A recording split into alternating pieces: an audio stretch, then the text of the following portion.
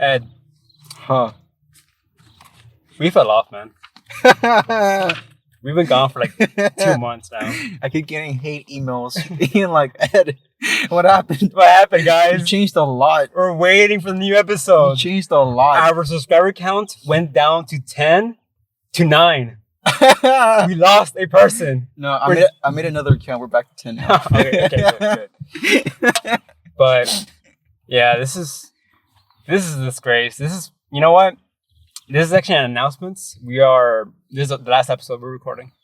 We're ending everything after this one. It's been a fun 4 months. We learned a lot of encouraging comments like kill yourself and this podcast is dog shit. You know, it means a lot to me. I think about that a lot. But yeah, this is the last episode. I think we're done after this one. Yeah, it was a fun ride. Fun 2 rides, actually. Well, this is news to me. I didn't get the memo. Well, Is this how we're breaking up? yeah. We have to do it on camera? No other way. It could have been a private talk. No. As we all know, when you are in a relationship online, you have to make it very clear. It has to be like the center of attention. And it has to be this whole debacle. Fucking Drum Alert is gonna pick this up. He's gonna interview both of us individually. I have not heard about Drama Alert in 10 years. Yeah, honestly, yeah, same. Oh, I haven't heard Lord. about that guy in a while. Does he still make music shit? Probably. All no, I remember is people saying he looks like a gnome. Yeah.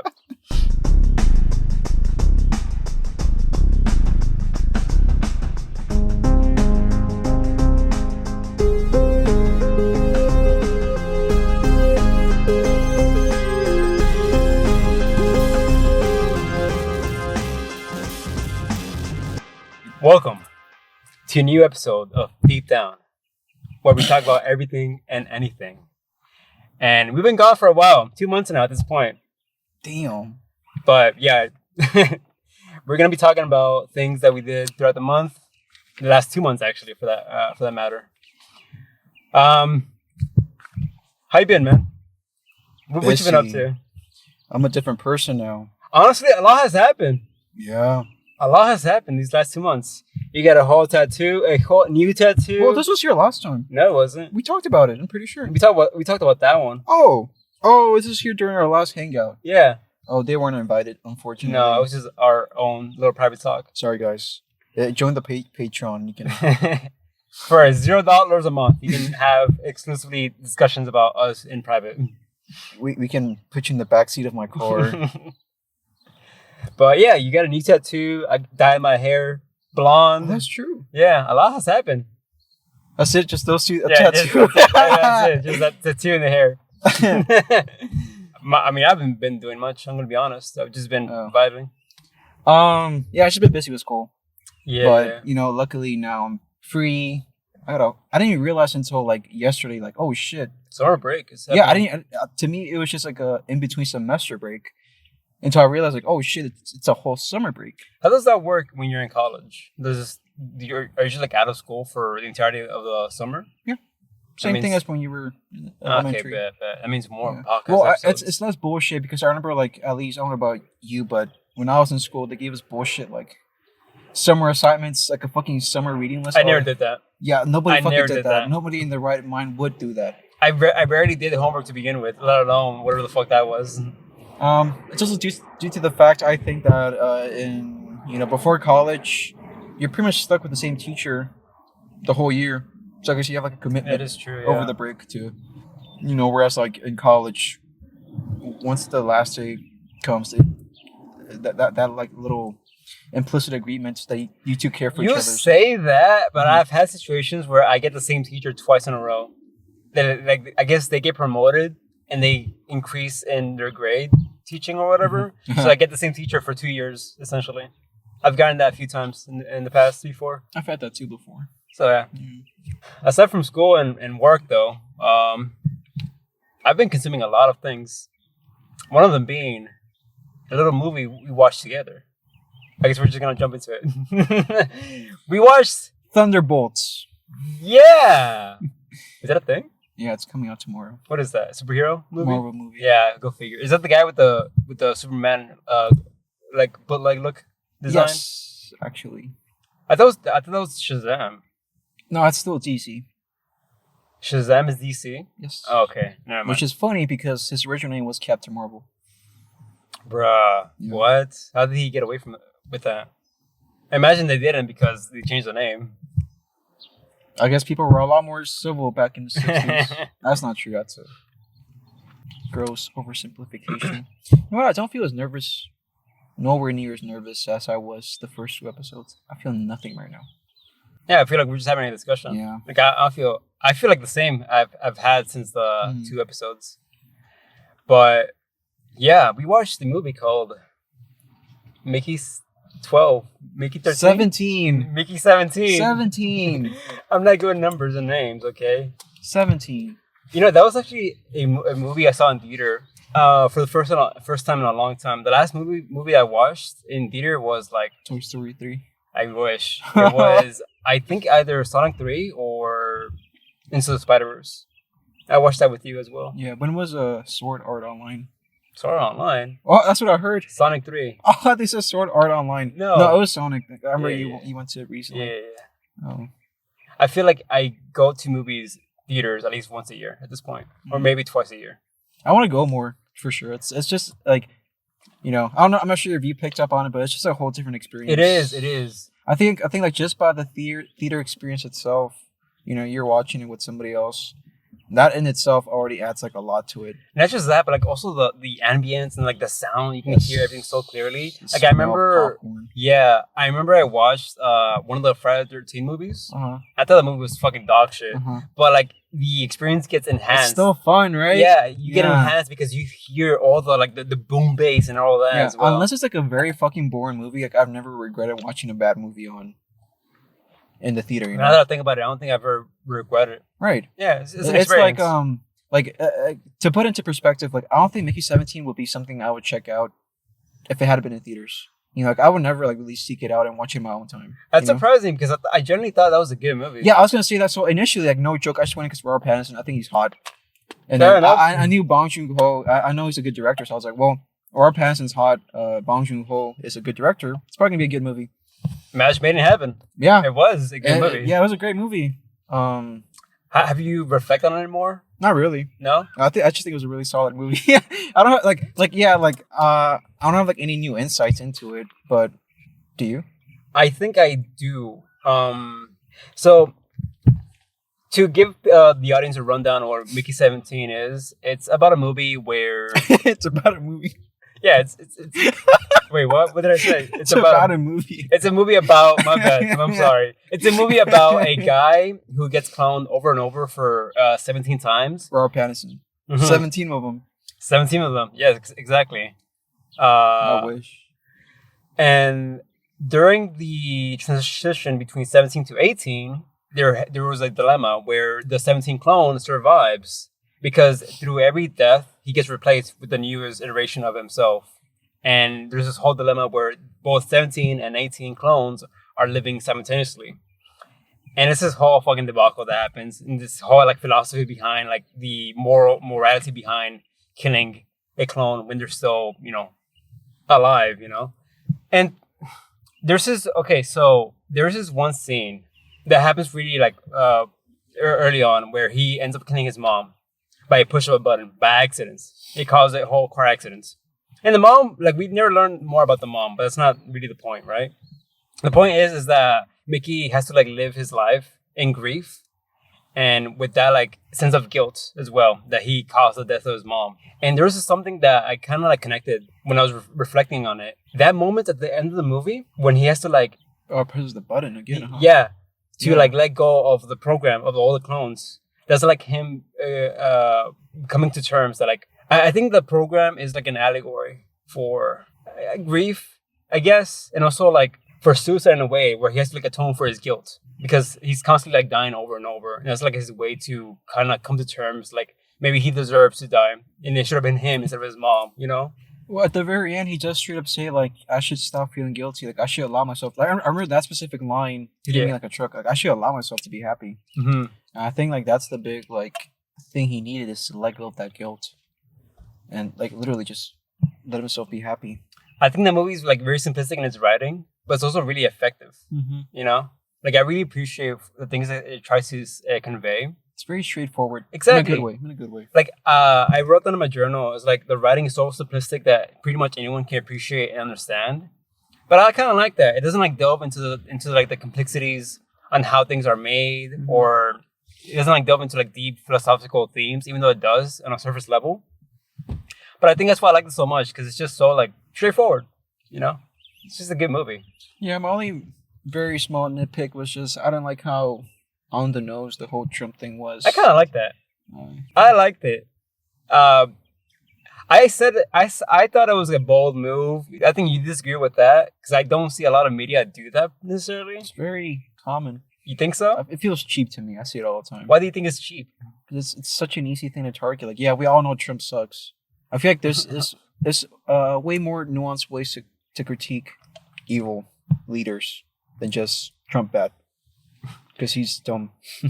I guess so. And arrogant. But I mean, like, for what it was trying to say, I think it served its purpose. I just, I think Parasite is like a way more nuanced critique of like capitalism and the world we live in. I do want to watch Parasite. Parasite is amazing because this left like a really strong impression on me. There was the one fucking day last month where it was back on theaters, but only for one day.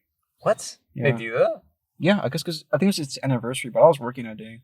But if not, I would have been like, let's go watch it. But I was working. It was like a random ass Thursday or something. Such a weird thing. Okay. I don't know why it's only for one day. Yeah, I feel like they make a lot of money if they just released it for like a whole weekend or something. I mean, it was the movie of the year for 2019. I imagine that people want to rewatch that in theaters. They got a lot of accolades. Those are like the Grammys, right? The Grammys. The Grammys, my bad. Of movies. The Gammies. One day I'll watch it for sure. Mm-hmm. But aside from that, like, I don't know. Like, I didn't really have any much to add to that movie. I just thought it was like nice and sweet. But I'm curious, like, what exactly is the connection you see between every time he's reborn and grief? Like, what's the connection there? I think it's like, again, it's like that guilt where he killed his mom and he had to atone to his sins. And I think that program is like a metaphor for that. It's like, I deserve this. I deserve to die over it's and like over. he's stuck in a loop. Exactly. I see. It's like this constant like feedback loop. I'm like, I killed my mom, therefore I deserve to die as well. And you think there's any specific connection to like maybe, well, like what Mickey really needed to fully accept, that he should just let go of the cycle and accept, simply just be happy. Like, what's the connection between that and Mickey's 18 having to die in order to reach that insight? I don't think necessarily that Mickey 18 had to die to reach that insight. I think it's more so that I think what they were trying to convey with the whole clones being alive at the same time is more so the morality behind, killing a sentient being regardless if they're the same person. Mm-hmm. And it's like this whole fucking philosophy. Mickey 17 still lives on with an 18 if he dies, but it's not going to be the same person in a weird way. I was going to touch on that, like, in a way, because like, that he diverged. Yeah, like, they're obviously very different personalities, but at the very end, he also like explicitly like just integrates, I guess, what he learned from 18, because 18 compared to 17, 18 was very like domineering, very aggressive, very doesn't care at all. He tries to assassinate the president. Oh yeah, no fucks given. And then they have the whole funny bit where it's like you thanked him for feeding you like poison food. And I was like, you thanked him for that? What the fuck's wrong with you? I'm gonna go kill him right now. But yeah, what I was getting at with that was like at the very end, he has that dream where he thinks the president came back or something, right? Yeah. And then he asked himself, well, what would 18 do? He would just say like, fuck you, and it just moves on like that. So in a way, like I kind of, the connection I see to 18 was like, you kind of have to like just face past versions of yourself, and I guess like ask yourself like, okay, what can I learn from this version of myself and bring that along with me? Because I think he like literally did that. Yeah. And oh no, actually the moment he says like, what would 18 do? I think it's whenever he presses the button. I think if I remember correctly, he was like, was it? No, I could have sworn it was mixed up. I think. Yeah. No, I could have sworn it was the dream section. Yeah, I think it was the dream. Yeah, he's like, what will he do? Fuck you. And it's true. That's something he will do. I think the press of the button is more so like not Mickey 17, but Mickey as a whole, just coming to terms with himself and all his past experiences. And it's like, the guilt and the grief and all that as well. Yeah, and when you think about, like, what does it mean to just, be like 18 and just say, fuck you? Like, what does that mean exactly? It's to you just move ahead despite the fear and all the guilt. Just move past it. Just push on through.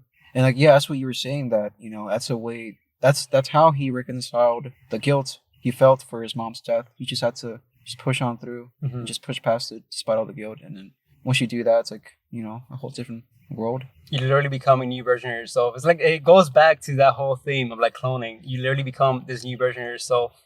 Bocchi The Rock. We'll get to that. Yeah.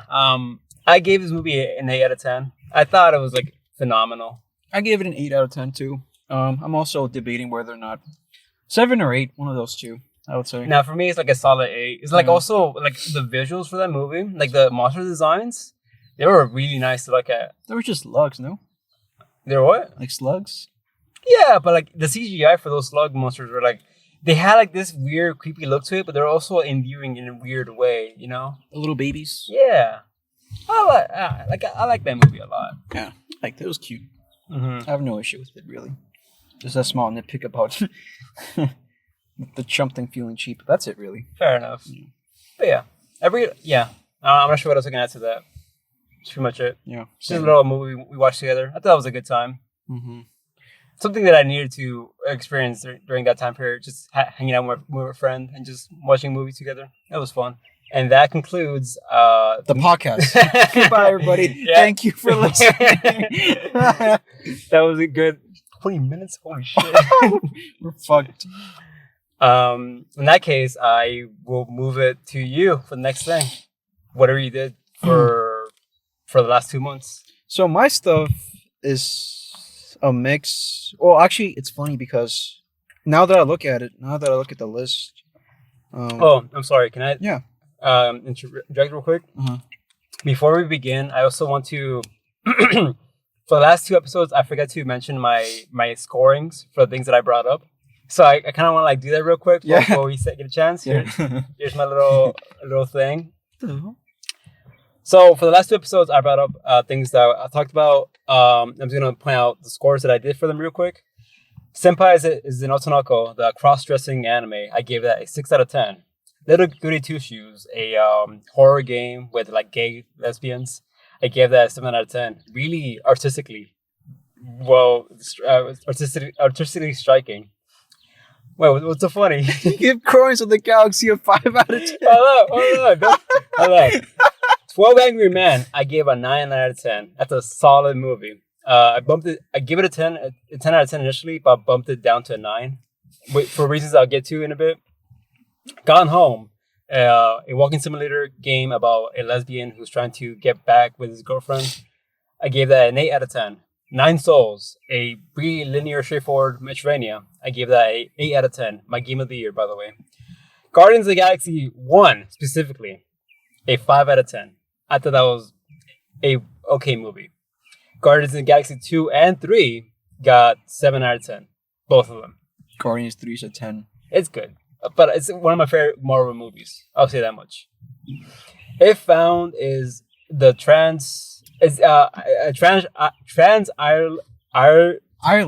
Ireland character. They gave that a 9 out of 10. Yeah, 10. Irish. To 10. Yeah, I have issues with it, but it's not a 10. It's a 9 for me, though. I didn't even play it. It's a 10 still. Visually striking, I'll say that much. Frieren, the anime with the elf girl, I gave that a 9 out of 10. Dark Souls 1, I gave that a 10 out of 10. Initially, I gave that a 9, but after reflecting on it, which I'll get back to this in a bit, after reflecting on it, I think it's a 10 out of 10 experience for me. You're going to touch on it again, right? Yeah, I'll come back to it. I got something to say. Sekiro, I gave that a 9 out of 10. I'll also come back to that in a bit. Don't worry, I'll come back to that. Omori, I gave that an 8 out of 10. Higher than I expected.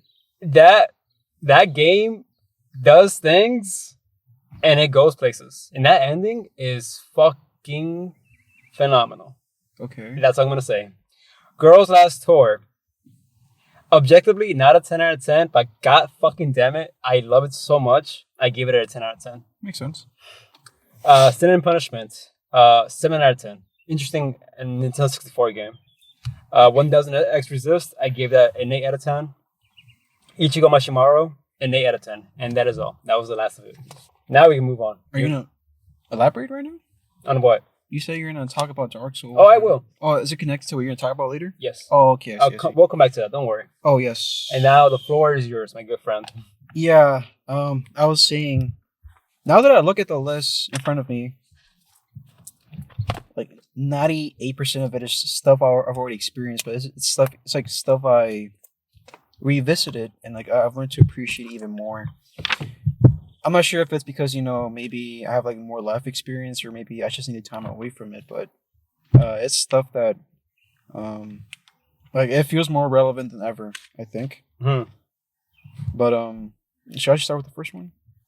By all means. Are we gonna go back and forth, or am I just gonna go? Yeah, back and forth. Okay, so we can like take breaks between. Yeah, the first one I want to talk about is a album called Twin Fantasy by Car Seat Headrest. Pretty sure you've seen that cover before, or I actually have a sticker of that. Oh, you do? On my laptop. I'm not sure if it would get it. Like, would it disturb? I would rather not. Yeah, I could just pull up a picture. Yeah, by all means. This is an album I've known for like a long time. I've listened to it for years. I even saw them live. Oh, really? I saw a lot of these songs performed live, but when was this? 2021, I think. Yeah, I saw a lot of these songs. Like, I have a history with them. I've been familiar with them. Pretty sure you've seen this before. Oh, yeah. Wait, I thought for whatever reason I assumed that was Radiohead. It is like a very Radiohead core. Yeah, it looks does. like it. Yeah. But have I heard them? Have you? No, I've never shown you them. I think you would like them though. I think this is definitely. It's a very, very layered album in a sense that like it's one of those albums, and this is something I appreciate in just art in general, is that it just unravels itself more as you explore it more, you dig through a little bit more, or maybe it's because like I said earlier, maybe you just have like a different perspective you go into it with, and all of a sudden like something makes more sense. If you don't mind me asking, what genre is it? It's like indie, alt, emo, lo-fi rock. It's very. Oh, that's a weird combination. Not really. Well, it's very lo-fi. Okay, it's okay. So this is actually a remake. Mm. It came out 2018, but it's a remake of an album that they made. Okay, the band started with just one guy, who the reason they called Car Seat Headrest is because the guy recorded his vocals in his car. So it was just him solo. So that first album, the first version of this was made in 2011, and you can still listen to it. It's still on Spotify. But the sound quality is dog shit. Like, to me, it's unbearable. I can't really listen to it. Is it like our podcast? No, it's like, it sounds like a fucking microwave. But there's a lot of people I know, a lot of people I've met who swear that that's the better version. Is it because it's like raw and authentic? But the thing is, like, even the new version still, like, they managed this perfect balance in the production where it's like, it's still very, very raw, but it's very clean too. And to me, that's a perfect balance. But it's not just the production and the quality that changed. Like, a lot of the lyrics themselves changed. A lot of like the song sections changed. Oh. And there's even like past references. It's interesting because like it's almost kind of meta in a sense, because like it's there's a lot of different interpretations about the album. Like, you can interpret it as a breakup album. You can interpret it as like a conversation with yourself, conversation with your past self. Or maybe it's like a conversation between like 2018 Car Seat Headrest versus 2011. Yeah. Okay, that's a good. Yeah, cool and that's concept. what I meant by like it's the kind of album where you just uncover more and more as you take it through. Because like my favorite song of the album is actually the second song. It's a 13 minute long song. Holy shit! It's genuinely one of the best fucking songs I've ever heard. I think you should check it out. I think you would love it. Are there vocals or it's just instrumental? Oh, it's all, yeah. They all have vocals. Okay. But it's just like this fucking. The songwriting style is very, very raw, very stream of consciousness. Like, just that one song, it sounds like somebody rambling. And this is a constant thing I see throughout the album. It's like there's like this throughout all of it. There's this like vagueness where you're wondering like, who's he talking to? Because he's obviously talking to somebody, but it could be like anybody. Like I said, it could be like an ex. Mm-hmm. It could be like a version of himself in the past. But I think like what he does is he deliberately just keeps it ambiguous. not just ambiguous, but he kind of just like it seems like he just grabs stories from like all over the place from various places in his life, and he just mashes them all together, and it's like, well, all these experiences, they're so disparate, but yet they're all yours. So in a sense, like you're talking to yourself, and like, yeah, it's second song called Beach Life and Death, 13 minutes long. It's like Paranoid Android by Radiohead. It's just so many different sections. It's just so fucking raw. I love it, but it's a very like fragmented way of songwriting where like it feels like point of views are or like the perspective of the singer is always shifting around. And you said it's just one guy, right? Or is there? So the 2018 version, he had a full band. Okay. Yeah, okay. But initially it was just him. Mm-hmm. Yeah, that recorded and wrote everything. I guess like the themes I see. Yeah, I was gonna ask you like, what's your interpretations of the album? Because it sounds to me like this is an album where you can pull a lot of out of it, and you can have your own interpretations. I feel like my interpretations of this album will like drastically differ from your own interpretations. And I think that's like when it comes to art, that's like the best experience you can have for an art media. Yeah. I think at bottom it's definitely like a breakup album for sure. But it's like it's also an album about confronting the person that you were during that relationship and like letting go of that version of you. Like a big like consistent theme or I guess topic around throughout the album is like a lot of like romanticization about like, you know, maybe, you know, not now that he's reflecting on, or maybe like when he was in the relationship, like things seem like a lot better than they actually were, and now that he's got this clarity, he's looking back on, he's seeing like, oh no, like this is not right, you know, like that's not a healthy way of being in a relationship. And it's like that kind of clarity you don't get until like you're at the very end. Like the title of the album itself, like Twin Fantasy, it's like it's about fantasizing another person, or like in a sense like trapping them in your own fantasy of what they are, and really like letting them have agency and freedom. Is just letting go of that, and like not necessarily like letting go, but just like saying that, you know, it's finished and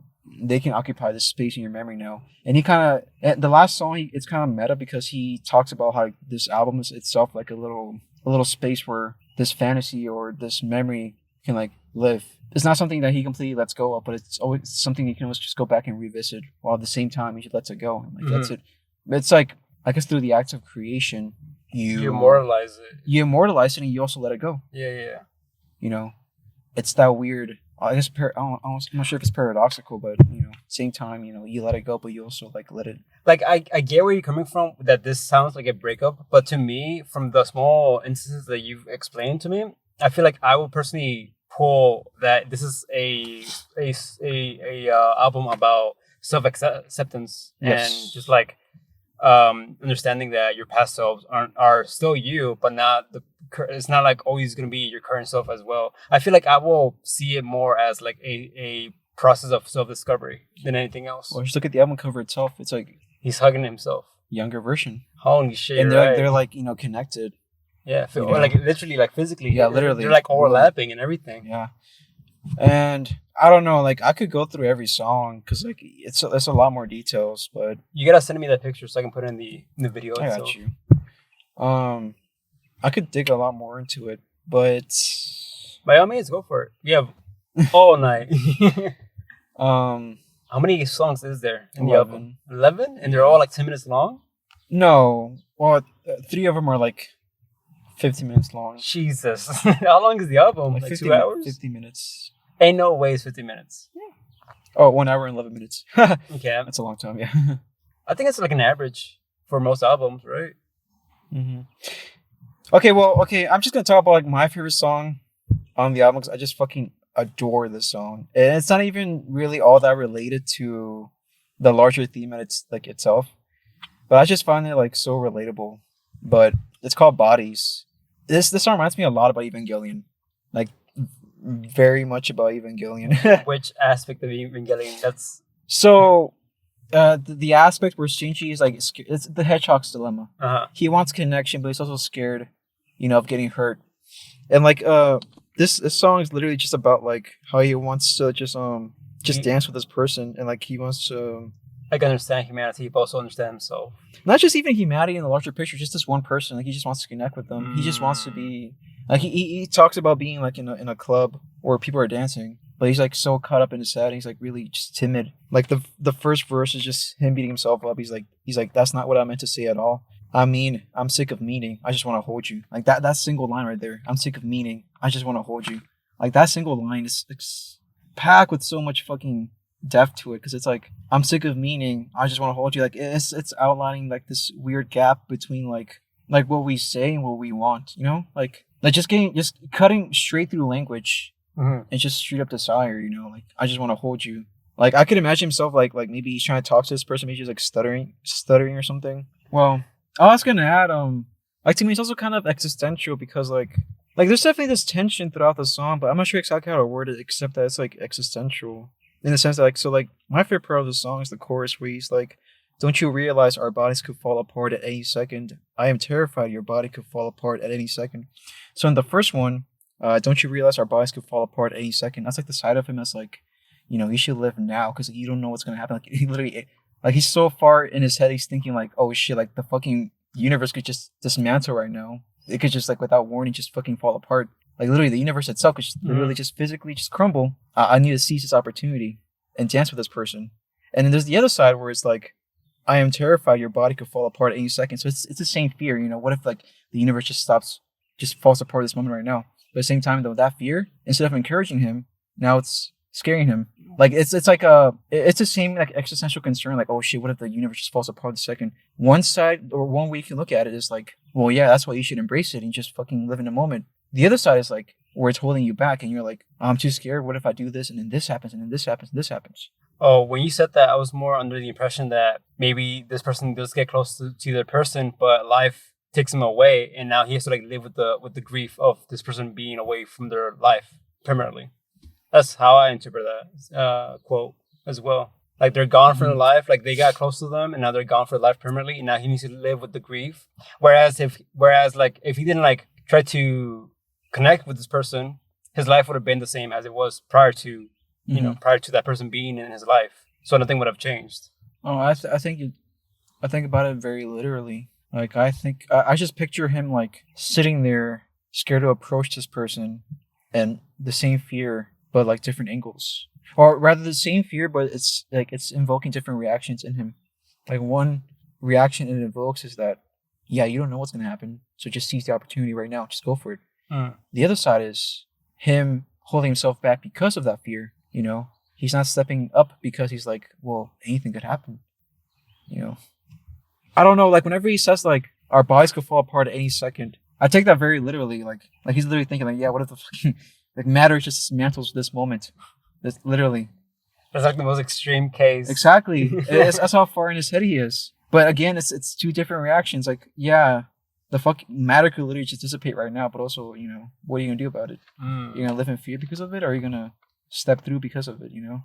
But I mean, ultimately, I think like my favorite part about the song is that, you know, back to that first line. That's not what I meant to say at all. I mean, I'm sick of meaning. I just want to hold you. It's like this tension between like what we communicate through language and what we like actually do with our bodies. Like the song itself is called Bodies.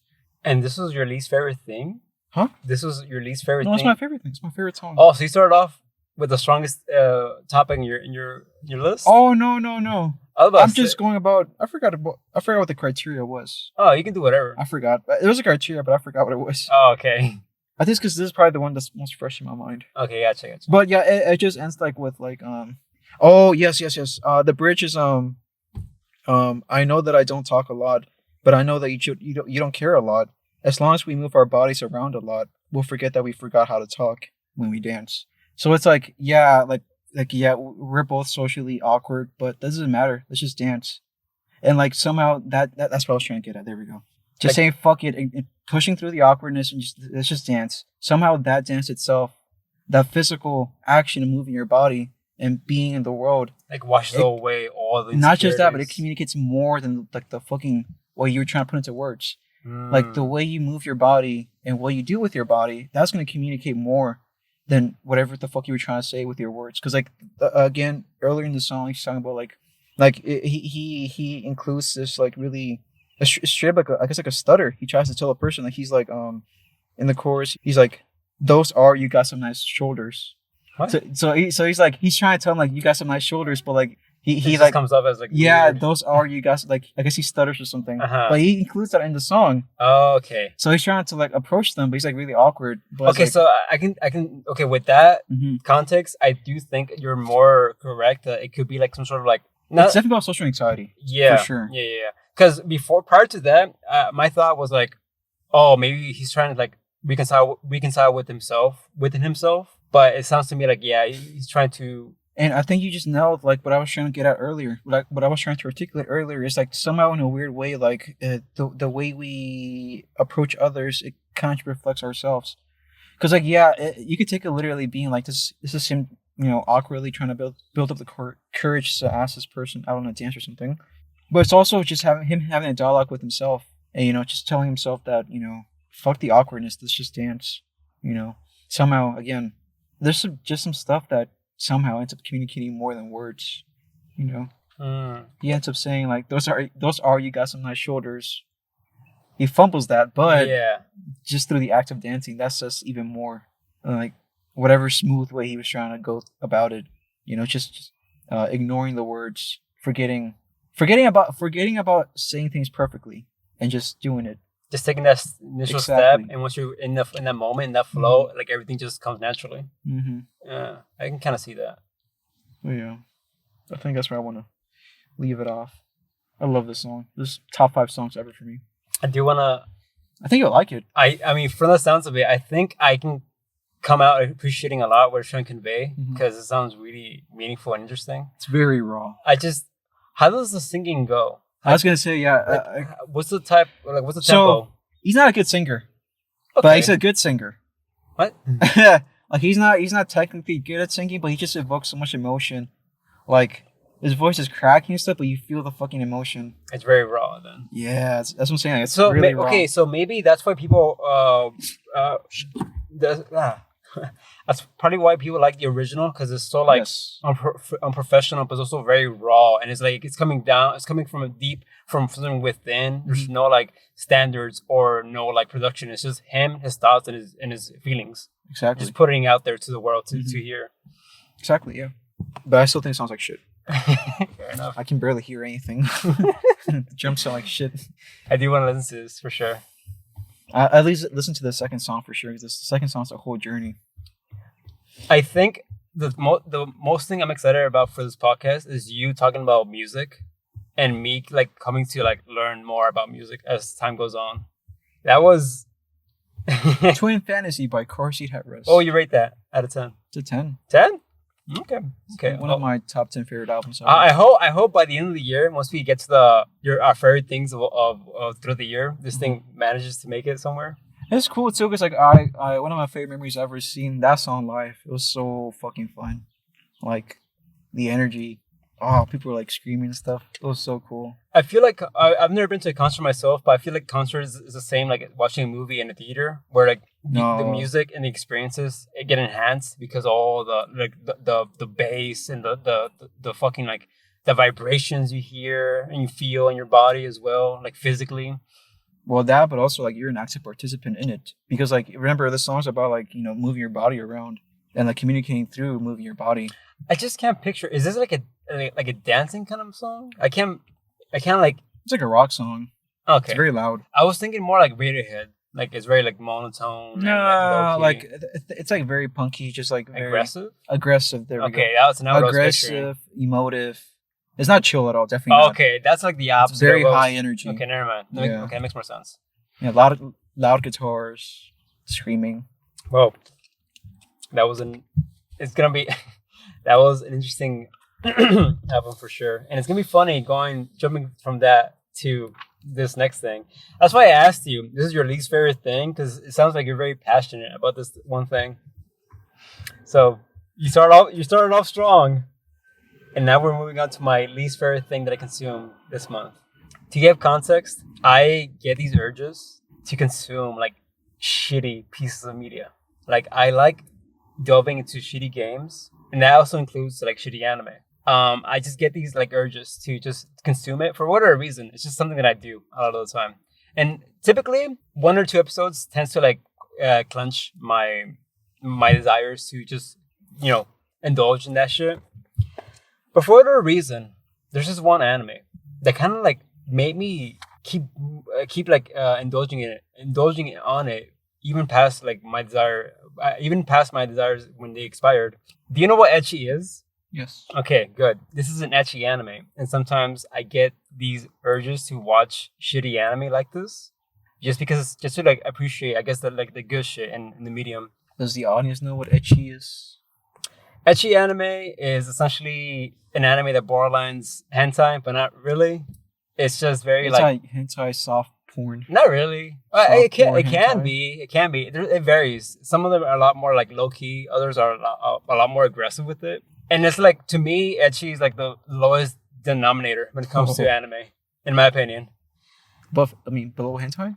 Yes, because I think hentai serves a purpose, whereas ecchi's like, why watch this when you can just watch hentai instead? That's a good question. Why? Why what? Why would you watch that instead of hentai? Exactly. I guess people don't have an answer.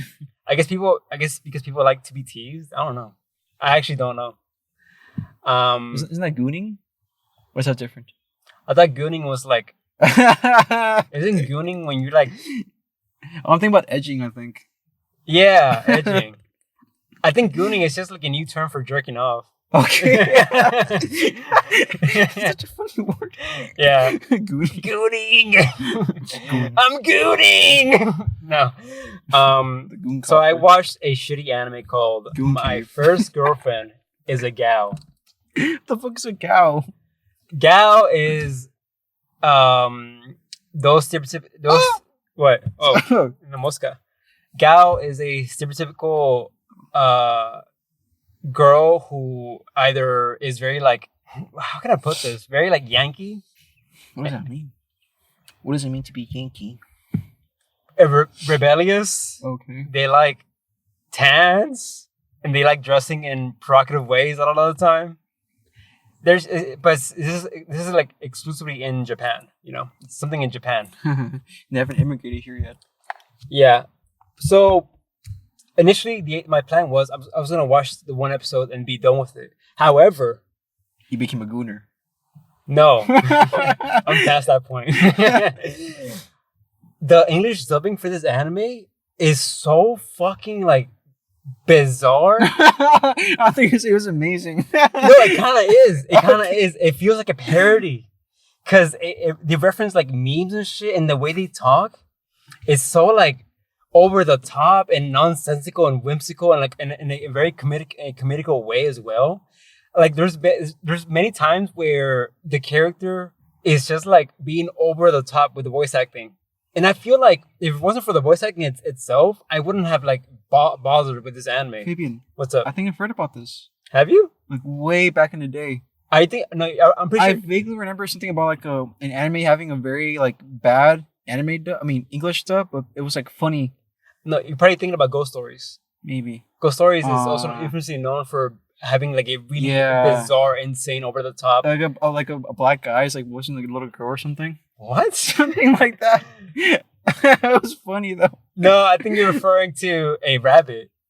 Black guy is voiced by a rabbit. And he's like, let me go. And the rabbit has like a romantic relationship with one of the main characters. Yes. Yeah, that's Ghost Stories. That's Ghost Stories. Okay, imagine that vibe and feel, but in this anime. But the thing is, it makes it work within the context of the story. Was it on purpose? Yeah, I think so. Okay. Because Ghost Stories, so the backstory behind Ghost Stories is that the anime in Japan was dog shit. It sold like no one liked it because it was trying to tell a cohesive story. So when the Ghost Stories came to the West, the production was like, you know what, guys, do whatever the fuck you want. Just do whatever, and they came up with whatever the fuck was the end result of that. And Ghost Stories in this anime, My First Girlfriend is a Gal, kind of overlap in that sense, where the English dubbing is so fucking like nonsensical and wild. It's trash.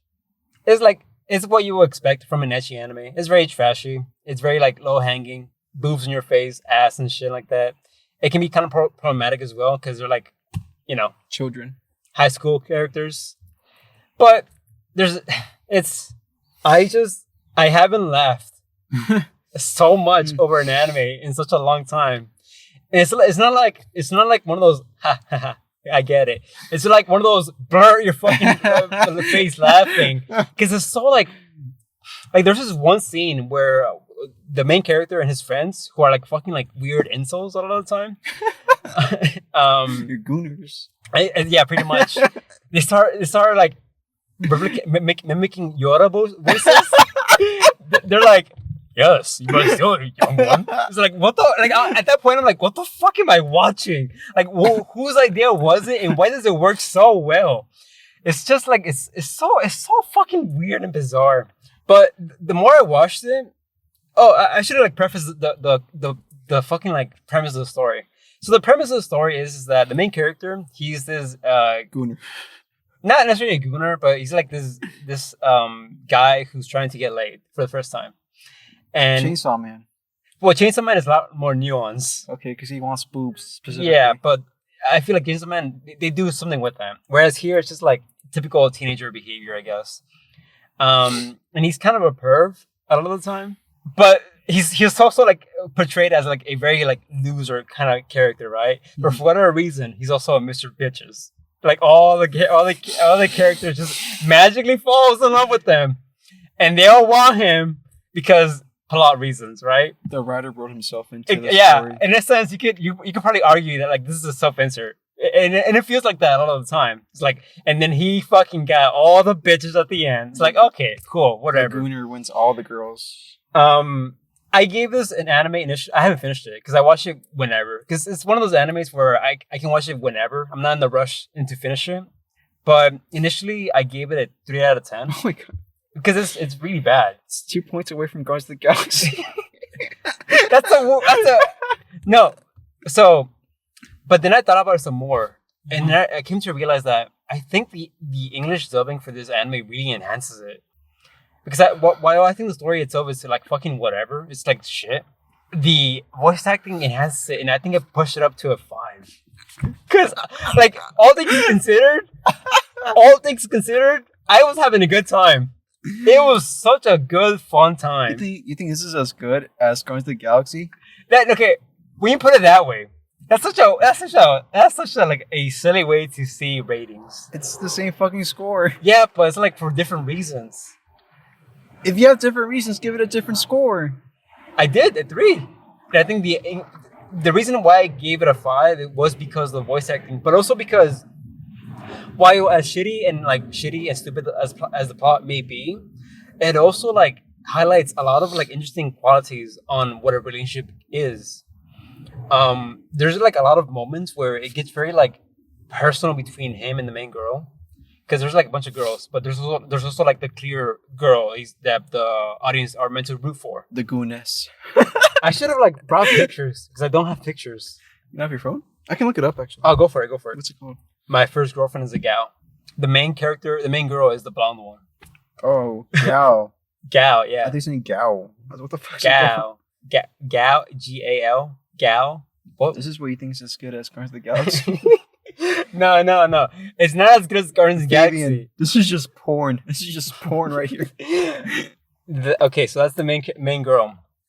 And she's very like obnoxious and bratty and fucking annoying to watch. But there's a lot of scenes where it gets yeah. I know. It's fucking crazy. There's there's like a quality to it as well that I kind of appreciate, where it delves in what a relationship can be or it should be. Like for example, a lot of the girls, they want to get with him for like malicious reasons. She's a gooner. No, because so the girl with the tan, she's actually gay. She's like a lesbian, and it's very like yeah, that one. And she wants to be with the main girl, so she does all in her power to try to sabotage the relationship, right? To the point that she's actually like willing to like sleep with the main character to be like, oh, see, you're willing to cheat on your girl, whatever. It's stupid, I know. But there's moments where it's like the main character, as much of a gooner and a perv he is, he also has like moments of like self-respect. And like he like has a value for the relationship as well. And I'm like, for an ecchi anime, it didn't have to go there. Like it delves in things that kind of are like really meaningful in a weird way. And I'm like, They could have done the bare minimum. Just show like Gooning. just like gooning and showing a bunch of like ass and tits. And they were like they would have been like good to go. But like the fact that the writers actually gave enough of a shit to be like to write a somewhat cohesive story and like plot to the character. I mean development to the characters made me appreciate for what it is. You know? Like I'm not gonna be like, oh no, I'm not gonna be like, this is the most groundbreaking storytelling ever. Best fucking romance story, 10 out of 10. Because it's not. It's garbage for the most part. But like I still appreciate it for what it is. It's like it says shit when it doesn't have to. And you think it's as good as Guardians of the Galaxy? I'm not saying that. Yes, because you gave it the same score. No. I gave it a 3. But it got pushed to a 5 purely for the voice acting. So it's a 5. The voice acting pushed it to a 5. So it's a 5. Sure. And what's the score as Guardians of the Galaxy? A 5. 1. Not 2 and 3. 2 and 3 are 7s. I wish I had my phone so I can pull up some sayings from the. I don't want to see that. No, it's funny. It's so stupid. You can look some up. What I look up? Let me see. Let me see if I can find some for you. I don't know if you're gonna go on YouTube or. Yeah, YouTube. My first girlfriend is a gal. You're gonna fuck up my recommendation feed. It's gonna be porn now. Teach me, my sensei! Teach you I shall. That's it? Yeah, it's it. Oh. I mean, there's a lot of instances like that Oh, okay. where they're just like doing dumb voices and like using actual memes as well. Mm-hmm. Like I can't find good examples right now, unfortunately, but it's just so fucking stupid. But yeah, that's all I gotta say. Dumb fucking show that I watched. Probably my least favorite thing that I watched here. The trashiest thing that I watched. But still a fun, good time. Because you were gooning Sure. alongside. I haven't finished it yet. Probably. Because you're gooning. I'm starting to think you find your new favorite word. Gooning. It's a funny as fuck word. Gooning. That's all I gotta say. 3 out of 10 anime that got pushed to a 5 purely because of the voice acting. My friend was telling me that in Lego Batman, they have a vehicle called the Gooncopter. Gooncopter. Yeah. Is that a thing in the actual comics? Or No, show? it's just like, because back in the day, like minions, like Joker's minions were called goons. But that was before the word took meaning. So the Gooncopter. Isn't there like also the 3 Goonies? No, the Goonies. Oh, it's true. The kids. Isn't that a movie called The Goonies? I've heard about it. Or am I thinking about something else? It might just be called the Goonies. Yeah, the Goonies. The Gooners. Oh my god, that whole word has No meaning. Yeah, it's so crazy. Language is weird. Yeah. It is. The Goonies. Anyways, that's all I gotta say about that anime. And then I'll push it on to you. My number 2 is actually The Republic by Plato. A book? Yes. Okay. So, when I first mentioned this list, I did say that a lot of it is like me revisiting a lot of old stuff. Uh-huh. And yeah, so I feel like... So I took a class, my recent class this semester was on ancient Greek philosophy. So naturally we talked about Plato and Aristotle. We read The Republic. And the reason I wanted to put this book here was because like... So whenever you start studying philosophy, like it's 99% of the time, you're going to start with Plato. I mean, yeah, he's like the most well-known. Yeah, he's the OG. Yeah. And like, I these past few years, as I've studied more philosophy, I've had like I guess like, what can only be characterized as like a little rebellious phase, where it's like, yeah, fuck Plato. Plato's a fucking loser. Ah, you're one of those hipsters. Yeah, but now that I've come back to him some years later and I took a class on him and I reread him, I've warmed up to him. I found this very newfound appreciation for like ancient philosophy. Like last time we talked a lot about like Deleuze, and Deleuze is a very recent philosopher. Like he was around, he died in the 80s, and like his main project is basically like a very anti-Platonist understanding of reality. Like whereas Deleuze wants like he doesn't want universals. Like whenever we ask like what is beauty, he doesn't want an answer to what is beauty. What he wants is like he's not looking for a definition of beauty or a single cause or form of beauty. He's looking for like instantiations of beauty. He's saying that the stuff here, that's beauty itself. Whereas Plato is the inverse of that. He's saying that everything that we see as beautiful has traits of the beautiful. What does that even mean? The beautiful, like the universe? No, like our projections of ourselves within the world? no universals. Like when everything, like you think about like beautiful music, right? You probably think about like instances of like this part in this song is very beautiful, or this part in this song is very beautiful. But what Plato's trying to figure out is like, okay, well, what common thing do these all share in common that makes them beautiful? The same way we find beauty in a song, and we also find like people beautiful, or we find landscapes beautiful. That's kind of where philosophy started. But it sounds to me like Plato wants to like follow a set of rules or criteria what makes something beautiful, but something beautiful is also very subjective. He's saying that like there's a reason for why these various different things like this song or this person or this mountain is beautiful. It's because they all partake in what the beautiful is. And the thing is that there's various different forms of everything. Like for example, like a dog. Like he would probably say like, yeah, it's a form of a dog. There's various different instantiations of dogs, but there's a form of a dog. But that's where it gets kind of tricky, because it's like, that's where the hole in his metaphysics gets, kind of exposed. But, I mean, the reason I found him, like, very refreshing is that he just reminds me, because it is like the one text that most people start with whenever they read philosophy, because it just makes sense. Most of there's a quote by another philosopher from like the 21st century, no, the 19th century, where he's like, yeah, most of the history of philosophy is just a footnote to Plato. Like they're all just like responses to what Plato was discussing in this one book. And like whenever you go back and read it, like, yeah, he's right. Like the same stuff Plato was discussing in this book is like stuff we're still debating to this day. It's crazy that even after all these years, we're still like citing Plato when it comes to like philosophy. Yeah, I mean, he's still like people are still debating like whether or not like he was right about mathematics, like are numbers real? Like he thought numbers were like what? Like what does that mean? What? What do you mean numbers are real? Like so whenever numbers are conceptually human made, right? But like we can mathematically break everything down through numbers. Is that not the case? So whenever like say we have this, say you have this and this, right? We know it's two things, but like the question is, okay, is two a real thing? Like obviously these things are real, right? 1 and 2, but the number 2, like what status does that have in reality? Like is the number 2 real, or is that just something we made up? Yeah, I think the latter. We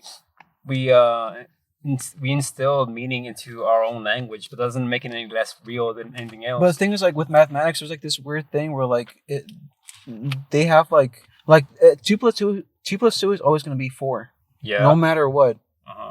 It's eternal. It's not going to change. Like, despite of whether there's any people in the universe or not, that's still going to be true. That's different from me saying, saying 2 plus 2 equals 4 is different from saying I have a phone in my hand right now. Which is not true. It's not true. Holding a notebook. Maybe if I actually hold a phone, I actually am holding a phone. It's subject to change. So that's what Plato was like. That's what he spotted. It's like, okay, so there's like this weird thing where it's like, if we talk about material things, do I have a phone in my hand? That's subject to change. You could like take away my phone or whatever. But it's like something about like, 2 plus 2 equals 4. When you were saying that, I was more so thinking that maybe what Plato was saying is the atoms of the material itself. Like no, he's talking about ideas. Okay. So Plato's an idealist. He thinks that like fundamentally reality is like mental. Like this, about the cave allegory, right? Yes. That is where the book where this comes from. Like he uses that allegory to talk about like the prisoners who were in the cave. They see these shadows, and they, like all their lives they think it's real. But if they were to somehow escape and see the light, well, number one, like it would hurt.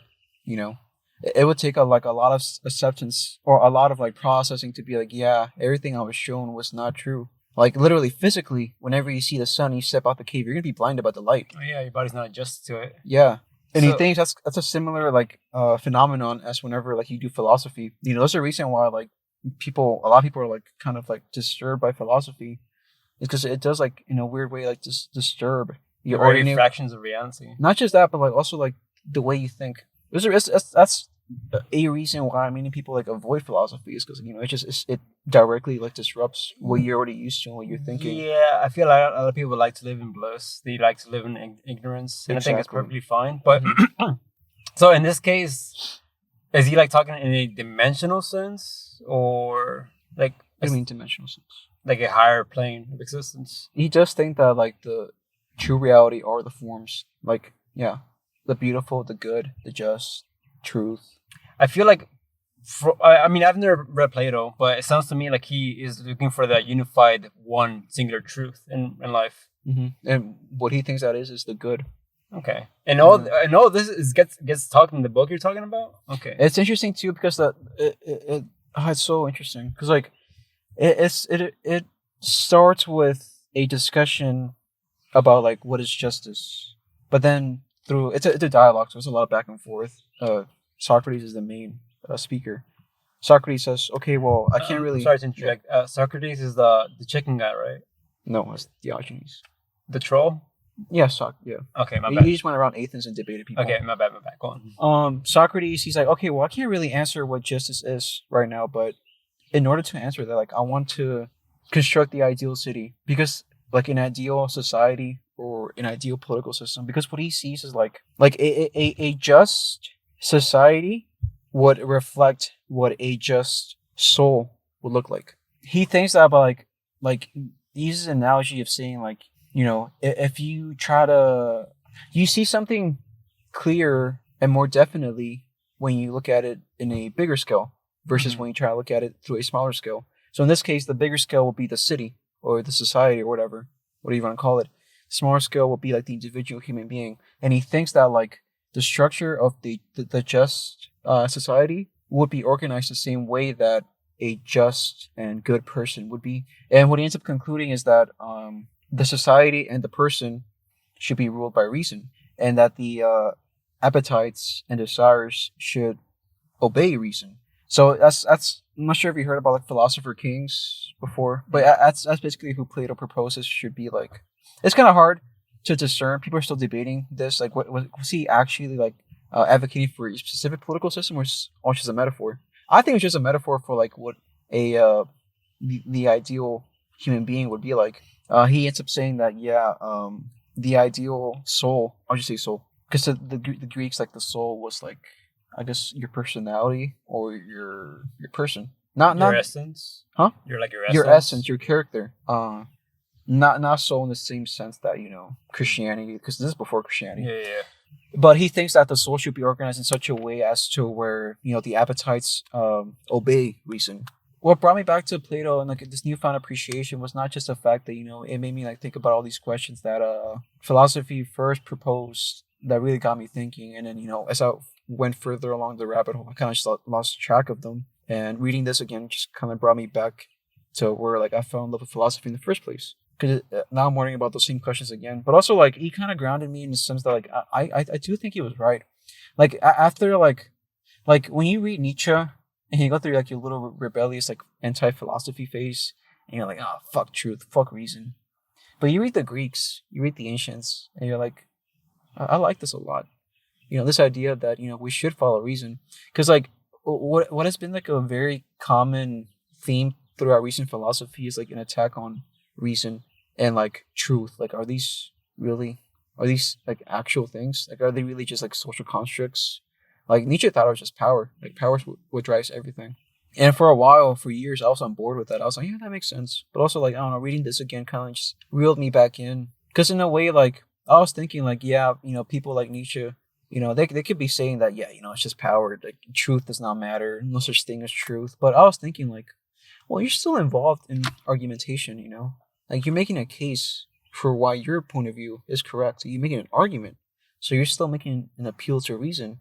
So in a sense, like, yeah, Plato was kind of right. Like, I think just hearing you talk about this, I'm coming to the conclusion that a lot of philosophers, they tend to go to one extreme of spectrum. Exactly. There's never a middle ground, because when you were talking about like reason and just in society and individuals, my mind was going to, oh, how'd that work? Because we all have like our own definition of what justice is, and sometimes it can be like morally gray, and there's no like one static truth to anything of that. On top of like humans and ideas and ideologies, it's like fluctuating. It's always molding into something. It's never static. So how can you like quantify that in a way that makes sense as a one unified truth? I don't think you can. There's always has to be a middle ground to everything. You can't go one end or the other, or else it just becomes like fantasy. Like all like your ideal world and ideal like society and individuals is good in practice. It's good in on paper, but on practice, it's just like impossible to accomplish. Mm-hmm. So it just sounds to me like, yeah, I get what you're trying to convey, but like you're also putting your expectations way too high on humans. It's like impossible to achieve. Mm-hmm. There's so many variables to fucking reality itself, you know? He himself admits this. He's like, yeah, after he finishes building the city, he's like, yeah, retrospect, this is not possible at all, because he's not stupid. He was fucking smart. Like, keep in mind, this is like ancient Greece, like 300 BC. Mm-hmm. And he's already talking about how, like, yeah, like the masses, they don't care about truth. Like, they don't care about reason. What they care about is just like, what's persuasive to them. Like, they don't care about what's true. They just care about whatever. They want to hear what they want to hear. I agree with that. So, like, although he thinks that ideally the philosopher should be like the head of, society, should lead people, he says that realistically that's not going to happen. What the philosophers just do is just mind their business, just try to live a good life. He's aware of that. He's like, yeah, like realistically, philosophers are going to be like alone. Like, yeah, he says that. Like, yeah, they're going to be outcasted. I think, what do you think that is? Because I think it's because they see the truth of not just life, but society and the rules and how they're not constrained by that to an extent. Well, remember the cave allegory. Uh-huh. Stepping out the cave, away from the shadows, looking at the light. Yeah. That hurts. It's uncomfortable. Matter of fact, he says, like, yeah, even if he goes back and he reports back to the prisoners who are still tied to the chains looking at the shadows, he reports back to them what they saw. They're not going to believe him. I mean, you're crazy. Yeah. What do you mean you saw a light? What do you mean there's something outside here? Same thing, like, most people just want to stay comforted by what they know. Even if somebody sees something different, like, they're not going to believe them because it's very uncomfortable. Okay, so I'm not an advocate for like religion or Christianity, but do you think this also like could play into like why we have this belief that maybe there's a heaven, a higher being, a higher deity, being Jesus and God, but we don't believe? Christian theology drew a lot from Plato. Like, the thing is, like, sounds like it, yeah. Yeah, if you're gonna be a Platonist, you're gonna inevitably believe in God. Really? Maybe not like the Christian God, but like a God. Like the concept of a creator. No, it's more so like the concept of if there is such a thing as the beauty and the good, like, where do these things come from? They have to have a source. They have to have an ultimate being. Maybe not something that created the universe, but more so like an origin point. And I'm not sure what his conception of God would be. Well, I would have to talk about Aristotle a little bit. But like Aristotle has like this whole idea of like yeah, if you follow Aristotle, which he picks up a lot from Plato, but I would argue Aristotle's like a little bit more rigorous. You need like adjust Platonism just a little bit so that it's a lot more realistic, and I think it makes more sense. But if you follow Aristotle, he argues that like everything in reality has like an end or a direction it's going to, and that means that it also had a source. So if you follow that all the way to the end, you have to conclude that something had to cause the movement in the first place, and that's God. Again, keep in mind, this is before Christianity. So he called this the unmoved mover, which to him is God. God for him is like literally this thing that just contemplates itself. But then it becomes a paradox, and then who created God? Well, the thing is, like, he says like this God is so perfect that he's just thinking about himself over and over again. For him, like, the highest activity is human thinking. And what would like the most perfect activity of thinking be? It'd be like, I'm not sure what you would call it. I guess like just pure thinking, just thinking on itself, like reality thinking on itself. And again, this is before Christianity, but like a lot of like Christian philosophers were huge fans of Aristotle because it just fits like neatly into Christianity. Yeah, it sounds like that to me as well. Like when you're describing like all these philosophy and ideologies, my mind instantly wanders to like religion as well. But also like a big topic that we had in class was before Plato there was the pre-Socratics, and it's like we were asking, so like what's the, because before philosophy there was like mythology, and religion. So it's like, okay, so what exactly is the difference? Mythology being like Greek gods and shit like that? Yeah. I see. So the thing is, like, both mythology and philosophy wanted to provide an explanation for the origin, or I guess an explanation for reality itself. And whereas mythology, like, this is kind of what I concluded, was like mythology relies on like stories that we pass down through generations, like fables. Mythology and mythologies and religions, stories we pass on, traditions. I think philosophy tries to do something similar, but rather than like relying solely on stories, it tries to provide arguments and reasons for that. It feels more grounded in comparison to. Yes, it's a lot more self-critical. It's like, you know, in philosophy, like every position you take is always going to be under scrutiny. Like you have to like whatever scrutiny mean again. Like it's gonna be like rigorously examined, like in the sense that like any position you hold, it's gonna be critiqued like to the absolute limit. I see. Yeah, I remember like one of my philosophy professors was like, yeah, like honestly, like philosophy, us philosophers are like trained bullshit detectors to the absolute limit, because that's what you have to do in philosophy. You just have to like critique. It has to be super clear.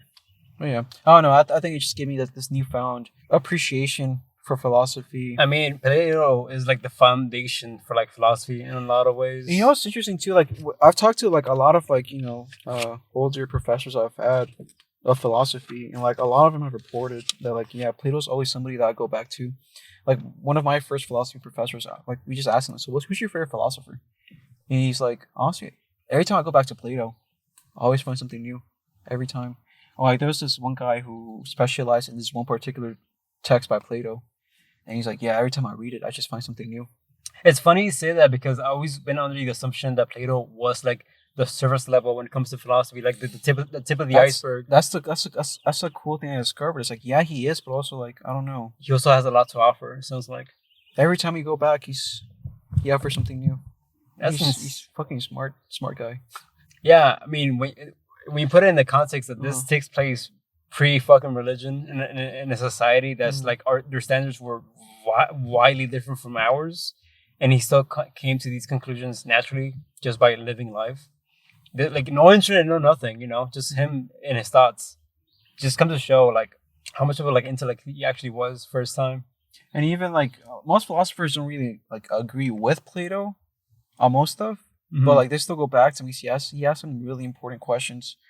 Like I've heard stories about like people who teach like introductory classes in philosophy with just that one book, just this one book by Plato, because it's got epistemology, it's got political philosophy, it's got ethics, it's got metaphysics, it's got mathematics, art, it's got everything in it. This one book, you know, they may not be, maybe the answers that he gives aren't the ones that make the most sense, but still though, because he's very, again, like a good philosophy is, I mean, the good way, I mean, the way that good philosophy should be, it's very self-critical. The book itself is a dialogue, so it's a lot of back and forth. Like, you know, like I don't think that makes a lot of sense. Fix your position, or like this doesn't make sense. Say that again, or say that more clearly, or what do you mean by that? You know, it corrects itself over time. That's interesting to see, but I've always been under the assumption that I think human conscience is kind of a mistake. Okay, Russ Cole. What's up? Russ Cole? Who's that? Rust. Oh, yeah, we'll get to that. Because an animal doesn't, you know, think of itself in any particular way. It just is. It acts purely on instinct. And I think us becoming so self-aware is kind of like a mistake on not just society, but on the world and reality itself. I don't think any being should be as self-aware as the same way as we are, because we become self-destructive in the process. Yeah, see, that's the thing. This is where I appreciate the ancients again, is because I think they have a very solid counter argument. Because this is a very like modern sympathy what you just expressed right now, which makes sense because, you know, like we've seen history, we've seen like genocides and shit, fucked up shit. Oh yeah, but it's like yeah, they bring up a good point by saying like, yeah, they're not denying that doesn't happen, but it's like that's like animalistic, primal behavior. That's not all human beings are, though. I disagree. I think we all are, like, to an extent, we are very like primitive in our act. Right, like fundamentally, we are at base, like, you know, these primal, violent things that not are even irrational, but things that we still have a capacity for reason. Yeah, but things like, yeah, the question is, are you gonna like exercise that capacity, and that's what they're not denying that we are irrational. What they want to emphasize is that yeah, we're irrational, but we can be rational, and they're trying to encourage us to be rational. And they say that the only way to be like Aristotle, he says that like everything in the universe has like a purpose or an end it's aiming towards. Even human beings, their purpose is to be excellent. Like anybody can be like a shitty fucking person. Anybody can be like a lazy bum, just goons all day. But you have the capacity to exercise reason and do something with your life, to be good. And that's what they want to emphasize. And I think that's the value they provide. And that's like what I really needed recently is like this reminder that, you can be good. I think the reason why there's a lot of frustration, especially in the modern times, is because of like capitalism and how it like eats up a lot of our time. That doesn't allow us to express ourselves in many ways because we're just so like busy with either work or trying to fit into this like societal standard that we deem as like success. And we don't like take a step back from all that and just like realize that no, man, your purpose in life is just to kind of like live and be in the moments and just experience life for what it is, what it truly is, without like all this fucking nonsense and bullshit. I don't know. I think we live in a world that we're not allowed to even do that. Our main purpose, our fucking fundamental as a being with I guess upper knowledge, at least compared to other like primates. Well, yeah, being good is hard, but as Spinoza said, like Spinoza, philosopher from like the 16th century. He's got this quote that's like, "All things excellent are as great as they are rare." All things excellent as they are as great as they are rare. Like yeah, these things like being excellent or really just good things in general are really rare, but that's what makes them great. That's why we desire them, precisely because they're very hard to attain. And most importantly, they're hard to come by. That's why we really value good people. Whenever you find like a good person, you're like, I value you. I want to keep you in my life. If it was a common thing, you'd be like, oh, a good person, whatever. I don't want to get to know you better. There's good people everywhere. That's not true. It's the complete opposite. There's shitty people everywhere. I mean, we'll get to that. We'll get to that in a bit. Don't you worry. Yeah, I think that's all I want to say. It's really cool when you like go back to the fundamentals and you come out appreciating new. It does feel like I'm in this point of my life where like I'm past my little rebellious era. I want to just. It does feel like I'm settling down a little bit, not necessarily getting lazier, but more just like a little bit more grounded. I'm starting to mature and see why all these professors like admire Plato so much, and why he's constantly being like revisited. We're still citing him after so many years after. It just comes to show. And I do want you to like express yourself when it comes to shit like this moving forward, because I think it's like something interesting to talk about. Because fundamentally, I think we can appreciate not just life, but also art through philosophy a lot of the time. So I always like appreciate these talks that we're having, regardless, because you can pull a lot of like knowledge from those lessons. That being said, it's so funny the fucking like contrast. The whiplash. Yeah, the contrast between your shit and my shit is so fucking different. What do you have? I finished Sekiro. I fought the final boss, Ishin. What do you think my experience was with that final fight? You were annoyed. I heard he was difficult. Yeah, I remember you telling me it's like one of the hardest From Software bosses. I see him in like number 2 all the time. And surprisingly enough, it wasn't that intense as I thought it was going to be. Really? Yeah, it took me an hour and a half to complete, which is like a lot more than most of the Sekiro bosses that I've dealt with. Or maybe 2 hours, I forget. Either or, it's like, I get why people think this is hard, but it's not like the most impossible challenge I've experienced. But also, fucking phenomenal final fight. I think that's like my favorite boss fight. Before it was like the first Genichiro fight. But then after fighting this final fight, I came to appreciate, like, it's that boss fight. utilizes everything that the game teaches you up until that point, and you're like challenged. Mm-hmm. There was a point where I got kind of frustrated. It was like the only boss fight that actually made me feel kind of frustrated, but not like to the point where I'm like, oh, I'm gonna fucking break my controller and throw it. I'm more like, I'm a goon. so, sure. I guess I mean if you chill out, I guess whatever. But it was like more so like, I'm getting frustrated. I'm getting sloppy. This boss fight is like getting in my head. I gotta like step back and just like chill out for a bit. Uh-huh. And I did. I chilled out. I chilled out for a couple hours. I came back.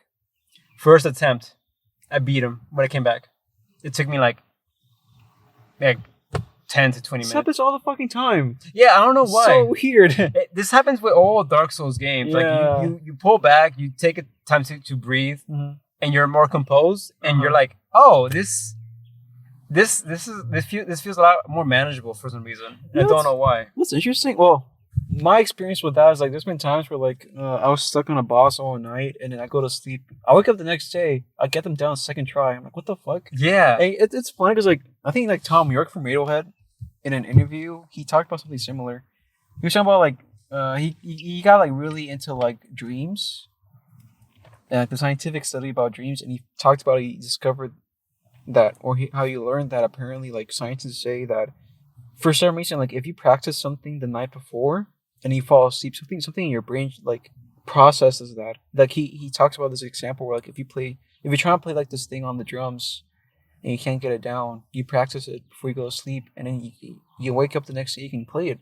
There's like a weird thing in the brain where like it processes the pattern. And like when you think about it, like Dark Souls games aren't really anything different because they're technical, you know.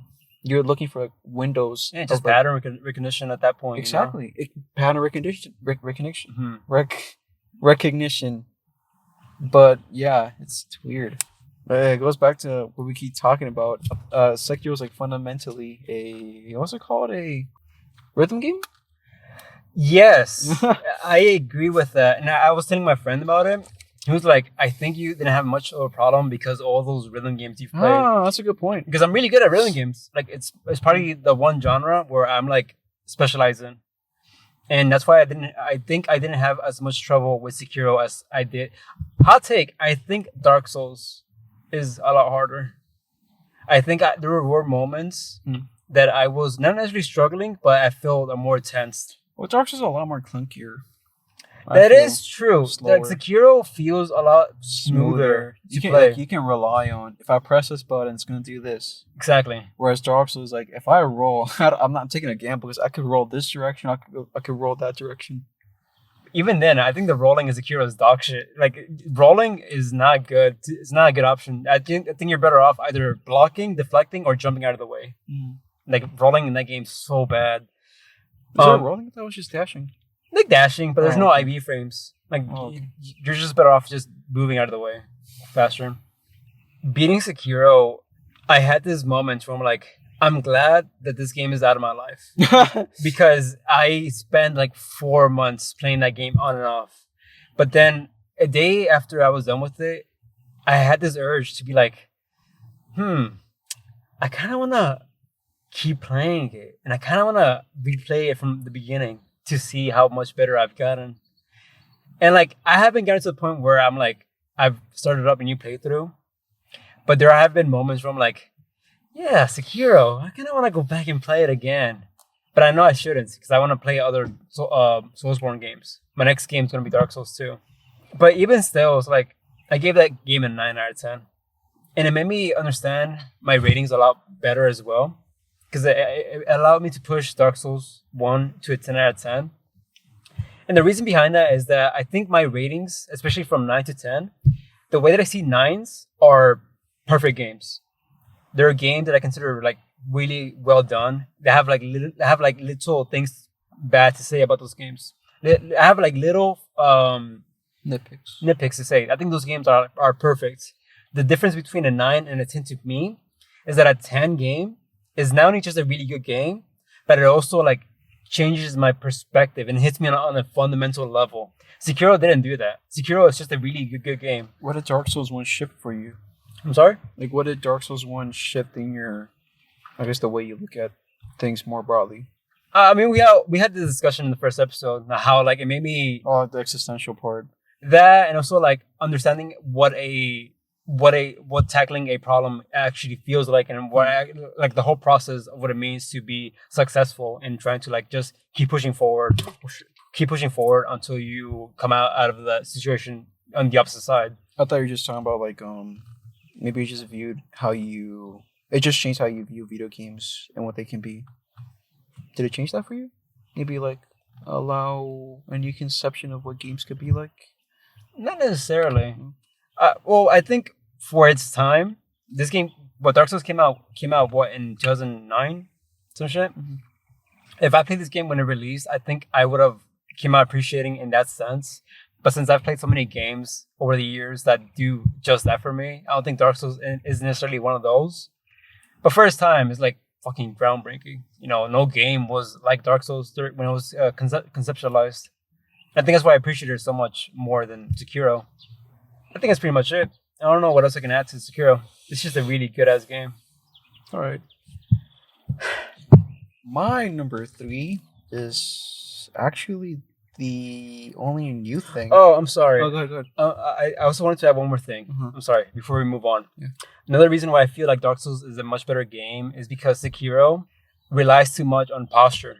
Like, you can theoretically not throw a single attack to the enemy and just block and deflect. And just because of that, the posture of the posture meter of your enemy increases. And that will like allow you to do the death blow. Whereas in Dark Souls, you have to engage, you have to fight, and that health bar is not gonna decrease unless you engage. There's been moments where myself and the boss that I'm fighting are literally one hit from dying, and I'm like fucking like so fucking like tensed up. My butt cheeks are like clenched up, man, and I'm like, fuck, I cannot get hit, or else I'll lose, and I have to get close and hit him. There's no other way around this. Whereas in Sekiro, I'm like, just block. I'll get his posture filled up eventually, and he'll die. Oh, okay. So I think that's why I like Dark Souls a lot more. It's a lot more engaging, weirdly enough. I think Sekiro is a lot more predictable. I think so. Safer. I think it is. Yeah, especially, that makes sense, yeah. Yeah, especially once you like learn how the game works fundamentally.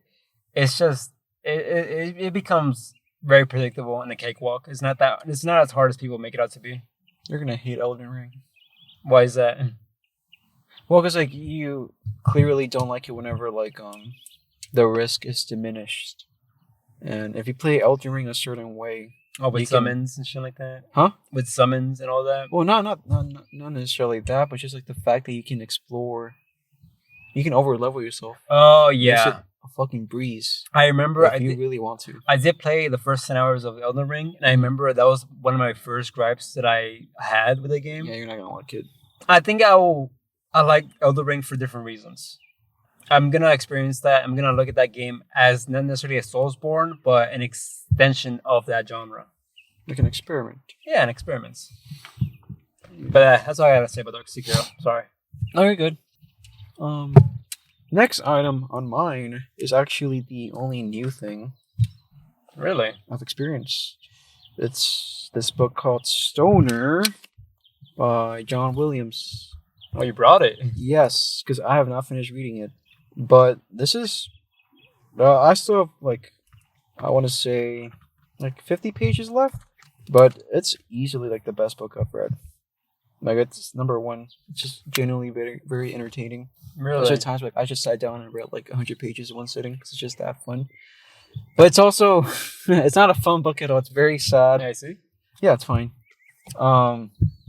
Premise of the book is it takes place, I believe, 1910s, early 1900s, and it's like a fictional biography of this guy called William Stoner, and his backstory is that his family are basically poor farmers, and similarly, back in the day, well, I guess even today, when you come from that lineage of just a poor farmer family, you're expected to follow in that tradition. You know, like he's the first person in his family to go to college, and even then, he only goes because he's going to school for agriculture. So in a way, he's just going to school so he could become a farmer again, but this time with more skill sets, I guess. But the thing is, as he's taking classes, he ends up taking an elective, a English elective, and whereas before, he was a smart kid. He was passing his classes just fine, but he wasn't, like really putting himself into it.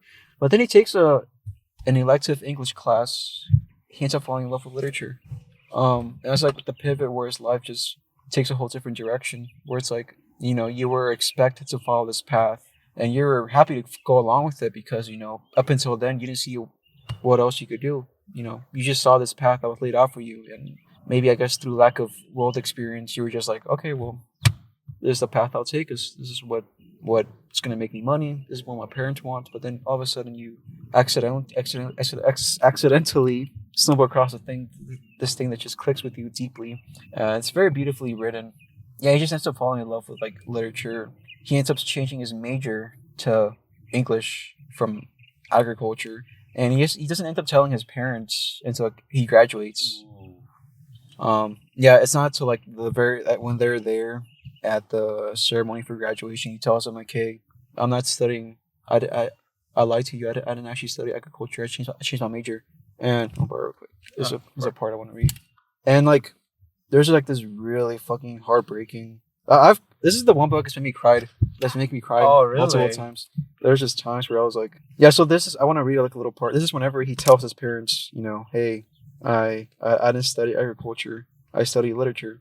And keep in mind, these are people who like are not familiar with like academia and reading books, like and stuff. bumpkins, Yeah, And exactly. they're also very traditional. It sounds like Exactly, and like they make like such a big deal. Like they talk about like going to the college. It was like this big deal for them. Like they end up like getting dressed really fancy because like they're poor. Mm-hmm. It's this big deal for them. They end up being like overcompensating for like their lack of manners because they see themselves as like below people who I guess go to college because like they're so far removed from that world. Mm-hmm. But like yeah, just imagine like thinking your child's doing this thing and then like all of a sudden they're like so far removed. Not far. Maybe it's not the right word. Maybe like just this thing that's very alien to you. You sent them out into the world and then they just come back different. Not even worse or anything. Just like Well, okay. I just want to read it.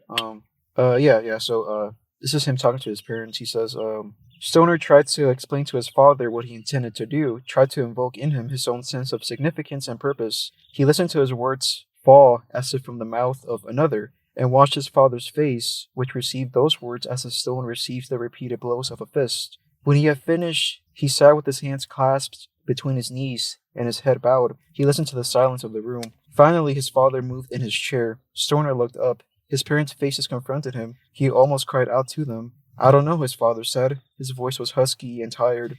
I didn't figure it would turn out like this. I thought I was doing the best for you. I could, sending you here to college. Mm-hmm. Your ma and me has always done the best we could for you. I know, Stoner said. You cannot look at them any longer. Will you be all right? I could come back for a while this summer and help at the farm. I could, and then they interrupt him. If you think you ought to stay here and study your books, then that's what you ought to do. Your ma and me can manage. His mother was facing him, but she did not see him. Her eyes were squeezed shut. She was breathing heavily, her face twisted as if in pain, and her closed fists were pressed against her cheeks. With wonder, Stoner realized that she was crying, deeply and silently, with the shame and awkwardness of one who rarely weeps. He watched her for a moment more, then he got heavily to his feet and walked out of the parlor. He found his way up the narrow stairs that led to his attic room. For a long time he lay on his bed and stared with open eyes into the darkness above him. So like these are like this is the first time he's seen his mother cry. Mm-hmm. And it's like this pain of like, your parents, like they clearly love you and they sent you to go do this thing, but at the same time like you clearly have your own passion. Like you know what you want to do.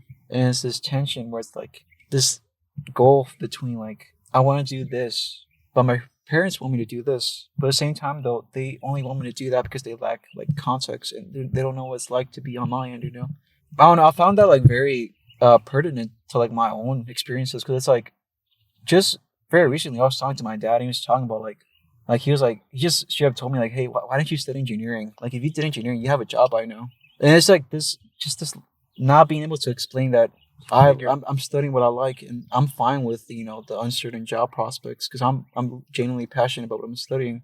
But to them, it's like they see it as an investment. Like it, get like if anything, they have a similar background to like his parents. Like we come from like a very poor like farming Yeah. city, not even city, like a little town. We have similar backstories, and like they see college as like this opportunity where like you have the chance to rise up in society. But it's like I don't know. I guess for like me encountering philosophy, it's like, well, I don't want to go that path. I want to go towards something more fulfilling. And I know it's going to disappoint you guys, but this is what I want to do. I think yeah. like the expectations from like parents to their children is something that a lot of people have to like unfortunately deal with. And it's like it's really unfair that you're putting all these like standards and expectations only because you weren't allowed to have the opportunity to kind of be, I guess, improve your social status, and I guess they want to like push that onto you. I guess as like their legacy or some shit. Well, I mean, I think like the one line that really like the part that I just read, the one line that really like made me just break down was whenever his dad said like, I don't know, I didn't think it would turn out like this. I thought I was doing the best for you that I could. Your mommy has always done the best we could for you. Like they don't do it out of like a sense of like burden. They do it because they genuinely think it's what's best for you. And like when I think about my parents, like everything they've done is genuinely out of love, but it's also like there's just this miscommunication where it's like another part that like really like touched me was like so it's a biography. It starts like whenever he's young and then middle age and all that, but towards the middle point, I think he's like 40 or late 30s. But his parents die. But like this one passage that just reads like Both of them? Yeah, they both die just out of old age. But like there's like this I'm gonna read it right now, but it's so heartbreaking because it's talking about like these generations of farmers who have like literally poured so much sweat into like working this land and maintaining it. Yeah, and it just at the end of the day, it's futile because they just go ahead and die too. Like, right here. It's such a weird dilemma. So this is right after. So his dad dies first, I think, through a stroke, and then his mom dies shortly after. So he says, Stoner buried his mother beside her husband. After the services were over and the few mourners had gone, he stood alone in a cold November wind and looked at the two graves, one open to its burden, and the other mounded and covered by a thin fuss of grass. He turned on the bare, treeless little plot that held others, like his mother and father, and looked across the flat land in the direction of the farm where he had been born, where his mother and father had spent their years. He thought of the cost exacted year after year by the soil, and it remained as it had been, a little more barren perhaps, a little more frugal of increase. Nothing had changed. Their lives had been expended in cheerless labor, their wills broken, their intelligence numbed. Now they were in the earth to which they had given their lives, and slowly, year by year, the earth would take them. Slowly, the damp and rot would infest the pine boxes which held their bodies, and slowly it would touch their flesh, and finally it would consume the last vestiges of their substances, and they would become a meaningless part of that stubborn earth to which they had long ago given themselves. So it's like you spend literally all your life working on this land for what? Nothing. Literally, just the earth just swallows you back. No reason whatsoever. Just imagine like all the pain, all the missed opportunities. I can't go to college because I need to tend to this farm. I need to put food on the table, so I need to tend to this farm. Mm-hmm. For what? It's just gonna swallow you back. The earth's gonna fucking keep on rotating. Yeah, with that. It's gonna swallow you. Literally swallow you. Mm-hmm. Your body, the soil. You work to, I guess, plant stuff on this land, but at the end of the day, it's gonna go back to being barren. That's like going on a tangent, but this kind of reminds me of like the ending of Girls Last Tour as well. Like you fight for this singular truth or singular hope, only to realize that like, no man, like life is not as fair as you make it out to be. Like sometimes things don't work out the way, and things just come to a halt. And that's pretty much it. I think that's a perfect transition because that's the definitely the overall theme of the book. It's definitely about this life full of like regret and like quiet disappointment. The character himself, like Stoner, he's a very passive guy who like doesn't take a lot of risk because out of fear. And I think like the prime example is his marriage. So at first there was a his wife is a whole thing. The marriage is like its own ordeal, big part of the book. But yeah, the book goes through how they first met, and at first it's all roses and whatever the fuck. Mm-hmm. You meet this new person, it's nice and all, but then she's clearly mentally unstable. Like she clearly suffers a lot from depression and like just unaddressed trauma and issues. This person is clearly mentally ill, and as the years go by, like not only do you like the distance just becomes more and more painful. Like the distance becomes more and more apparent to the point where like they both admit that yeah, we're just married because out of convenience. Neither of us really love each other. The time spent. It gets to the point where like even after they have a kid together, they don't sleep in the same room anymore. Not even like out of hate or anything. It's just like they just don't connect. What's the time that the story is based on? Early 1900s. So like I want to right after World War One. Okay. So 1920s, 30s. So back at the time, that's those same conventions that we have now. Get married at a certain age, have a kid. That was even more extreme back then. Mm-hmm. She just married because that's what she was supposed to do. Women were supposed to get married and then serve their husband, whatever. But clearly they're not supposed to be in a relationship together. And like they talk about their like the book talks about their honeymoon. It's sad. There's like no passion or love whatsoever. And then as the years go by, they have a kid, and Stoner like clearly loves the kid. Like the kid becomes like a mirror of him. Like she's like really into books and studying just like him. And like by this point, they're Stoner and his wife are living in separate rooms. He basically spends all his time in his study room, his office in the house, and he builds like a little desk for the girl, his daughter, and they just hang out in there. They just do their thing. They just talk and study, whatever. And the mom, after her father dies, she does like this weird, I guess, midlife crisis because she turns 30.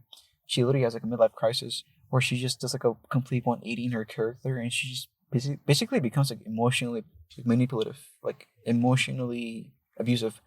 She uses the daughter as like a controlling point, or as like a method of like when she comes back from the funeral, like the way they word it. Exactly, yeah. And like when she comes back from the funeral, she goes back home to to Stoner and the daughter. Like Stoner describes it as like it felt like she was declaring war, in a sense that like all of a sudden there's this really heartbreaking moment where it's just him and his daughter hanging out, laughing, just joking about stuff. And then the mom barges in, and she's like, "Hey, don't disturb your dad while he's working. Leave him alone." And then but Stoner's like, "She's not bothering me. It's fine. It's okay. Just leave her here." And she's like, "No, she shouldn't be bothering you while you work." So she's clearly using this like cover of like, "Oh, she's bothering you," as like a way to like pull them apart, or like if you think about it, this guy's fucking miserable. Like his wife is like his marriage is obviously a failure. His only happiness at this point is like his daughter, and now she's using that as a leverage. She's seeing that, hey, this girl is like your only point of happiness. I'm gonna take that away. What's the reason behind that? I don't know. Just I don't know. I don't want to say she's just evil because that's. Very... I think it's more like, oh, I'm in a sinking ship, and I'm miserable, and my family is dead. And, maybe. And then therefore we should be in the same boat together, sinking together because we're a family. It's like her twisted way of like conveying like we're a family, and when one of us is sinking, we're all going to be sinking together. It's like BoJack in a sense.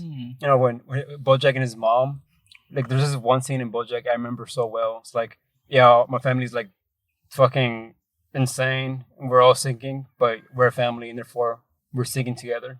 It's such a twisted way.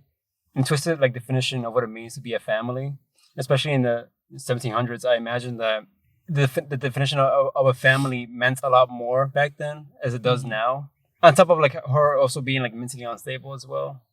I don't know. There's a lot of variables to this. But yeah, she forces like the daughter to like She throws away all the dresses that Stoner bought for her, and she's like, "Oh, I'm gonna get you some more trendy clothes, and you're gonna do like things that girls should be doing because girls shouldn't be studying books. They should be playing with dolls." I was gonna bring that up as well. It's Mhm. like I was gonna bring up. Does the mom get like resentful that her only daughter is not like, I think so because associating with her as well? yeah, because there's a clear like distance between the mom and the daughter. Whenever those two are together, the dad and Stoner and the daughter. But yeah, like there's a point where they describe how like the mom basically forces the kid to play with dolls. Like she's playing with dolls, but only out of like obligation because she has to. I guess I'm still going through it. Obviously, I'm not sure how it's gonna end, but How far are you? Oh yeah, you're almost there. yeah, like 50, 70 pages, something like that. But right now, it's just. Oh yeah, another part was like he was talking like yeah, again a common thing I keep seeing throughout this book are like just being disappointed with life constantly, but yet still like quietly persevering. Like there's this one period where his life is like his marriage is falling apart, and then like the only like happiness he gets is spending time with his daughter, but also he's working on a book on like his area. Yeah. He's writing a book on like medieval literature or something, and he talks about like how much. They talk about how much passion and time he spent on it, and then he releases the book, and it turns out that like it's not a terrible book, but it's just like the reviews were like, oh, it's okay, it's decent. That's the It's worst. fucking stinks. It's like Yeah. like we're seeing it from his perspective. Like he spends all this time. He's clearly passionate about it, but ultimately, like he's not really like he's not like a. It's not like all stories usually go where it's like the main character's like a genius and he's like revolutionary. He's like these new ideas. He releases his book. The reviews are like, it's okay. It's okay. It's pretty good. It's alright. Like after spending a life, like a literal lifetime, refining your skills as a writer, only to just be perceived as that way. It's kind of disheartening. Yeah. Things like that just stack on top of each other, and then he gets like a problematic graduate student. A problematic student in one of his graduate classes, and then he makes like the student makes like a whole like debacle. I do know that an affair is involved later on at some point. Like he's clearly unhappy with his current marriage, but eventually he meets somebody else who's like clearly a better fit for him. But again, out of fear, he doesn't step through because it's the safest thing to do is just stay in your comfort zone. But I also imagine that leaving a marriage during that time period was shunned upon. Exactly. Yeah. So there's a lot of like components to why he doesn't do the things he wants to do. So I did talk about how he's very passive throughout the whole thing, but there is actually a point where he finally confronts the wife and he's like, "Hey, I don't like what you're doing. Using like he literally begs like, please don't use our daughter. Don't involve her in this." And she just straight up says like, "And what are you gonna do about it? You're not gonna leave me. We know that. You're not gonna leave me. I know you're not." And he's like, "Yeah." He just walks away like all angry. And I'm not sure if that's like, out of like maybe just a character trait of him, or maybe it's like a cultural, historical thing where it's like, you're not supposed to leave your wife. I think it's a bit of that. It's also, I think also like, this might sound misogynistic. I hope not, but like, women typically aren't expected to be the abusive ones. Oh, I mean, especially not back in the day. Yeah, they're not portrayed. That's why a lot of like male victims are not seen as like serious because they're like back then. Yeah. So it's like even if he tells a story, and he's like, "Hey, she did all this," she's clearly abusive, manipulative. I think it's because, especially back then, the idea of abuse was more physical than it was psychologically, and like even today, like even if like you tell somebody like I have this like experience with this abusive female person who was like I don't know like emotionally abusive, they're gonna be like, "Oh, you let a girl control you?" Yeah. That's what are you, a beta? Yeah. It's like I get what you mean. Yeah. I mean, it's not as bad as it used to be, but it's still an issue regardless. So the part that I'm on at Stoner right now, not sure if you remember, but I did mention something about how there's an affair that becomes a thing later on in the book. I'm at that part now where he gets like fully involved in an affair with, I don't want to say, definitely somebody younger. Who's having the affair? The wife or the husband? Oh, the husband, yes. Okay. So I mean, already remember like there's already like this. The marriage is clearly a failure. The there's just like no connection whatsoever. I mean, yeah, it sounds like it's a horrible, horrible relationship to begin with. Yeah, you have emotional abuse sprinkled on top, and like clearly, you know, it's just not working out. And he doesn't even do it. He doesn't even get into this as like an act of rebellion or you know revenge or anything like that. It's just something he just straight up says it at one point. Like, this is love, and like he's 40 by now. He's realizing this is the first time I've ever felt like actual love. And like they talk about how they had sex, but then he says like, yeah, this is the first time I can say that you know this is what it actually feels like to have sex. Because you know obviously you know they probably had sex before. You know But is that out of obligation? yeah, it's just not. There's no connection whatsoever. Yeah. You know, it's just static. But yeah, it's as things like these go, like affairs. You know, it's all roses at first, especially for somebody like him who's in his 40s. And he's like in this lull in his life, and just this girl represents like something. I guess something he missed out on in his youth, and she's a little bit younger. How young are we talking about? She's like I want to say early 30s, late 20s, because she's like she's working on her PhD, Mm-hmm. so she's not like an undergraduate, but he's already a professor. So they originally meet at a seminar that he was teaching. She wasn't even a student; she was just like auditing for like a different university. That's when they first meet. But then he ends up like really being fascinated about the research she's working on for her dissertation. And first it starts off by you know, oh, I'm just going to go to the library because I'm really fascinated by your project. I'm going to go to the library, get some books that I think would be helpful for you. And then it just becomes, it eventually turns into him visiting her apartment. And then, you know, first it's coffee, just having coffee together, talking about dissertations. And then it just turns to just straight up, you know, like an affair. They have sex. And what's interesting Within too. the first week?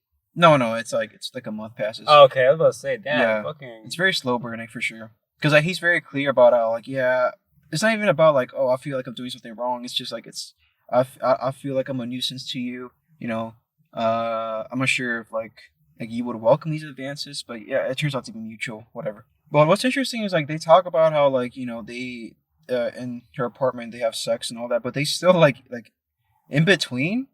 Like they're both just like working on like their research. What? Wait, what? So like yeah, like they have like yeah, it's a little nerdy, but I mean they clearly have like this connection where it's like you know they're clearly passionate about the same subject, and like you know they're both like dedicated to just like you know the same thing. Like she after they have sex, she just goes off and like works on her Oh, dissertation. okay. So when you said that, I was assuming like mid-session. There's like, no, they finished. And then whip out my fucking journal, and started writing on it. No, real they quick. talk about how they have sex, and then they one of them starts like reading a book on the bed, and the other one just goes to the desk and starts working on. Okay, so when you said that, this is off topic, but when you said that, my mind automatically went to this image I saw online, where it's like a couple like literally snuggling, but they're both playing games on the opposite side of the. That's not too far off. That's really not too far off. Okay. And I mean, when you think about it in contrast to his previous marriage, like, you see the contrast. Mm-hmm. The previous marriage, still his current marriage. Yeah, I was gonna ask you about this. Like, how does the wife feel about it? It's funny. Turns out, yeah, some time passes. I'm not sure exactly how long, but I want to say a month-ish of them doing this whole thing. And to them, they think they're being like sneaky and secret, and like they don't really think that anybody's aware of it. Come to find out, though, like he's having breakfast with his wife and daughter, and the daughter goes off to her piano lessons, and it's just him and her for like a few minutes. The wife says, "So, aren't you running a little bit late? You know, are you keeping your little like you know assistant waiting?" And then he's like, "What?" And he's like, "Yeah, I'm aware of what's going on. You know, I knew about it from the very start." But the thing is, like, she doesn't care. Like if anything, she's like very teasing about it. She's very like affectionate about it. Like you know, yeah, go do your thing. But like, this is what's interesting is like this is like a big turning point because the way she words it, right? Okay, so remember, up until now, it's just his and her point of view. Let's just call it the girlfriend for now, right? It's just the the actual girl. Yeah. Okay, gotcha. We're just seeing their perspective, and to them, they're like living in like their own little world away from society, you know. But once the wife makes it clear that she knows, it's kind of implied that yeah, everybody knows, and they're not saying anything because they pity you. So like it's this big turning point where like he like for the first time in years he feels alive and he finally feels like he's finally discovering all these things that he missed out on when he was younger. Like love, you know, connecting with somebody truly and like actually being happy. That's his point of view. But from the world's point of view, it's sad. Like she straight up says like, "Oh, you're probably just having a midlife crisis." Like that contrast between his point of view, like, "Oh, I'm finally happy now," and all of a sudden he has like the world's eyes on him, and he sees like he talks about how like after she says that he has like a long mirror, like he has a long look at himself in the mirror, and he's like, "I don't recognize this person at all." Like all of a sudden he's like old, and then he's like sagging. He's got like a belly, and there's like this disconnect. Whereas like he kind of pities the person he's looking at. But that's where I left off at. So I'm assuming it's like this turning point. Yeah, it's a consistent thing I've seen throughout this book. It's just tragedy after tragedy. First you get into a terrible marriage. It sounds like this guy cannot get a single win in his life. It's crazy too, because really he's not doing anything wrong. He's doing, well, when I say wrong, I don't mean like morally right or wrong. He's doing the best he can with what he has. He's just trying to live his life, but like society just does not let him to live out his best life and be at his best full potential. It sounds like exactly. He gets into that first marriage just thinking he's in love, but turns out it was just somebody not right for him at all. He has a kid, but then that's taken away from him. But I'd argue that even then, during that like first initial meet with his current wife, I think at one point there were a semblance of like a loving relationship. But I think as time goes on, people get jaded, marriages fall apart, and it's just something that naturally happens with a lot of marriages. Well, even then, like they talk about their honeymoon, and then like the first time they have sex, and then it's just like there's like no passion whatsoever in it. Like I think the strip say like, "Oh yeah, it just felt like she was doing an obligation," or like even whenever he brought like champagne into the hotel room during their honeymoon, she was just not into it, And the actual wedding ceremony, like there was just like this, it was very robotic. Was the marriage something that got planned out? Like did someone like what's the word? There's a term for it when two families get together to marry. I know what you're talking about. Like an arranged marriage? Yeah, an arranged marriage. Yeah. Was that it? Or no. He literally he actually thought he was in love with her. Oh, okay.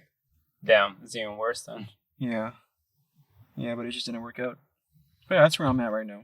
Where do you think the story's gonna go after this one? After this like whole thing, do you think the story has a happy ending, based on what you read so far? Do you think it's gonna conclude on a happy note? Probably not. I mean, how do you bounce back from this? And something I didn't get into either was like he gets into like this whole drama at his university because he had this one student for one of his seminars, and he was being an asshole pretty much. Like he clearly did not know what he was talking about, but he was like, he felt him. He felt him because he was like, you clearly didn't read what I assigned to you, whatever. But then towards the end, the student was like, "You're gonna regret this," because he's friends. He's like very close to this one other professor, who later on happens to become like the head of the department. So that means that like now he's Stoner's boss. And although like he can't fire Stoner because like professors have this thing called tenure where like they can't lose their jobs unless they do something like super immoral. Mm-hmm. He has like other ways of like punishing him. So what he does, like he whereas like before Stoner could teach the class like the advanced classes that focus on a specific research that he's interested in, now he's only forced to teach like the beginner like introductory classes. And then he like purposefully like just scatters his schedule over the week, so it's like, not ideal. This is the manager doing to Stoner, or Stoner doing it to the other person? What do you mean? You said like the guy became his boss, right? Yeah. So he was doing it to Stoner. Yes, because they don't explain why, but like is it because it sounds to me like he's trying to force him to like make his life miserable, so that way he like quit from the job. Yeah, That's what it sounds like to me. because they don't explain why. Maybe they get into it later, but for some reason, this professor is very like protective about this one student. Mm. And then it's interesting too because like yeah, he clearly like this student he's really only knowledgeable about like his very specific like narrow field of research, which is like I don't know 19th century poetry or something. But whenever Very because like specific. oh yeah, that's how it is later in academia. You have to hyper specialize. That's the Yeah, word. yeah. The way it works in graduate school is like if you start failing your courses, they have this thing called like a an audit, right? Mm-hmm. It's like an exam basically where like they just ask a bunch of questions. They bring in some professors like somebody who has taught you in a graduate seminar before, which is that in this case it'd be Stoner. So he's part of that committee, and then your advisor, which is that guy who became his boss, and then just somebody else from a different department. And whenever like the other two professors ask him questions, he's you know he's very persuasive. You know, he looks like he knows a lot, and he's talking about this, and then yeah, I know what I'm talking about. But then once Stoner starts pressing him, it just starts falling apart. He's like, I don't know, or like change the topic. And even the professor, like his advisor, he's like, don't ask him these questions. And then Wait, what kind of questions was he asking?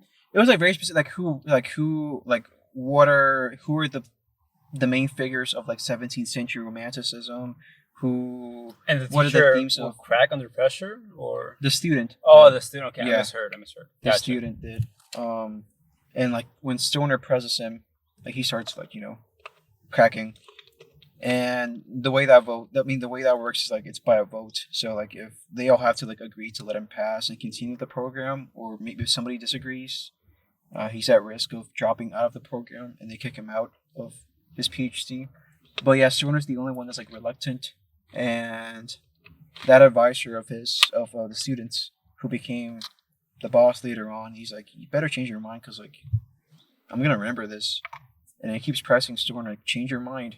But then Stoner stays strong. He's like, no, I'm not. This guy's. I don't want this guy to teach kids. I mean, not kids, but I don't want this guy to teach classes because he clearly does not know what he's talking about. He's a liar. Yeah, he stays on it, and then he's like, okay, fine. And then the advisor of that student ends up getting a leadership position in the department. He's like, I'm gonna make your life hell, and he won't even speak to him. Also, completely forgot, but earlier in the book, this is probably something they're gonna touch on later.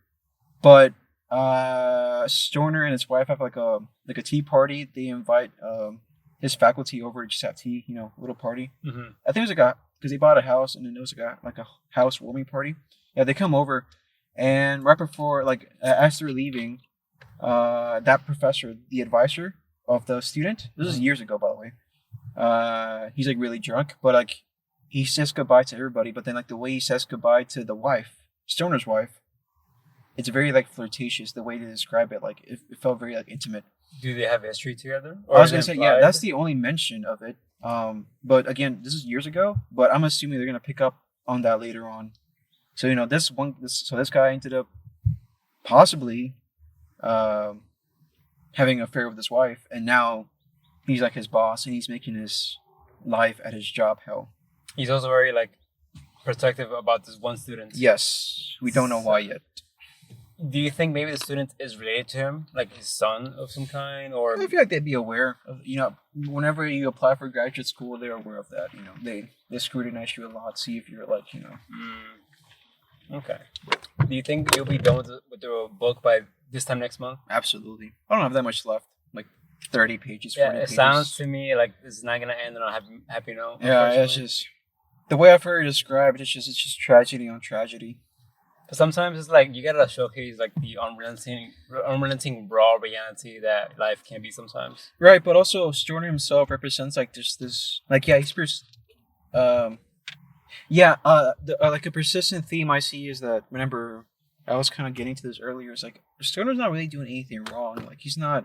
If anything, yeah. I think he tries to do the moral thing in life, but for whatever reason, society just fucking pushes him down. Like the fact that he's willing to keep this guy from becoming a teacher or a professor or whatever it may be shows a lot on his character, that he doesn't want him to misinform students down the line. Yeah.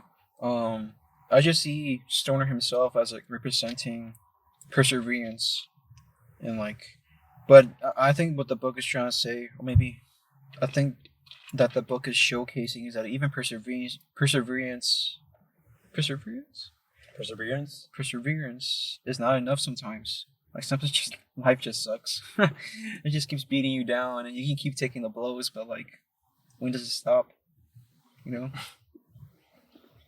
And that whole little affair he had, that could have been his reprieve, like like a breather finally, but it's probably gonna go downhill soon.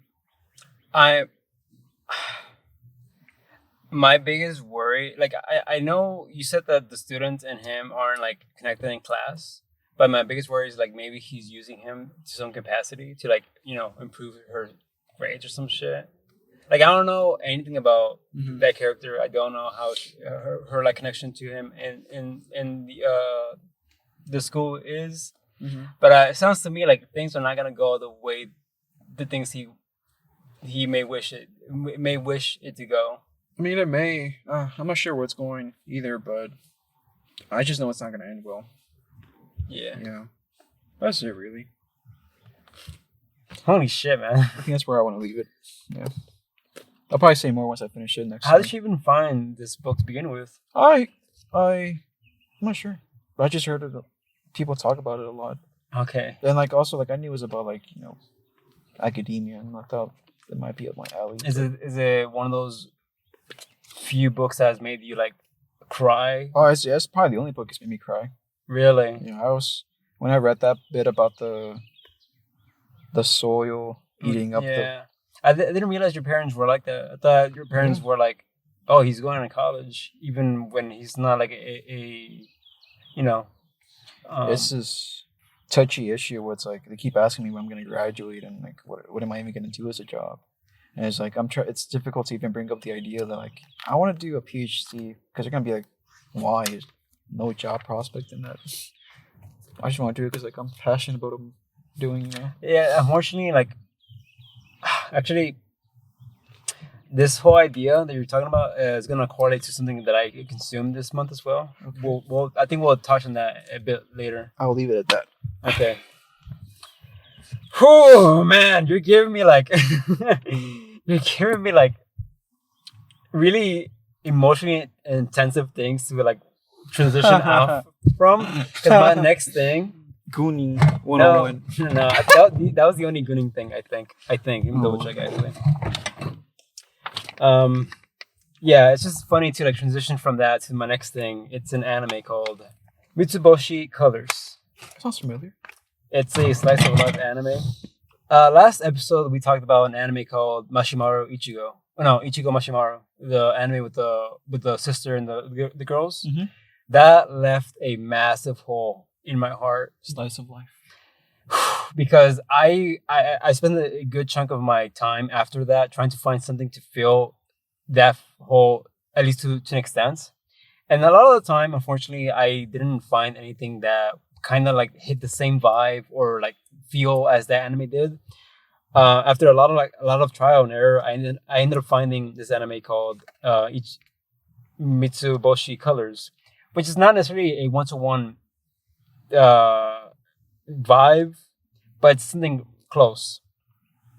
So the premise of this anime is that there's these three, I want to say 8-year-olds, I believe, who are, I guess, the quote unquote protectors of the town. They have this hideout club. I'm sorry, where they are trying to like find cases for them to do, and the cases vary from like really low stakes, but in their minds, in their like 8-year-old minds, they see it as like this grandiose battle of the good versus evil, and it never is. It's always very, very like childlike and very like, whatever. And the thing that really like made me appreciate this anime is that it shows like a very childlike wonder in a very realistic way, where the adults are also like they play along in a very endearing. Yeah, an endearing way where, like, for example, there's this character called Pops. He's like this really big guy who sells a general store, but his store has like a fucking like variety of like knickknacks and shit. His store just sells pretty much everything, and whenever they want to like get something very specific, he magically always has it because it's just the kind of store he has. But like, there's this one scene in particular that comes to mind where the girls are looking for a case and they go to Pops, and they give the girls a letter to find a treasure of some kind, and they go on a fucking like goose chase on trying to find this so-called treasure, and eventually they end up finding it, and it was underneath a fucking like mailbox or some shit, and the treasure itself was just this bowl for a pet that they found. And there's this one scene. Okay, fuck, I should explain that. So another main character is like one of the adults who's a police officer, but he's like in his early 20s, who's kind of like jaded and like just like he has lost all sense of like wonder in life. He's just like, this is my job. I'm a police officer. I'm kind of like sick and tired of everything. And the girls are like, oh, you're like lazy. You never do anything. You're just like standing in your booth all day. And we're like the real protectors. We're the one that keeps the town in peace. But Miyaz, he's like, he does do a lot. They just never like acknowledge it or see it because it's very like mundane. So there's this one scene where both Pops and him, they see the girls finding the gift, and the police officer, his name is like Satuo or something like that. He's like, bro, that's fucking stupid. Like, it's like, what the fuck? The gift is like so silly. And Pops is like, come on, man, they're just kids. Like, let them enjoy this thing. Like, chill out. Because Pops is like an older gentleman. He's like in his 30s, 40s, I believe. He's a bit older, and it's just shit like that. It's just like a very comforting like slice of life anime that I kind of wanted to watch during my downtime. That's a very common pattern I've seen that people's like life trajectories take.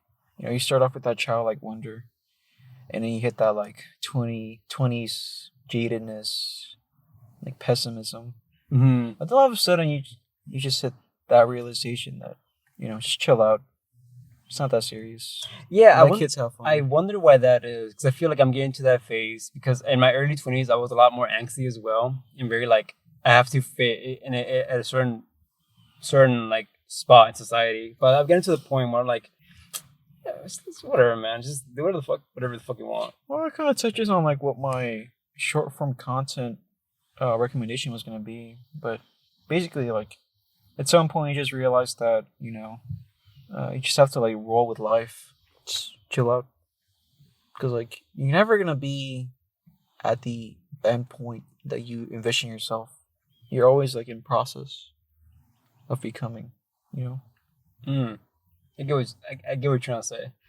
And it's also like very sweet how so there's like, hold up. Okay, so these are the main three girls, and there's like 4 other side characters. That's Pops, that's the police officer, and they all each have like their own unique way on how to deal with the main characters. For example, there's this one character right here who's like a high schooler, and there's this one scene where it's like spring and pollen is starting to like come out, and she's very allergic and shit like that, right? And the girls are trying to find like a solution, like how do we like help her with her allergy? What do you think their solution was? Was it A, give her some medicine, B, take her to the hospital, or C, accuse her of faking it? What do you think it was their solution? C, accusing her of faking it? Yeah. Close enough. They started beating the shit out of her. Oh, okay.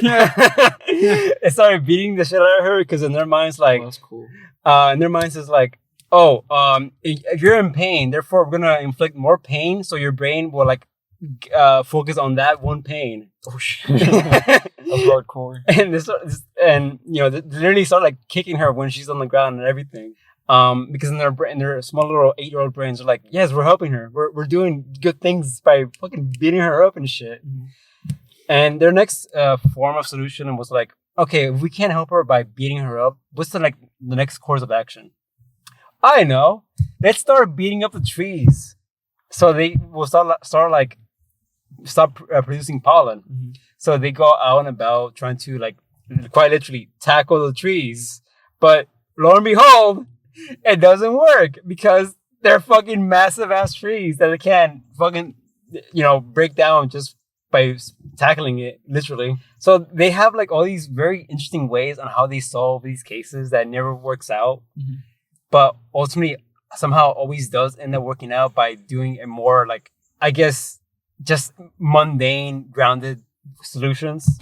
The solution was, oh wait, she's not actually allergic; she's faking it because they met her older sister, who's like, oh yeah, during this time period, she just tends to like overreact, Mm-hmm. and she tricks her brains into thinking like, oh, it's just allergies, but it's not. Just shit like that. It's so silly. It's like a silly little anime about like nothing happening. I feel like that's kind of how growth happens, in a sense that like whenever we have an issue, we kind of tend to like overblow how big the issue itself is. We find like all these like weird ass solutions or explanations. It just turns out to be that the solution and explanation was a lot more simpler than we initially thought. And it's really funny how as kids we just tend to, like you said, overblow it. Mm-hmm. Another scene where they're just like fucking around the cop. Oh, what the fuck? Yeah, they're also like, They're evil. they can be evil at times. They're very like, they're like a menace. He's not having kids. They can be like a menace to a lot of adults. Funnily enough, especially the one with the blue hair. She gets like this weird sense of like, what's the word? She's very like, she has very twisted personality where she finds enjoyment in hurting people in different ways. Like a psychopath? Not, I want to In say the psychopath. Yes. I don't know. Just find it really. Is it a real missile? No, it's a No. toy. I mean, they believe it's a real missile. They generally believe it's like a real rocket launcher, but it's not. It's just a toy. They're tiny. How old are they? They're 8. Oh, They're small. they look 2. What? They're so tiny. Yeah, they're I mean, yeah. No. Yeah, what the fuck? I mean, they're kneeling down, and he's like, Oh, off in okay, the I was gonna distance. say. But They're like babies. I don't know. It's just something that I fucking love. Pops. He's so great. It's just something that I really needed. That's pretty much it. There's not much I can say about that. I gave that a 6 out of 10. Hello everyone, this is Fabian from the future. I wanted to interject real quick to let you guys know that we decided to take a break from the podcast and to eat a little snack and just to relax for a bit. We ended up also letting the microphone roll as we spoke. We ended up discussing about art and what it means to be subjective and objective. So I hope you guys enjoy that for the next couple of minutes. The regular discussions will resume after this little break. Hope you enjoy. Take care.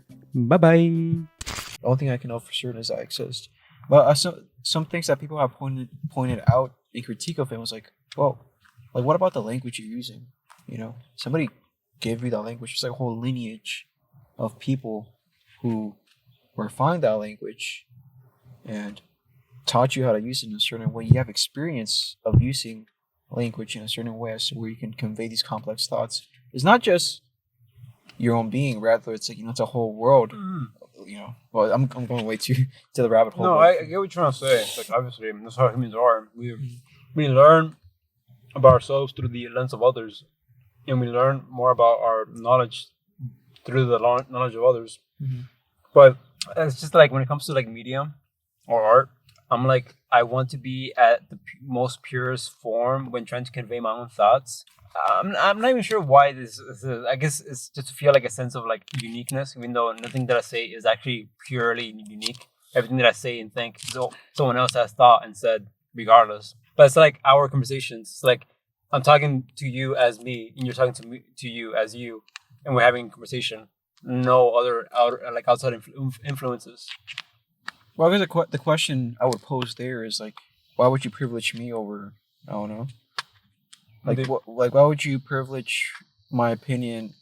Like, why would you privilege my interpretation of Berserk over, say, somebody that, I don't know, like a professor that studies art?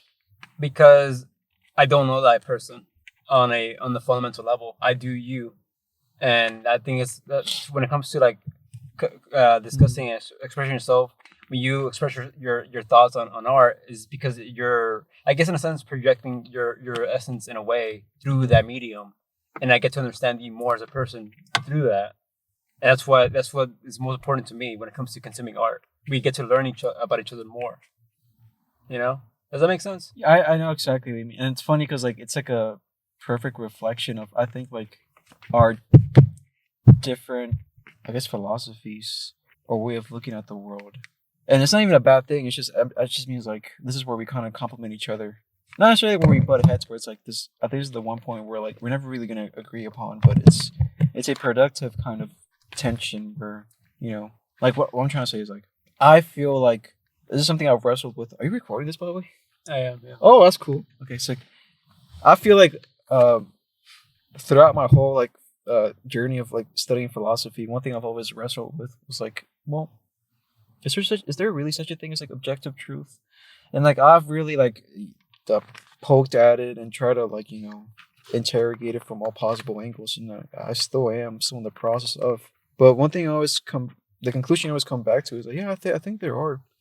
Take the example of interpreting Berserk or criticizing Berserk. Like I do think, you know, based on my experiences of studying philosophy, I do think that fundamentally there is something that makes good art, or that there is something that, I don't know, like it's hard to put into words, but there's a standard. There's like a universal where we can appeal to how we interact with art. We can appeal to objective standards that aren't just our experiences. Like to me, what I've come to value more are like objective criteria versus like personal sentiments, like principles. I will always value those over the former. Why is that? Because I feel like I'm the opposite. As I'm saying, I think that's where our different philosophies arise. I mean, I think I'm a big mixture of both. Actually, I think objective is fine, and obviously we should like observe art through an objective lens. But like realistically, we can't be 100% objective on anything. There's a lot of influence from our own experiences and our own biases, what we deem as like good art, and that like varies from person to person. So there's no like one singular fun objective truth as something as being good or bad. You know, that's why I like when I'm very transparent about my 10 out of 10s, being like, I see these as 10 out of 10s, not because they're like objectively good whatever, but it's because they influence me a lot as a person. And I think that's what art is. I think when art manages to like shake you fundamentally as a person, that's like the best form of art, you know? And sometimes when something's like objectively good, for example, let's say, what's that movie with the fucking prison break? Where Shawshank Redemption. That's like objectively a good ass movie.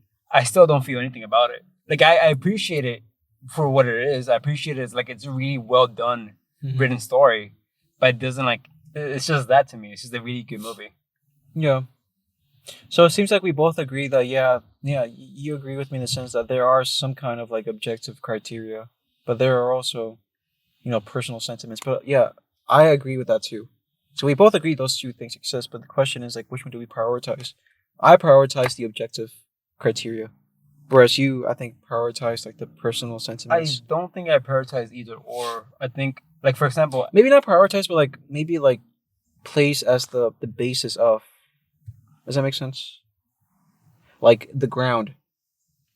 Like I think that the ground or the center should be like the criteria, whereas you think like no, we're always going to view it through how, you know, our personal sentiments, experiences, or whatever.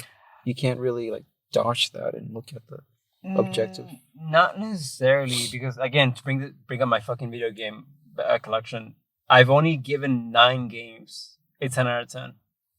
And I've acknowledged that a lot of my favorite games have fallen under like 7 out of 10 ratings. But like I also like acknowledge like these are objectively not the greatest games out there, but they still mean a lot to me regardless. And that's why they fall under like 7 or 8 out of 10 ratings. So it's like, at least to me, I look at all like aspects of what it means to like rate something and be like objectively good or whatever, and then I put them in a weird like I quantify them in a way that makes sense to me. You know, Ed, you read a book called No Country for Old Men. It's a movie. Oh, it's a movie. Well, it's based on a book. Okay, so I'm half correct. Yes. So what is this movie about? So, on the surface, you can read it as being about like a crazy psycho serial killer. But I mean, It's a slasher movie? no. Well, okay, so this is a movie I kind of have history with because this is a rewatch. I watched it a couple years ago for the first time. Wasn't a big fan of it. I just didn't see the hype. To me, at the time, I guess the theme just went over my head, but at the time, it just felt like a fun little movie about this guy being chased by a crazy psychopath killer, and occasionally they have like interesting monologues about death and evil. But revisiting this, I started to pick up on more themes, and I found that it's a lot more like existential than I first presupposed. I mean, fundamentally, I think I see the movie as being about, at first I was going to say evil and its place in its world, but now that I think about it, it's not even evil. It's just, if I had to put it in one sentence or in one phrase, I would say it's about like just the cruel indifference of the world. So, I'm not sure how familiar you are with the movie. Have you watched it before? I have not. I've never heard of this movie. So, quick premise. It centers on three characters. First guy is Llewellyn, who's just like this regular. It takes place in Texas, which is this regular, cowboy guy, regular dude. Second guy is Shiger, which is the main antagonist of the film. Shiger, yeah. Okay. There's a funny joke where Llewellyn says like, "What's his name? Sugar?" I was like, "No, Shiger." That's what I thought too. Like sugar. But yeah, Shiger is probably like one of the most accurate depictions of a psychopath ever in film. Like this guy, I forgot who the actor was, unfortunately, but the actor gets a lot of praise for his performance in the film because he just portrays like a true psychopath and what they look like very well. When we think about psychopaths, we probably think about these evil like people, the Joker, evil motives. But we just find out he just Sugar is just like a regular ass person that blends in with society. Or no, not even. He's not regular. It's just like it's in a weird sense. This guy is so detached from reality that detachment makes him dangerous. Well, I'll get to him in a little bit. But is he like? No, I don't want to say deranged, but does he act on impulse, or does he conceal? No, he's a very smart guy. That's what I'm saying. Like, does he conceal his like motives where people don't even notice that he's trying to do something malicious? No, like every other psychopath, he just doesn't care. He just does it. Oh, he just does it. He just does it. Oh, okay, never mind. Yeah. I mean, to give you like a little sketch of him, I guess he does this thing where so he's obviously going around murdering people, and most people he encounters, he does this thing where he pulls out a coin, and he's like call heads or tails. Yeah, depending on what they call it, either he kills them or not. And that's the thing though. When I say he's detached, he's really detached because like to him, is this like a hostage scenario? Or? No. He's just like. What would someone so agree to this? The main thing that kicks the story off is that for some reason Shiger is involved with the cartel or something. Okay. And Llewellyn comes across like the shootout scene because it's in the desert. He comes across and then he finds a lot of money, and then that's where the film kind of turns into like a what's the word? Like a murder chase. Like Shiger is tracking Llewellyn down because he wants his money back. But yeah, obviously he's okay. Sure, like on the surface, Shiger just wants his money. He wants his money back that Llewellyn took without realizing it was Shiger. He just found money because it was like a shootout scene. People were just dead already. He just saw like a suitcase of money. He's like, "I want to take it." That's what anybody would do, right? Realistically. I mean, when it comes to find out, when he didn't know it was tracked. That was later. But yeah. Yeah, as for Shigeru's after he wants his money back, but across the way he's trying to get clues about where Llewellyn is. And this is one really famous scene where Shigeru stops by at a gas station, and I forgot what set him off, but something very tiny just set him off, and then that the gas station person told him. Now that I think about it, I think what set him off was just like the way that someone looked at him, or no, not even. It's like it's deeper than that. It's like the gas station guy said something that indicated to Shigeru that this guy's clueless. Like, okay, well, I'm gonna just play out the scene, and then once we talk about that, maybe it's gonna say something about maybe what motivated him. Mm-hmm.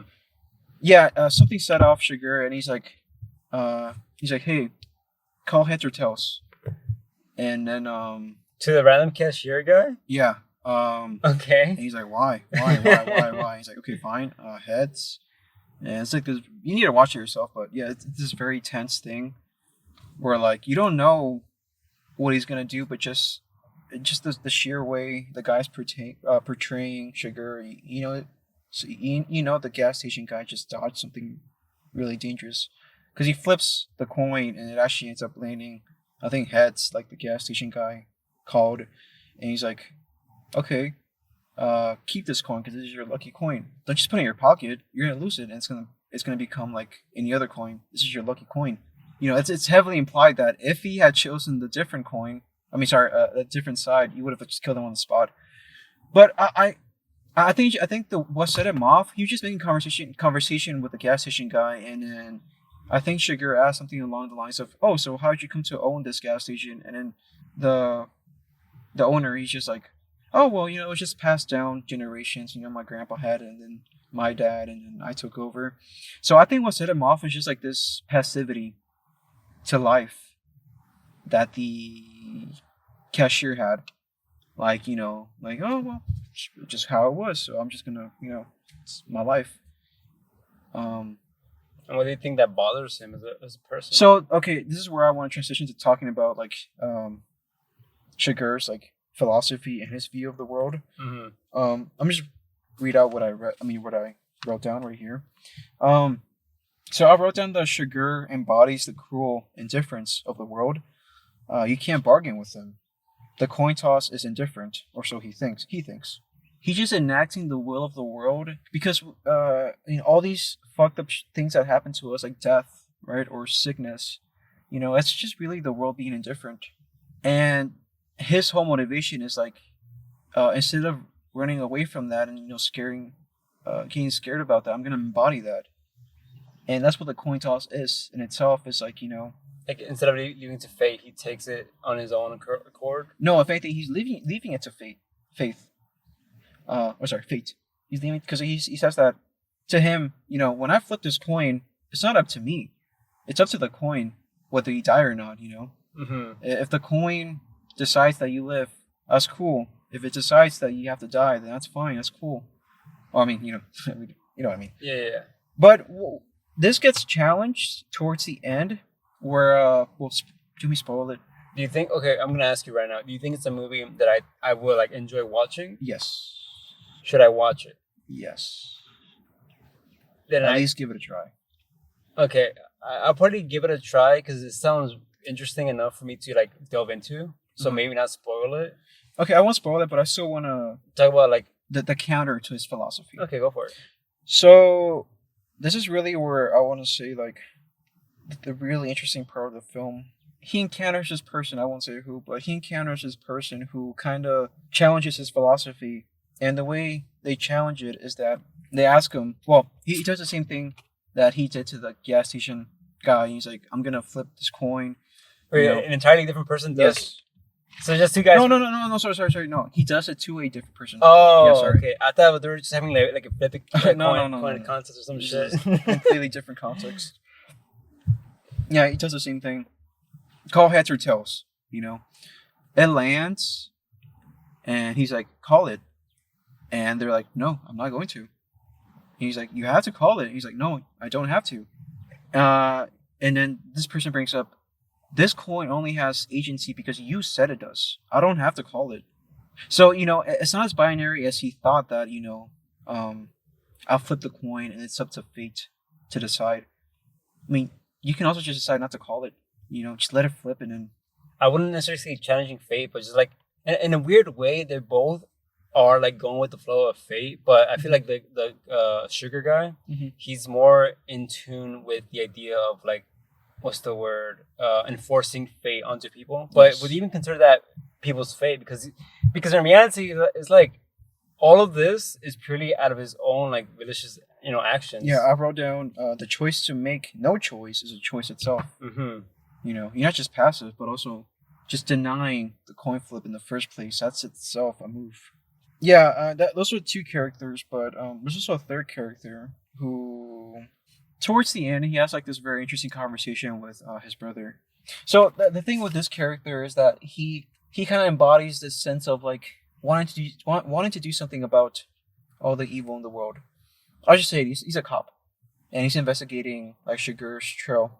Like he's investigating all the murders. All the murders he left behind. Sounds very True Detective-esque. We'll get to that. He wants to like restore peace, and he's lamenting about how things are so much worse than they used to be. Like my grandparents, they didn't have to deal with this. The world's a much worse place than it was before.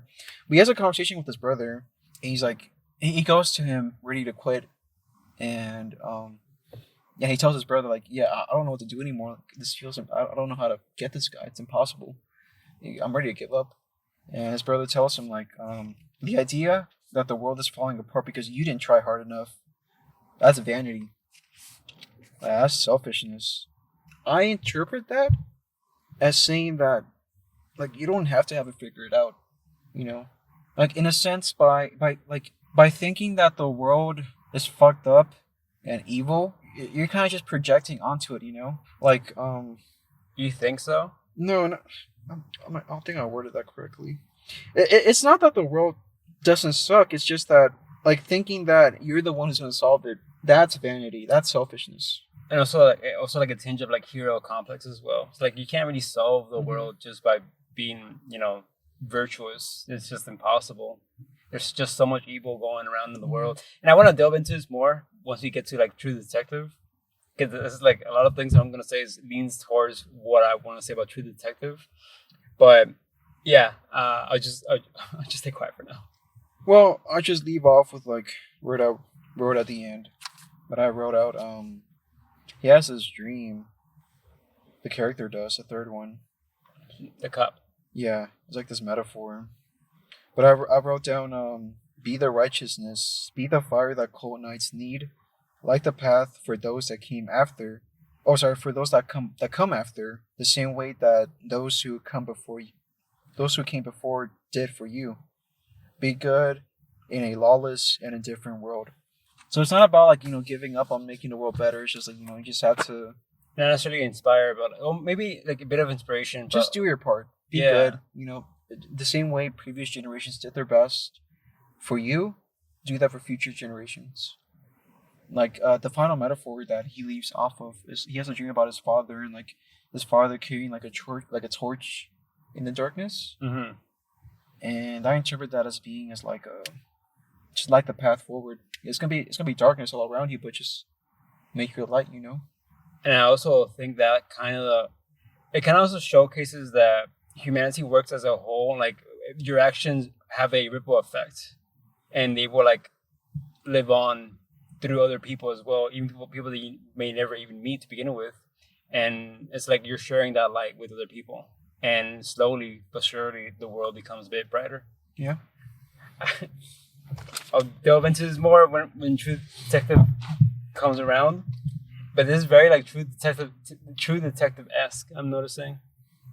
I didn't realize until you mentioned it, but yeah, you're right. I see it. Yeah. I love that final. Well, we'll get to it. Yeah, we'll get to it. Mm-hmm. The sky. But I mean, that's really all. What will you rate this out of 10? I give it a 10. A 10? I did. Holy shit, dude! Bear in mind, this is something when I watched it years ago, I was like, "This is overrated bullshit." I never get to ask you like how old is this movie? I want to say either early 2010s or late 2000s. And when did you watch it initially? years ago. I want to say like 5 years ago, 2020. So you must have been like what? Like 18. Yeah, that makes sense. That's all 18. Well, I'm probably still stupid, but Yeah. a little less dumb. A little less. Honestly, I honestly think it's literally just a case of the themes going over my head. I feel like when you're 18, you just think you have everything figured out, and you're so like arrogant about your literacy. Well, that's me all the time, but I get proven wrong every time, which is I don't mind. It's cool. By what? I think I have shit videos? figured out. Wait, what do you mean? Like, what do you mean? Get proven wrong all the time? What does that mean? Well, like this right now. Like I watched it again. I'm like, oh, I was wrong about this. Yeah. I wouldn't say you're wrong. It's just a different take on You just gain better perspective on life. Yeah, like you live life more, and then you reflect on stuff. Yeah, life happens. That being said, I think we should move on to my next thing. Another whiplash of a game. Have you heard of a game called Pseudoregalia? By any No. chance? No? I have not. Pseudoregalia, it's a game that came out last year. It's a 3D platformer. Probably one of the most, I don't want to say complex, but really expressive in how you maneuver yourself in the world. I want to start off showing you, where's my phone? Showing you some examples on what I mean. So I want you to like look at this footage. There's okay, so in one section, there's this giant wall that you see. And naturally, you can't like progress without acquiring specific moves.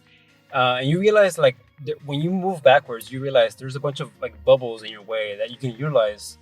And you quickly realize, oh, the intended way that the developers want you to do is to do this, where you jump into the bubble, you dash into the wall, you glide some more, you do all these shenanigans, utilize the bubble to get over the wall, right? That's the intended way. However, due to how expressive and complex this game is, there's many ways you can get over this wall. One example being utilizing your kicks or wall jumps to get over the wall. That's one way of doing it. And the example would be gliding over the wall. And the thing is, gliding over the wall, you have like 5 attempts to glide over the wall. After that, you use free fall. But in theory, you can just glide over and over and over until you get to the very top. Another way you can also get on top is by utilizing both the wall jump and the glide to combine them to pull yourself upwards a lot quicker. Another way that you can also get over to the wall is by using the sword and kicking the sword off, so you can have a little like double jump as well. So by using the sword kick, you wall jump again and you get over the wall. Another way that you can also get over the wall is by using the backwards super hop, where you dash forward and bring your analog stick backwards to do this like mega jump. And as you can see right now, there's just so many ways, and to be like, you can be very like stylistic with it and combining every aspect of what you learned so far. So this just shows you how expressive this game can really be. Mm-hmm.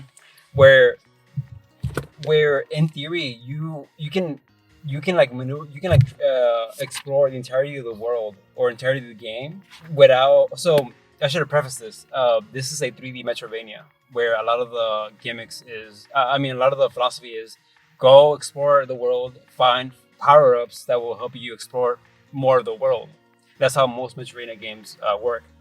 However, due to how expressive it is, in theory, you can beat the game without even acquiring a single power-up.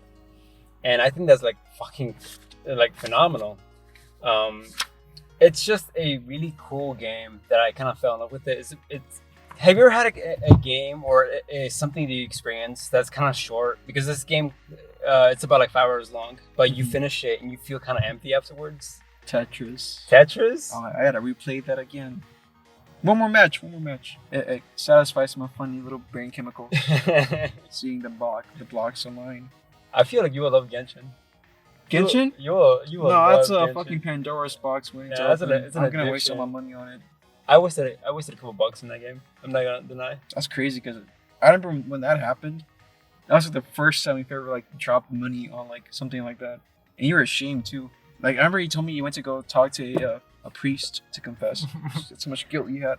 Yeah, I had to like seek therapy and Yeah. everything. It was insane. Yeah, we don't talk about those days. Those are dark. You can cut that out. Yeah, you say that, but there's every once in a while I'm like, Genshin Impact. Yeah, I can go for a bit of Genshin right now. Speaking of, guess what I watched this morning too, along the GTA trailer.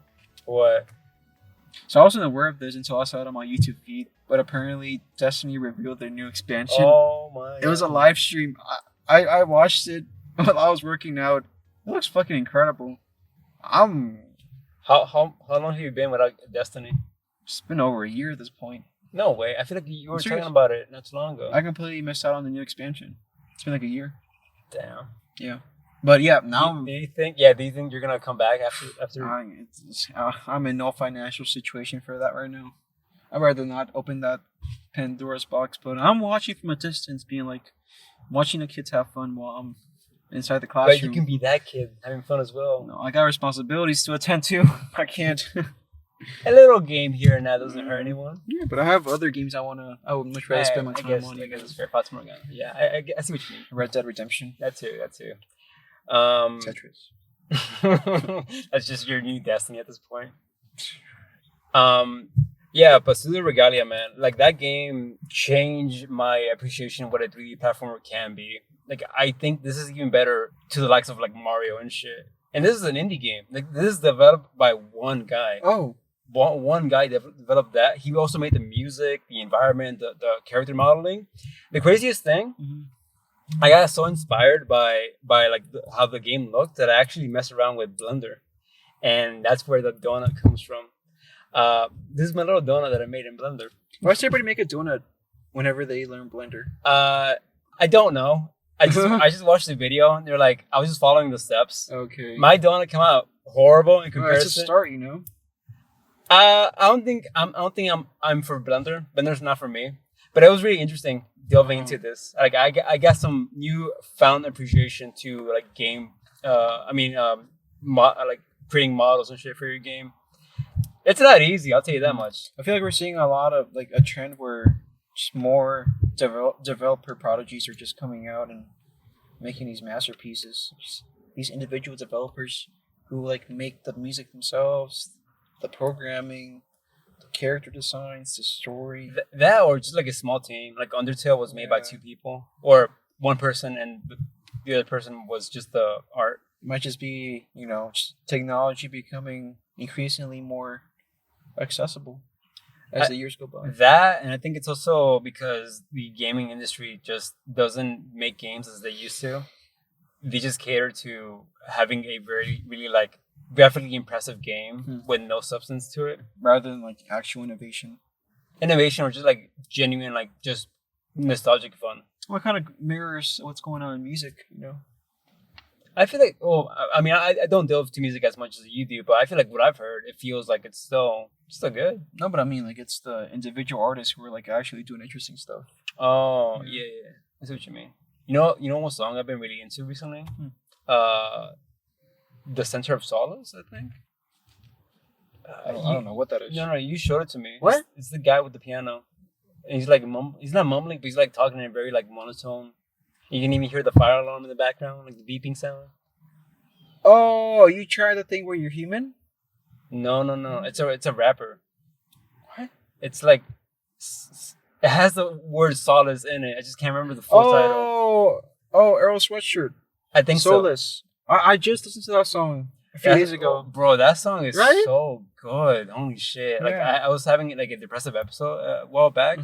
And just it's just something about like listening to his voice is so soothing, and just like hearing like the fucking fire alarm in the background just shows how like unprofessional it is, but also something like really fucking like not beautiful necessarily, but just like impressive. That's funny because like I literally listened to that song for the first time a couple of days ago, after years. But yeah, like towards the end, he's talking about like to tell the truth, I got a problem with eating. To tell the truth, I'm not supposed to be here. I'm supposed to be sleeping, but he's, awake.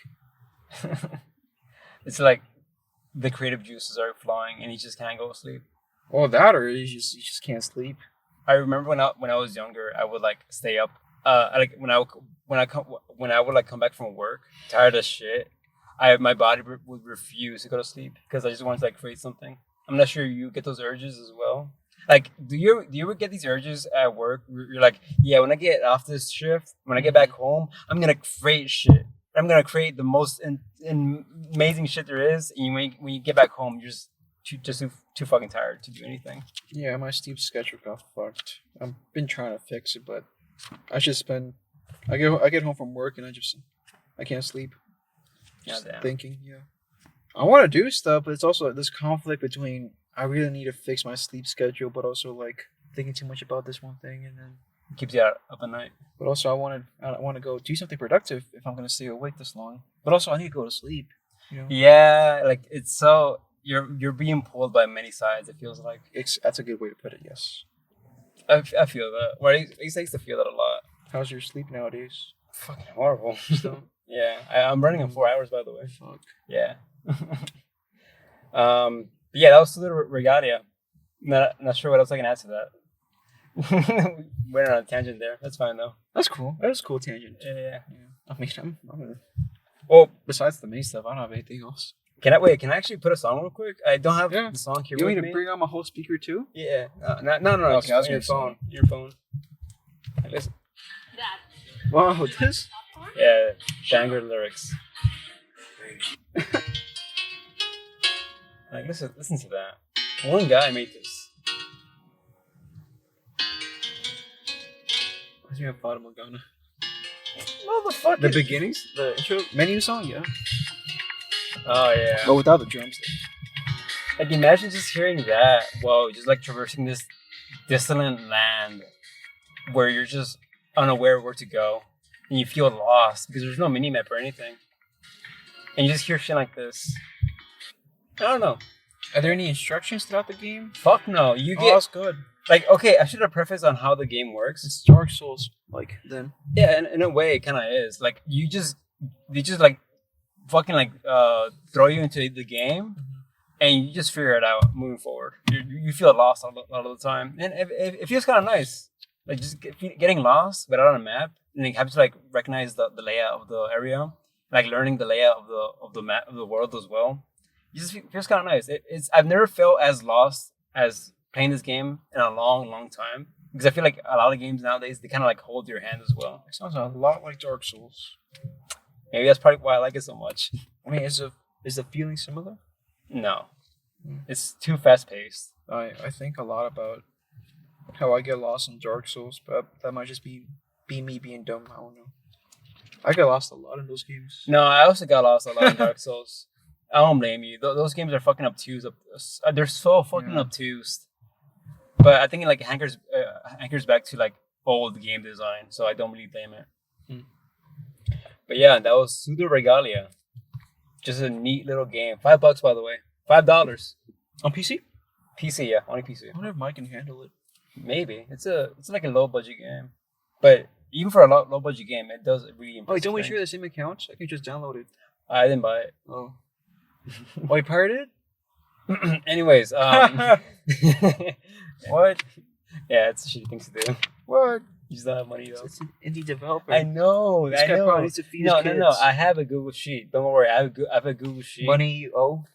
Basically, yeah. It's basically what that is. Yeah. Like, I'm gonna buy it once I have money because I do want to support the guy. Anyways, that was Pseudoregalia. Moving on from that, you have your last item of the list called Pure Comedy. I completely forgot. I thought I was done. No, yes, you're right. I can't talk about that album. That's an album? Yes, it's an album. Okay. By this artist called Father John Misty. It's one of my. It's an album I'm already deeply familiar with because I've been listening to it for years. Plus, like Car Seat Headrest, I actually saw this guy live, so I have a history with it already. Okay, maybe now that I'm thinking about it, there is a consistent pattern throughout all my picks this month. I've noticed that a lot of things you've consumed were just things you consumed in the past, and you're just like re-experiencing them. Yeah.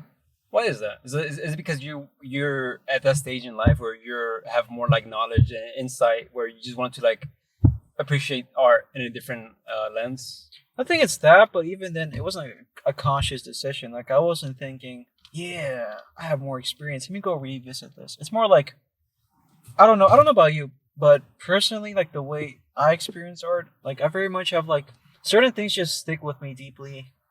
Like they're just buried in the back of my psyche, and I guess maybe as I go through life, certain things just trigger my brain to bring up those things from the back of my head, and it makes me think about that, and makes me want to go back and revisit.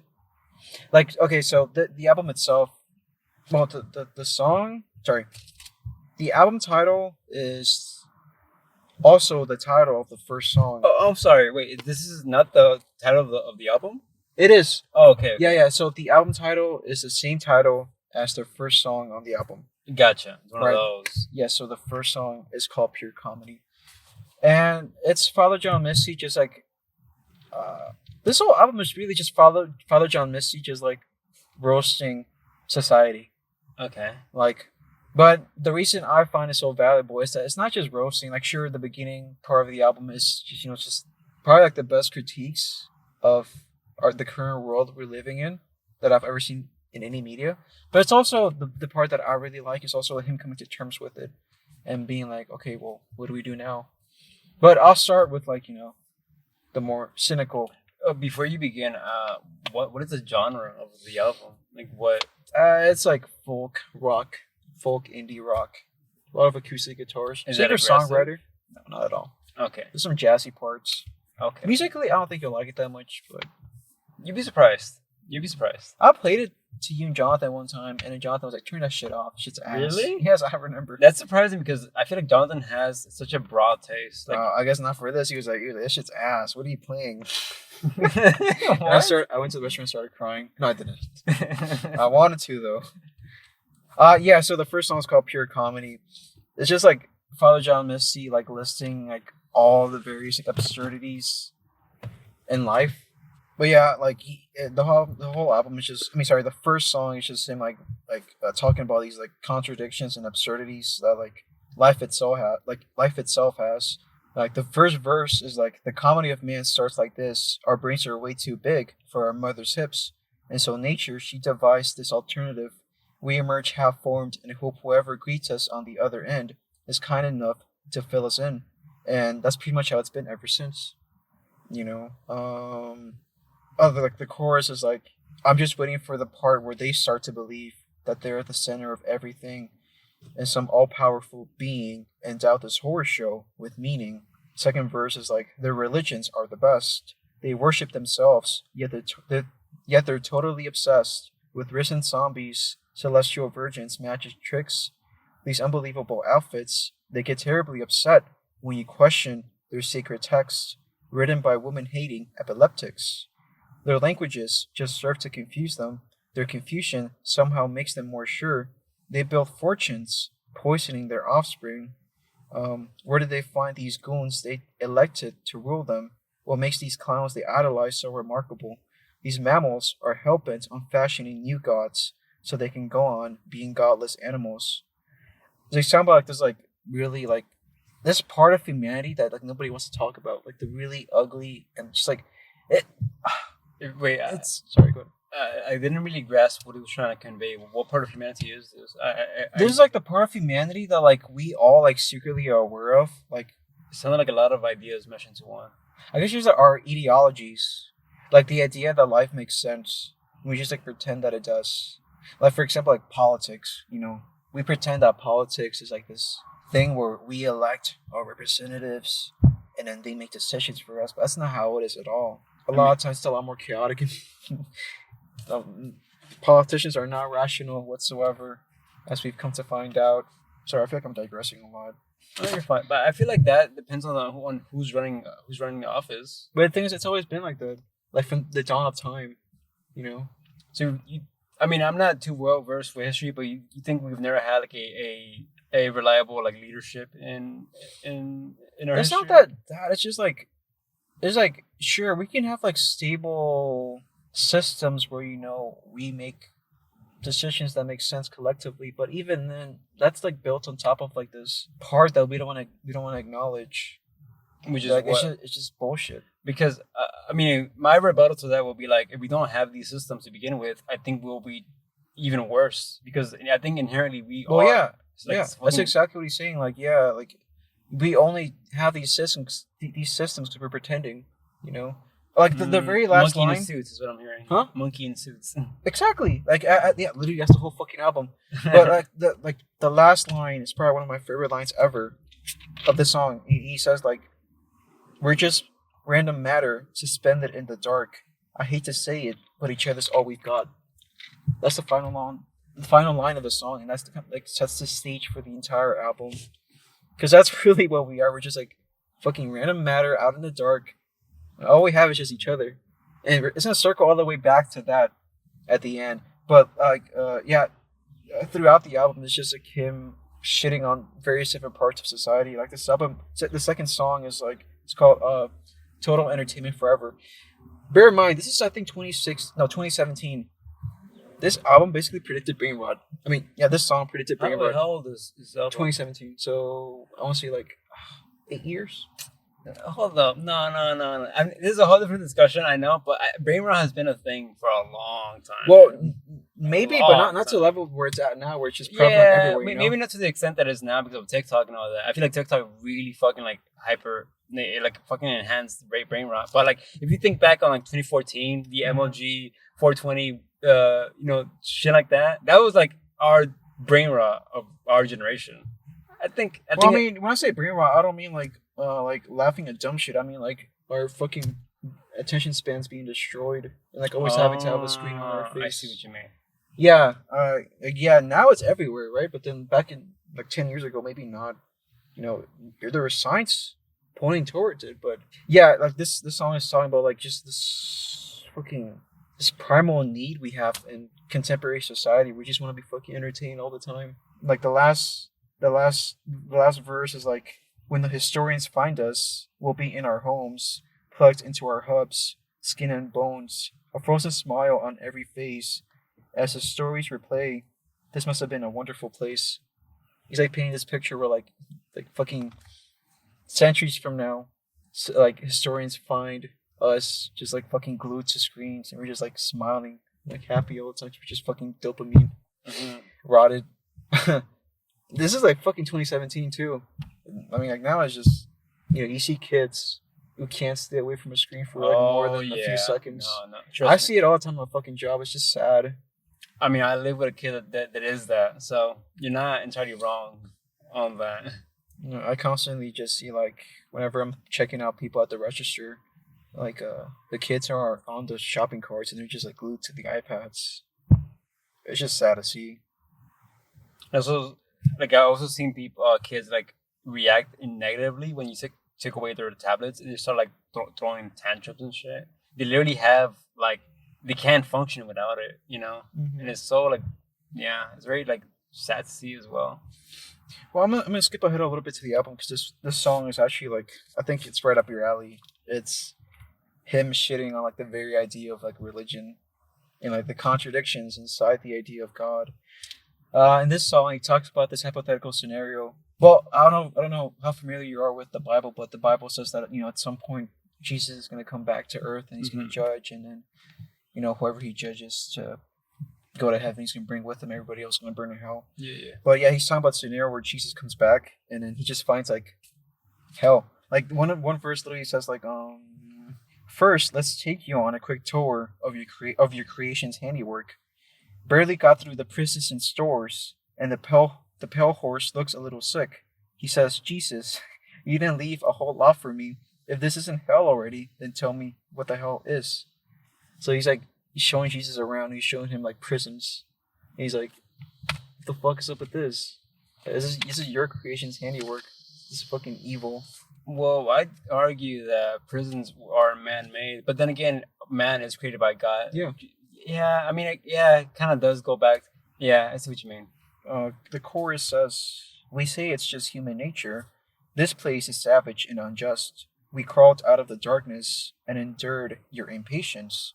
We're more than willing to adjust, and now you've got the gall to judge us. Oh, second line. Oh, I fucking love it. He says, the spider spins his web The tiger stalks his prey, and we steal fire from the heavens to try to keep the night at bay. Final line, he says, we just want light in the dark, some warmth in the cold, and to make something out of nothing sounds like someone else I know. So what, is he implying that we're all just gods? No, Then what? just this contradiction in God just falls apart.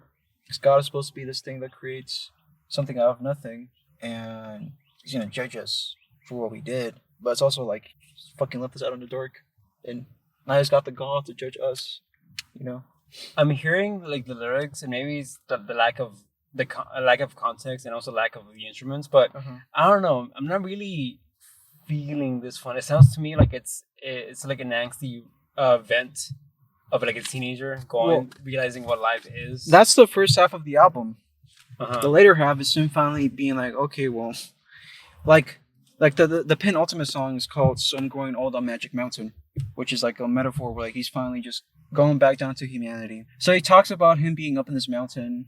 It's based on a different book. I think that's where the original idea came from. He's up in this mountain and he's just watching time go by. Like literally talking about aging and time slipping by. Yeah, like the longer I stay here, the longer there's no future. So I'm growing old on Magic Mountain. So like I guess I interpret the mountain being this magic mountain being like, I guess just your head really.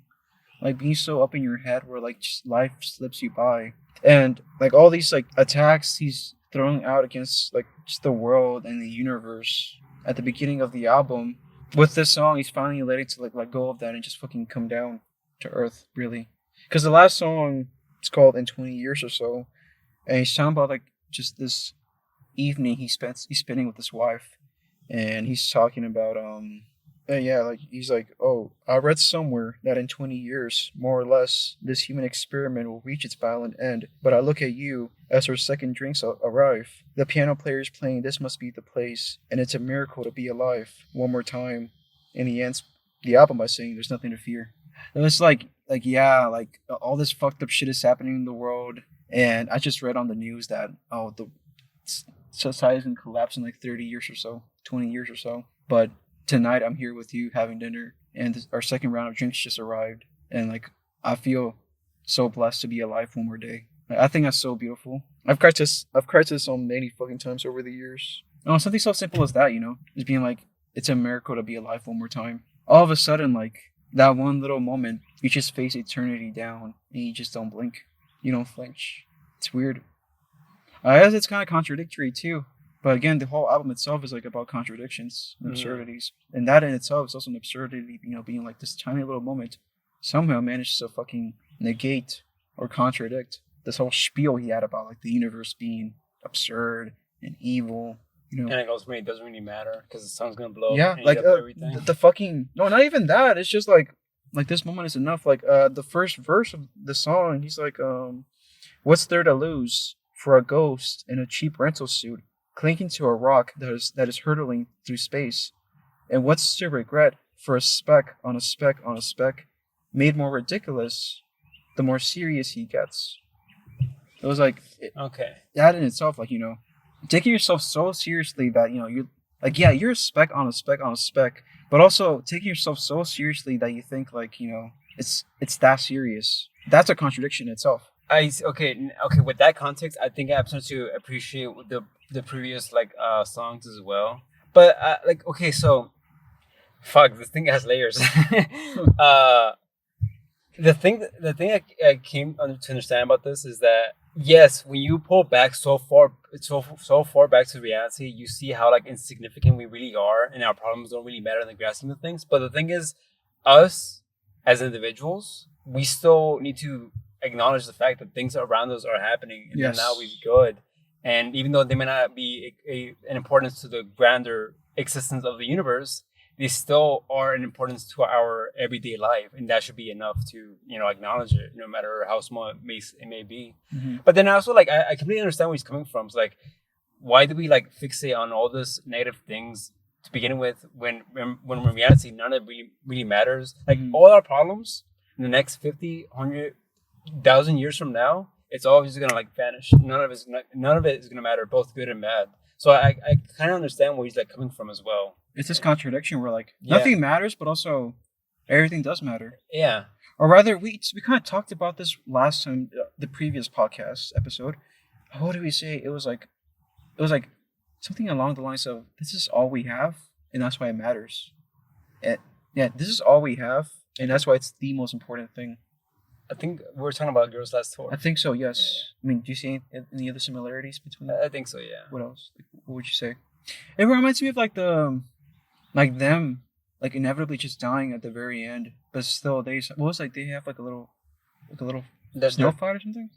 Snow fight, and then they do their their little last campfire. Yeah. And their last meal, and that's it. They just die, and that just like humanity disappears afterwards. We just want I'm getting chills. we just want some light in the dark, some warmth in the cold, to make something out of nothing. Sounds like somebody else I know. And I think ultimately what this trying to convey is that I think the little moments in life as like the individual is what really matters. But also like it doesn't. And that's a contradiction. Yeah, I think that's why it's called like pure comedy, because it's like it's all hysterical. It's like holy shit. When you like pull back, it's just like it's just the insanity, the absurdity of like what life is. Holy shit! It sounds really fucking interesting. I like how first you went like, I don't know. Yeah, okay. When I first heard it, when you were like talking about the first song, I thought it was like fucking like edgy, stupid, like teenage angst. I should also mention that one song that I didn't get to talk about. It's in the middle of the track list, but it's like 13 minutes long, and it's basically just him attacking himself. Like he's attacking it's very meta. Like he's talking about like he's just roasting himself because he's like, yeah, I take myself like way too seriously, or like he's like, the only people interested in my music are like fucking virgins. But he's like pointing out all his like he's talking about like the mask of Father John Misty itself, and he's like destroying that. But like I think that particular song addresses like all the criticism. Like he's not oblivious. He's aware. He's very self-aware and knowing that, hey, I take myself too seriously. I don't see if there's like any lines that maybe.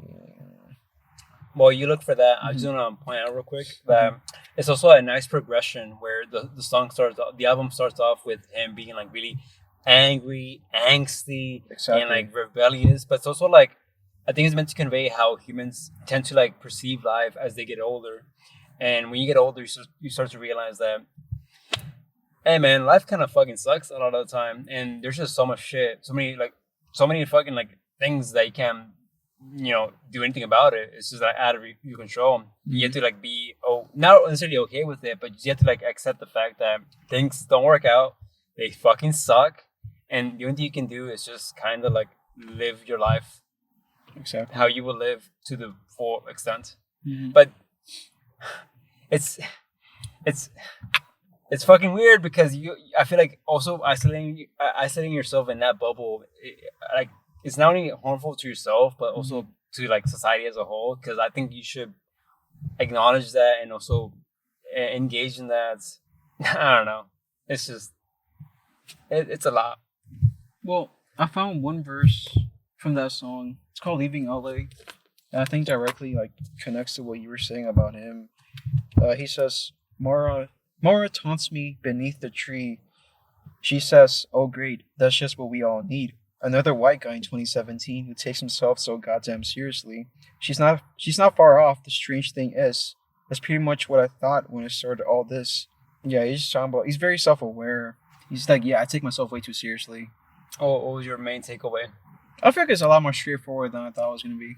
Like, yeah, he takes himself too seriously. And again, it touches back, it goes back to the last song where he's like, a speck on the speck, who gets more serious. Oh no, who gets more ridiculous, the more serious he gets.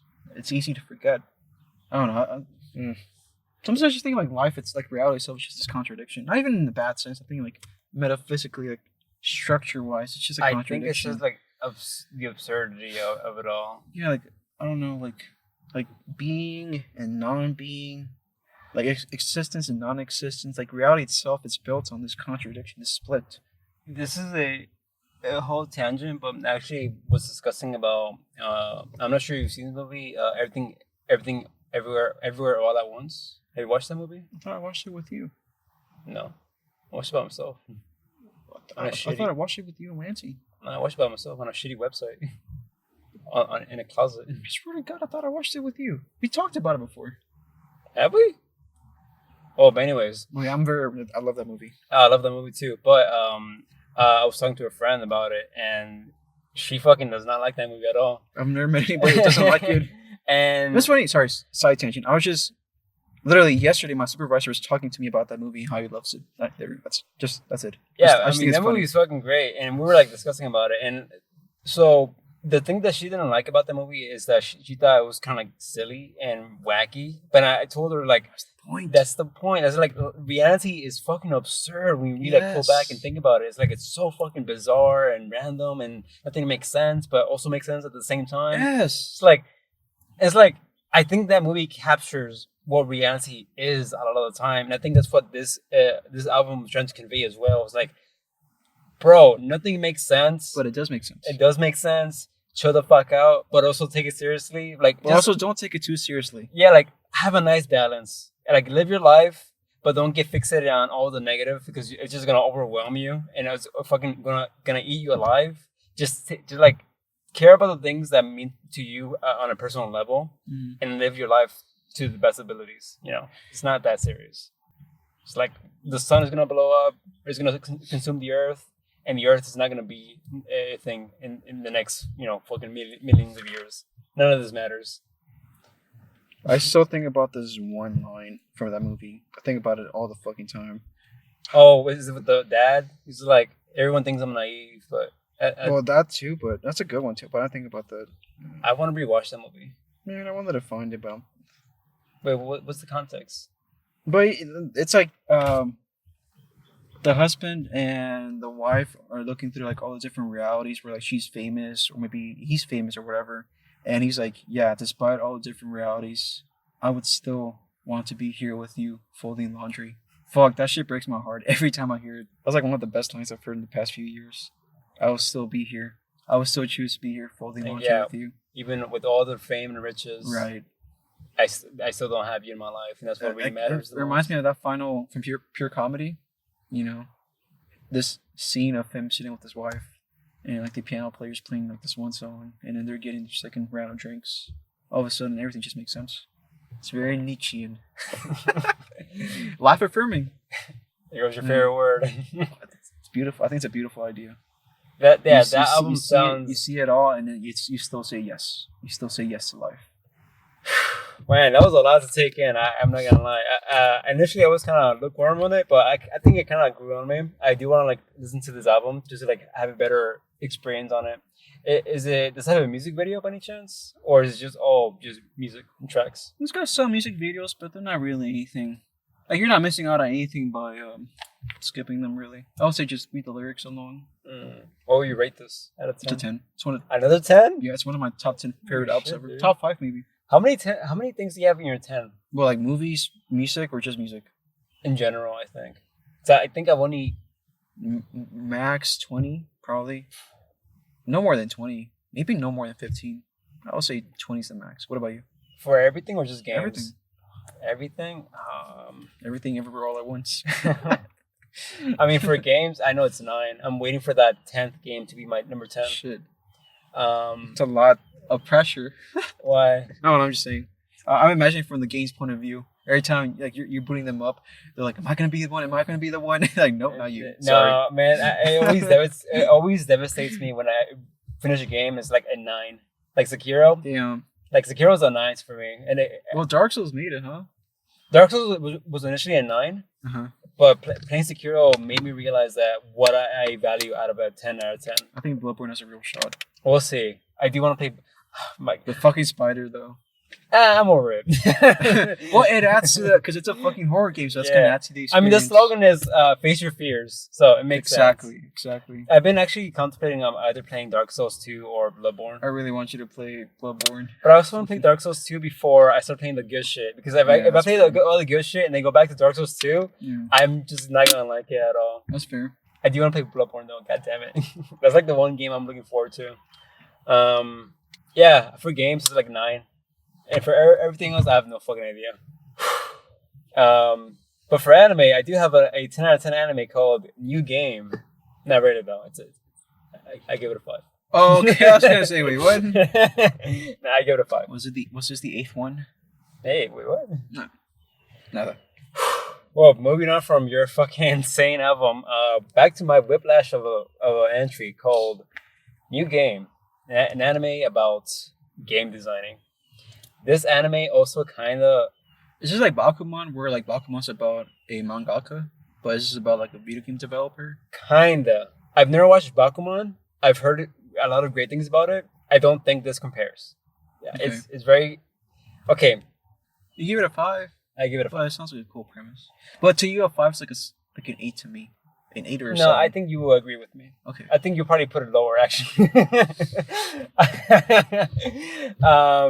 Maybe. So, New Game, it's a slice of life anime.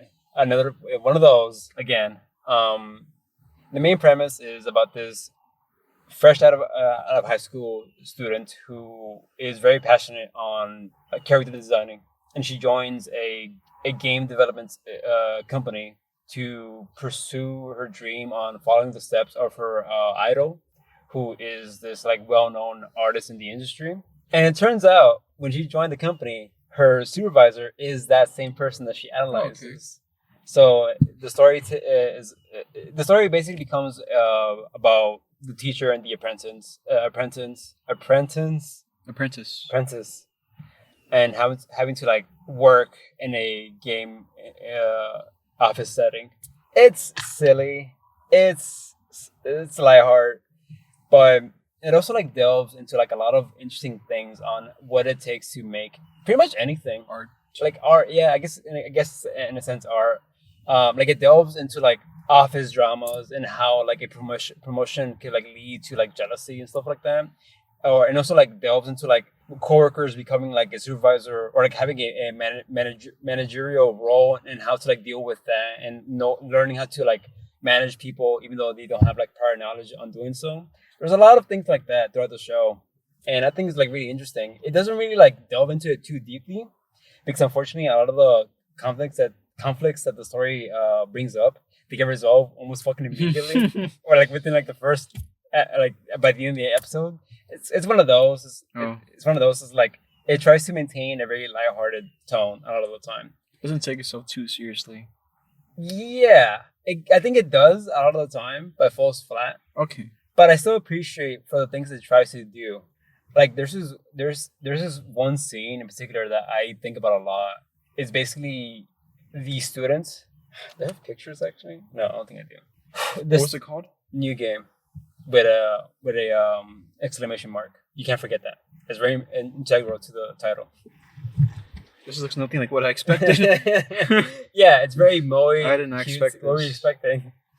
Darker colors. No. It's I very. didn't expect them all to be girls or for them all to be little kids. I think I should. Wait, what? They're not kids. They are. Look. They're small adults in that case, because. It's a very cutesy anime, and it tries to delve into a lot of things, and it falls short a lot of the time. But so this character right here, the blonde one, she's the supervisor, and the main character, the girl with the purple hair, during the second season, she gets promoted as like lead artist. Well, the other supervisor gets promoted as like the overarching manager or whatever the fuck. I forget the terms. And she gets kind of jealous because her design gets picked out by the supervisors, or like the big dogs on top. It's just like really interesting how even though you're in a managerial role, you still fall into these like pits of like envy, and having to like learn how to control your emotions a lot of the time in a managerial role. I feel like, have you ever experienced that as a manager yourself, where you have to like kind of consult your peers, but in a way that Peers or superiors? Subordinates, where it doesn't come off as like what's the word? Needy? Not needy, but where you're just like bossing them around. But you also like try to maintain a healthy relationship with them, but also having a... Well, I try not to take myself too seriously. Like, I don't really think about myself like a manager. I just think that as like a worker with extra responsibilities. Like, I try not to put that very like I get along with everybody. Like I don't talk to anybody differently now. I talk to everybody like normal, but, you know. Really? But I'll still like, you know. Do people treat you differently for it? No. No. Because a lot of things that this anime delves in is like. Also, like I know how to put my foot down. Like whenever like my own superiors are like tell me to do shit, like yeah, I'll put my foot down and be like, no, like I need to do this instead, or like this needs to be done instead. Mm-hmm. Like I consider myself very lucky because like my department, like people don't take their job too seriously, and those are my favorite kind of coworkers. People who don't take the job too seriously. The ones that I always have like conflicts with, are the ones who try way too hard and they take themselves too seriously. This is one lady who's like she's my superior, but she's like people can't chill out because like if she sees you like chilling out, she's like go to like she'll give you like random ass fucking she'll give you like random ass fucking like assignments to do, like go get backs from the back or like go restock this. My least favorite part about it is the fact she's very passive aggressive about it. I keep telling people this, but like one of my least favorite things in the whole world is passive aggressiveness. I fucking despise that shit. If you have something to say, just say it plain. This is very immature. It's like, I hate it. Like it just shows that you can't handle conflict. Mm-hmm. You have to be sneaky about it. But yes, that was a digression. Sorry. No, it's fine because I think it kind of like ultimately, I think this anime was just something I consumed passively, but it just gave me like a better appreciation for like managerial roles, but also an appreciation of what it takes to create a game in that industry when it can be very competitive and very like cutthroat. Yeah, it's like Ruthless. if you're not like willing to like sacrifice a lot of your time in life to create something, it can like eat you alive. And it kind of delves into that sometimes where people literally sacrifice sleep and have to like sleep in the office to keep working. But you know, this I guess it's kind of normalized in Japan because you know they tend to do that a lot of the time, unfortunately. But I don't know. It's just a very interesting anime about making games, I guess. That's all I gotta say. I wish I had something interesting to add, but it does sound interesting. You're not gonna like it. I know, I'm not gonna check it out, but like to me, it sounds more interesting on concept than the way you described it, like versus on execution. Yeah, like if they made like a gritty, dark, realistic, that'd be my shit. About this, I'd be all over it. But that's what you mean. I mean, even then, it's such a niche little thing. When I was watching this anime, I was thinking about who is this made for. Like when we think about it, it's a niche within a niche within another niche. Anime, a slice of life, and then fucking game designing. Like who is this? Little girls. Yeah, it's like who is this anime for? Like I couldn't like understand who is this for, and why is there 2 seasons for it? Like people seem to really love this. Did anime. You watch both? I watch both. Yeah, because it's one of those anime where I watch when I was either eating, and I also watch it in 2 times speed. Because I'm like, bro, this fucking. There's a lot of nothing going around. I'm gonna watch this shit in 2 times speed. Isn't that what a slice of life is? Yeah, but it's like it gets to the point where it's like it gets fucking annoying. I feel it's kind of missing the point though. Like, whenever I think about a slice of life, it's like this very meditative. No, but it's not mindful. even. It's not even that's meditative and mindful. It's just they're talking about nothing. No, it's like it's a comedy, and it also wants to be a drama, and it also wants to be like a fucking like take on. So like you're only there for like the actual like meaty stuff, and you're not really like interested for like, I guess the parts of it that are too scared to fully delve into the part you're actually interested in. Is that accurate at all? I think you're on the I think you're on the right track. I don't know. It's just like it does a bit of everything. It doesn't do anything all that well. Right, it's pretty brutal. I mean, it's true. It's cute. I liked it. Okay. That's all I gotta say. It's a 5 out of 10. What can I say? It's pretty good. First time I agree with you. I say that as somebody who hasn't even watched it himself. No, I think you'll rate this shit even lower. Probably. Yes. I think it's because I'm such an avid for like the slice of life cute anime that I just appreciate it for what it is. What can I say? It's just whatever. I would probably just turn it off after the second episode. This is bullshit. That being said, I think we can move on to something to more your speed, to your liking. Ed, you read more of Fata Morgana. Oh, we're switching to Fata? Yeah. Oh, okay. This is your last item in the list. No, second to last. I have Bocchi left. No, but Bocchi is like the main event. Okay. Well, yes, I did read more of Fata. It's a long fucking game. My God. Yeah. Fuck. So last time we left off, you were starting chapter 2, or you're like kind of in chapter 2. Yes, I was at the very end of chapter 2. I left off with finishing. Sorry. Wait, I thought you left off by finishing chapter 1, and you're just starting chapter 2. No, we was talking about the beast and stuff. Remember? Yeah. Yeah. So that's already chapter 2. Yeah, but like, did you experience like prior to this? You didn't experience the latter half. Well, yeah, I had to go back and finish it, and then I went to the third one. Well, let's delve into that. I mean, yeah. Okay, so I'm gonna pick up. All right. Well, I guess a little summary where I am right now. I finished door 3. Yes. So you're in door 4. Yes. However, I can't talk about it this episode. Why is that? Because I didn't. Oh, you didn't. Yes, that's where I left off at. Okay. But I'm looking forward to it because the maid herself said that this is the one where you're gonna remember who you are. And I remember you said that, you know, it's like towards the middle-ish where like the story really pivots and like everything comes into full picture. Oh yeah. So, yeah, I'm really looking forward to that. But for now, I'm just gonna talk about episode 2 and 3. I mean, sorry, chapters 2 and 3. Yeah. Did you like 2? All right. Do you remember the twist? Yes. Okay, let me ask you about that. Did you see it coming? I did not know, but I didn't either. Yeah, me either. Because so the way that it works is that the two scenarios are presented as like they're happening simultaneously. Yes. But then it's revealed like, oh wait, no, this is in the past, and you're seeing things in like the time is just all over the place, and that's what kind of like caught me off guard. That's why I didn't like, see it coming. But how did you like feel when it was like revealed who the beast is? I don't like it. I thought it felt kind of cheap. Why is that? It's because I didn't see it coming, but also like I did see it coming.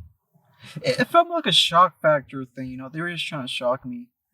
But I mean, I like the commentary about it. Like it's clearly about like racism, right? It's like no, it is racism. Like, the guy himself is like I think they say he's from like Asia or something. Yeah, he's from Asia. Yeah, but then he's like in a European land, and like whenever he lands stranded on the shoreline, they call him a beast. He's like, what the fuck is that? Like, we call him a beast because he's fucking slaughtering people. No, but they touch on his race. Oh, do they? Yeah. Don't recall that. Well, I interpreted it as being like, yeah, like the reason he has this identity as being a beast because everybody called him a beast because he looked foreign, he looked different. Well, obviously on top of being fucking psychotic. Yeah. But I mean, I like that part. I thought that was interesting, but I could have sworn that they delved into like he had tendencies on torturing people in the ship. Like his own inmates. Yeah, but the people who found him weren't those. They weren't aware of that. They just saw like a random man stranded. They didn't know his history. They didn't know his history. Mm-hmm. I mean, yeah, the seeds were planted from the beginning. This guy's clearly not right in his mind. But I mean, I think I definitely like door 1 more. Really? I think so. Yeah. I think I like door 2 more it's for just some reason. I was really captivated by the relationship between the white-haired girl and the beast. But after, the mask came off and then he was just a regular guy. I don't know. I think this is a big part of it. Like, once you take away that because remember, we last episode, we talked a lot about how, like, just the way they depict the beast. It's so interesting. This fog. The sound effects, this fog. And you're like, what the fuck is this? What is this? Yeah. I think it's where my disappointment lied. I think I would have preferred if they just kept it like that.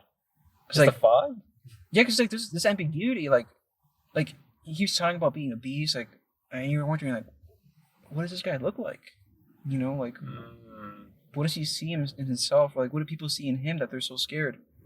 But when they show he's just a regular guy, I think it's more horrifying because it kind of like delves into like what humans are capable of. It's like, and some people, like, unfortunately, people have these tendencies. I mean, you can still depict that with the shadowy, cloudy figure, I feel. Because like it doesn't have to be like a literal shadowy. I mean, figure. yeah, I think the shadow was more so like a metaphor, right? Well, or like an image or an analogy. Well, it could be like a metaphor, but it's also like a visual representation of how the maid or the white hair girl sees the fucking guy. No, she's blind. Exactly, she's blind. She wouldn't see anything though, not even eyes or anything. But I know. I don't know. Yeah. I can't remember a lot of the details for door 2, but I do remember feeling.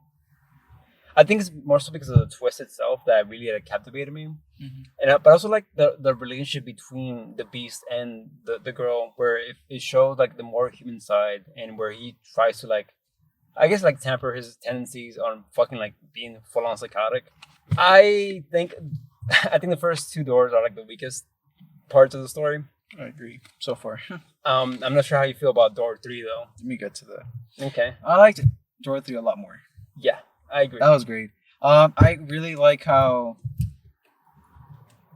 Wait, how does door 2 end? I don't recall. Jacopo. That's whenever the white-haired girl ends up disappearing, and he like dies alone. The beast? No, Jacopo. Oh, that's door 3 though. Yeah, that's door 3. I asked how does door 2 end. Oh, door 2. Yeah. I think. Does the beast? No, the beast kills his ex-girlfriend. And Yeah. then the little kid's like, I'm gonna get revenge on you. Does he kill the girl? I don't remember. I don't recall. I don't remember. I doubt it, no. Oh, no. Another beast comes into the mansion, and that beast kills the white-haired girl. What? I don't remember this at all. Wait. Okay, I'm confused now. There's 2 beasts? Yeah. And like that same fucking whenever like because somebody barges into his mansion and then he kills that thing. Oh, yeah. Wait, no. It's no, I remember now. It's he sees other people as beasts, and we're seeing the point of view of the beast's perspective, where it's like, the so-called beast was the girlfriend. No. What happened was like all the villagers decided to get revenge, and they raid the house and they kill the girl as like revenge, because they think they keep saying she's a witch. Yeah. So yeah, they go in there. I think the beast was out of the mansion doing something in the village or something. I don't know what, but yeah, all the villagers like that's whenever they invade the house, and the kid himself who befriends the ex-girlfriend. He's one of the people who was like in charge of the attack, and he killed the girl. Oh, because no, they believe she's the beast. Yeah, because again, I don't know. They keep saying she's a witch, but we'll get to that. No, but just I remember now why there's two beasts, because the beast was seeing the other person as a beast, because at that point he didn't recognize people as people. He was just like so blinded by like rage and like all this negativity and hate. He's like, oh my god, a human. They're just like me, therefore they're just equally as bad. You know, we're seeing it from his point of view. But in reality, it was just the girlfriend trying to be reunited with his, lover. So, I don't know. I'm not sure what they were trying to say with that. They're gonna... You know what? I'll just shut up with that. Anyways, that was door 2. Door 3, though, I thought it was beautiful. Door 3 is probably tragically beautiful. Best out of the first 3 doors. I liked it a lot. My favorite part was like the fact that Jacopo, he starts very one-dimensional, just abusive. You just don't like him. Like, he's just comically evil. And like, yeah, at some point I started getting a little bit tired. I was like, okay, fine, I get it. He's a bad guy, whatever. But then I started talking about his backstory more, like the way he was raised. Yeah. Like these things that were ingrained into him when he was a child, and then you start seeing like, okay, that's why he acts like this, And like a consistent thing I see like throughout. Oh, the 3 doors so far is like it's just these habitual walls we put up, not just to our against other people, but also just to the world itself. Like I guess like a constant thing I see throughout is just like trauma and hurt, and how that leads to people like walling themselves off and making like assumptions about everybody's out to get me. Before I get to that though, I want to talk a little bit about maybe like what the house itself, because I had like a little. I'm just gonna like not even engage with this, but I do want to hear your thoughts. No, with this guy pass. Sure. Actually, I think it was between doors 2 and 3. Like the character is just wandering around the mansion. Okay, before we delve into that, I want to ask you: have you met the witch? Michelle. So you've met the witch? Yes, I was. What? The fucking song during that. What song is it? I don't remember the name, but holy fuck! Whenever he first appears, that's like the most beautiful. God, I'm glad you brought that up, because like that one encounter it just sticks with me because it's like it's so beautiful. It feels divine. I don't know how to explain it. I mean, it kind of is when he's like standing in front of a fucking glass. And the fucking music, it's so beautiful. I mean, you can argue about the entire soundtrack for that game. Like the soundtrack for that game is so like beautifully constructed, and it just like pulls your heartstrings in fucking like in interesting ways. But what was your first impression on Michelle? Is it Michelle? I think. Michelle Michael. I don't know. I mean, he's based off like the Archangel. Well, I only know his name because I looked at. I just googled it, and he was one of the. Well, I don't know anything else. I just know his name. That's it. Okay, so I was wondering, how do you know his name already? I googled it, and people comes up. Okay. That's all I know. Okay. But yeah, I'm glad you brought that up because yes, there's a part where your character's just wandering around the mansion, and he comes across a glass stained window, and all of a sudden, I think you jump into the frame, something like that. Yes, and then you see like a memory or something. So beautiful. I've never seen anything in media or in no other media up until that moment has portrayed like the feeling of divinity. Like, I don't know, it felt so transcendental. Like the music feels like a religious encounter, but it's like a fucking visual novel. So it's like, how the fuck did they pull that off? I don't know. It's just a picture and some text and some music. But I don't know, it feels like I'm literally stumbling on something like divine, and then like you're like, what did I just see? You're like the presence of an angel, you know? And you're like, what the fuck did I just see? But yeah, I'm really glad because like that segues perfectly into what I wanted to talk about, which is specifically that window. Because I had like a little spiel, a little musing in my head. I was wondering like, what is the window? Like, what did we see? Well, the picture frame. No, it was like no, he was standing in front of like a glass stained window. Oh, yes. You mean Michelle? Yeah. How do you pronounce his name? I said Michelle. I don't know. To this day, I still don't know how to pronounce his name. I'm sure it's Michelle. I think I was pronouncing it like Michael or some shit like that. It feels kind of. I'm just gonna call it Michelle. Let's just do Michelle. Michelle, fuck it. Yes, I wanted to talk about the glass stained window because I went like on a whole musing because I kept thinking that moment stuck. And it still sticks with me to this day. It's like, what was the meaning of that? What was the meaning of that moment? And like, what is this? Why did I see it at this point in the story? And who is this Michelle guy? He's clearly the witch haunting. He says to himself like, yeah, I am the witch. This place is cursed. If you stay here, da da da. But yeah, I'm just gonna read out what I wrote. Go for it. So I wrote out. Glass stained windows are usually present in churches. Churches are a location for communion of faith. So, while you're also exploring the house, I'm not sure if you remember, but you also like talked to like a painting for a little bit. Mm-hmm. Yeah. So that painting mentioned that this was the only place that was not haunted. That is, the room with the window. It was the only place that was not haunted by the witch. So I started thinking. So if the mansion is a vehicle, or like I guess like a visual metaphor or allegory for like somebody's trauma, maybe the room with the glass stained window is like the last remaining untainted space in someone's psyche. That's what I wrote down. It's maybe. So interesting hearing your like insight in this. Well, me having like the knowledge on what like happens at the end of it. It's like, I'm telling you, that fucking moment just stuck with me. But yeah, I also wrote like maybe this is the spot where maybe the spot that our mind still lingers for hope and connection despite the hurt that we carry. I also wrote like, what if Michelle is? Oh no, sorry. No, I wrote out. But if Michelle is the witch, why do we encounter him here? Like in this one place that's supposed to be like the sanctuary. Yeah, that's not supposed to be where he's supposed to. Like, that's supposed to be free from him. But that's where I left it off at. That was a little amusing I had. You have anything you want to add on that, or you want to stay quiet until? I am gonna stay quiet. All I'm gonna say is that your questions will be answered. Sick. Am I on the right track? I think you're on the right track. Oh, sick.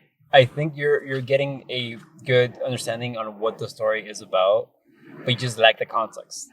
Okay. And I can't wait for you to like learn more about Michelle. Yeah, if anything, like it's a long fucking game, but I do see like it just ramps up slowly and stuff. Like, okay, so I'm not sure if I told you, but I actually read your review on Steam.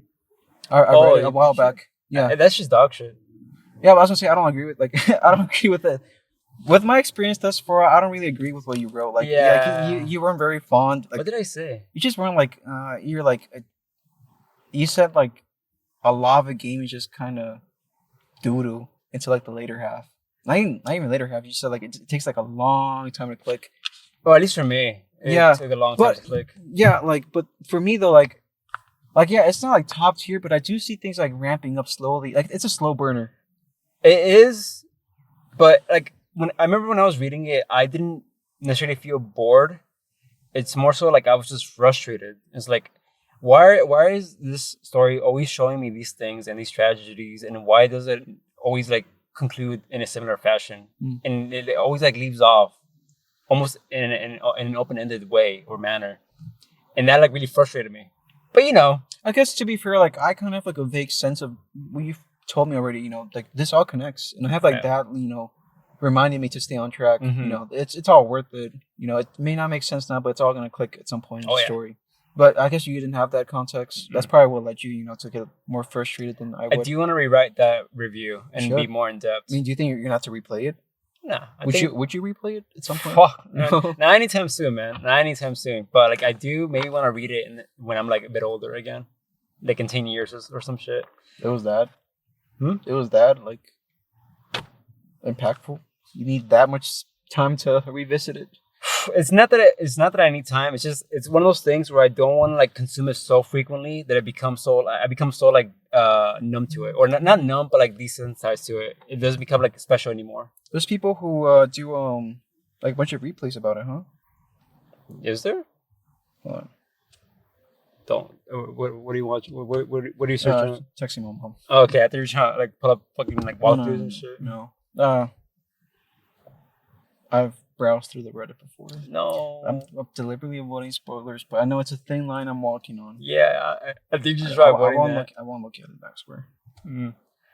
But that being said, it's like I really want to see what a rewrite of your review would look like. But I mean, well, I'll get a version of that once I finish it, and we can talk about it. Yeah. Full picture. I think once we talked about it, once we're done with the visual novel and we like discuss about it and like delve into like the meanings behind everything, I think that's when I want to like go back and rewrite the review, because I do remember being like, I just kind of wrote it on a whim, and I didn't put too much effort into it, because it's one of those things that the story means so much to me, and there's just so many ideas that I want to unravel, but it's just like it's kind of hard to like grasp and put into like words, and it's a lot. It's a lot. I mean, fundamentally, I see the story so far as being about like connection, like being hurt by others, being hurt by the world, but also keeping your heart open. Like so far in the 3 stories thus far, I see like a theme of where like there being potential for connection, but maybe one of the 2 parties is just like reluctant because past experiences. They're like, I don't know if I can do this. I don't know if I can open up my heart again, or like I don't know how I feel about being vulnerable, but that'd be a good transition point to door 3. Yeah. Oh, we went on a big tangent. That's fine. I mean, it all connects to the story. But yeah, I really like door 3. I like Jacopo's character a lot more than I expected, especially by the end. You really start sympathizing with him. Oh yeah, with him. I will say though, I thought the twist was also a little bit corny with Maria. It's like I don't hate it, but it's like, is it really necessary? I would have much preferred if it stayed more about between Jacopo and the white-haired girl. I'm trying to think what to say without like giving too much away. Okay. All I'm gonna say is that the foundations of the first initial chapters are built off on like perspective, and down the line it kind of like flips on your head. Also, yeah. Speaking of connections, it's just a little side note, but I noticed too that Jacopo locks up the white-haired girl, and that's a direct reference to the first door. Remember the first door, he talks to the, I forgot his name, but the kid. He tells him like, oh yeah, like at some point I was locked. Mel. Yeah, he tells him like yeah, at some point I was locked in like a jail cell by my lover or something like that. And it's like, so this is the same person then. But also like, why is that in the future? And she had like semblances of her past lives. But no, but it can't be a past life if the Jacopo stories in the future. Well, in the future, She tells Mel like back in the 1400s. She talks about it as if it was like a thing in the past, but no, the Jacopo thing isn't until like the future. Oh, I see what you Like mean. in the 1800s. I see what you mean. Okay. I was like, what the fuck? Yeah. Okay. It's all gonna make sense. I'm excited. It's all gonna make sense. Before like we dive into like Jacob, how do you say his name? Jacobo? Jacopo? Jacopo. I say Jacopo. I've been saying Jacobo. Or something like that. Jacobote. What did you think of his theme song? Is it the one where like the little jazz song? Yeah. I love it. Yo, when I first heard that, I'm like, it's such a whiplash. It is. It comes to the fucking like metal fucking like grunge guitar from the bass, and then you hear the fucking Jacobo's like the piano. Yeah. I loved it. I was like, this is fucking cool. Yeah. It really like sells you on the vibe what chapter 3 is all about. What was the song? It's like, you know. I loved it. I thought it was cool. I agree. That's what I'm saying. The soundtrack's amazing. It just sets the fucking setting so well. Like you automatically know, like, oh, this is like the 1800s. It's like so jazzy and upbeat. Oh yes, the soundtrack does not disappoint. Like I really find it really interesting how we are presented Jacobo as like this, not necessarily evil, but like misunderstood. And when you learn more about him, you quickly realize that he's just really insecure, and he's just like afraid to open up because of like past experiences. Well, it's just really good character writing because the way we encounter Jacopo is probably the same way that somebody like one of the random maids living with him probably sees him. You know, at first he's just this fucking asshole. Why are you such a dick? Arrogant, yeah. Yeah, but then like if you get to know him a little bit, you know, to the people he's vulnerable around, and you start learning about his backstory, then you're like, okay, I see where you're coming from. Fuck. Also, I wanted to talk about. I'm not sure if you remember. Remember when they first get married, and he takes her. Oh, the fucking wheel. Oh, it's beautiful. Yeah. Like, there's something I wrote that I thought. Let me see. What is it exactly? It's like a screen, right? It's like a moving picture. It's like a little. It's like a spinning thing. Like a little clock that shows like a couple dancing. I remember that. Yeah. But I want to point out how. So I wrote down. The moving picture of the couple dancing is alluding to the relationship between the white-haired girl and Jacopo. So, Jacopo sees the couple dancing as an illusion, whereas the white-haired girl sees it for what it is. It's just a happy couple dancing. So, like, it connects to like, holy shit.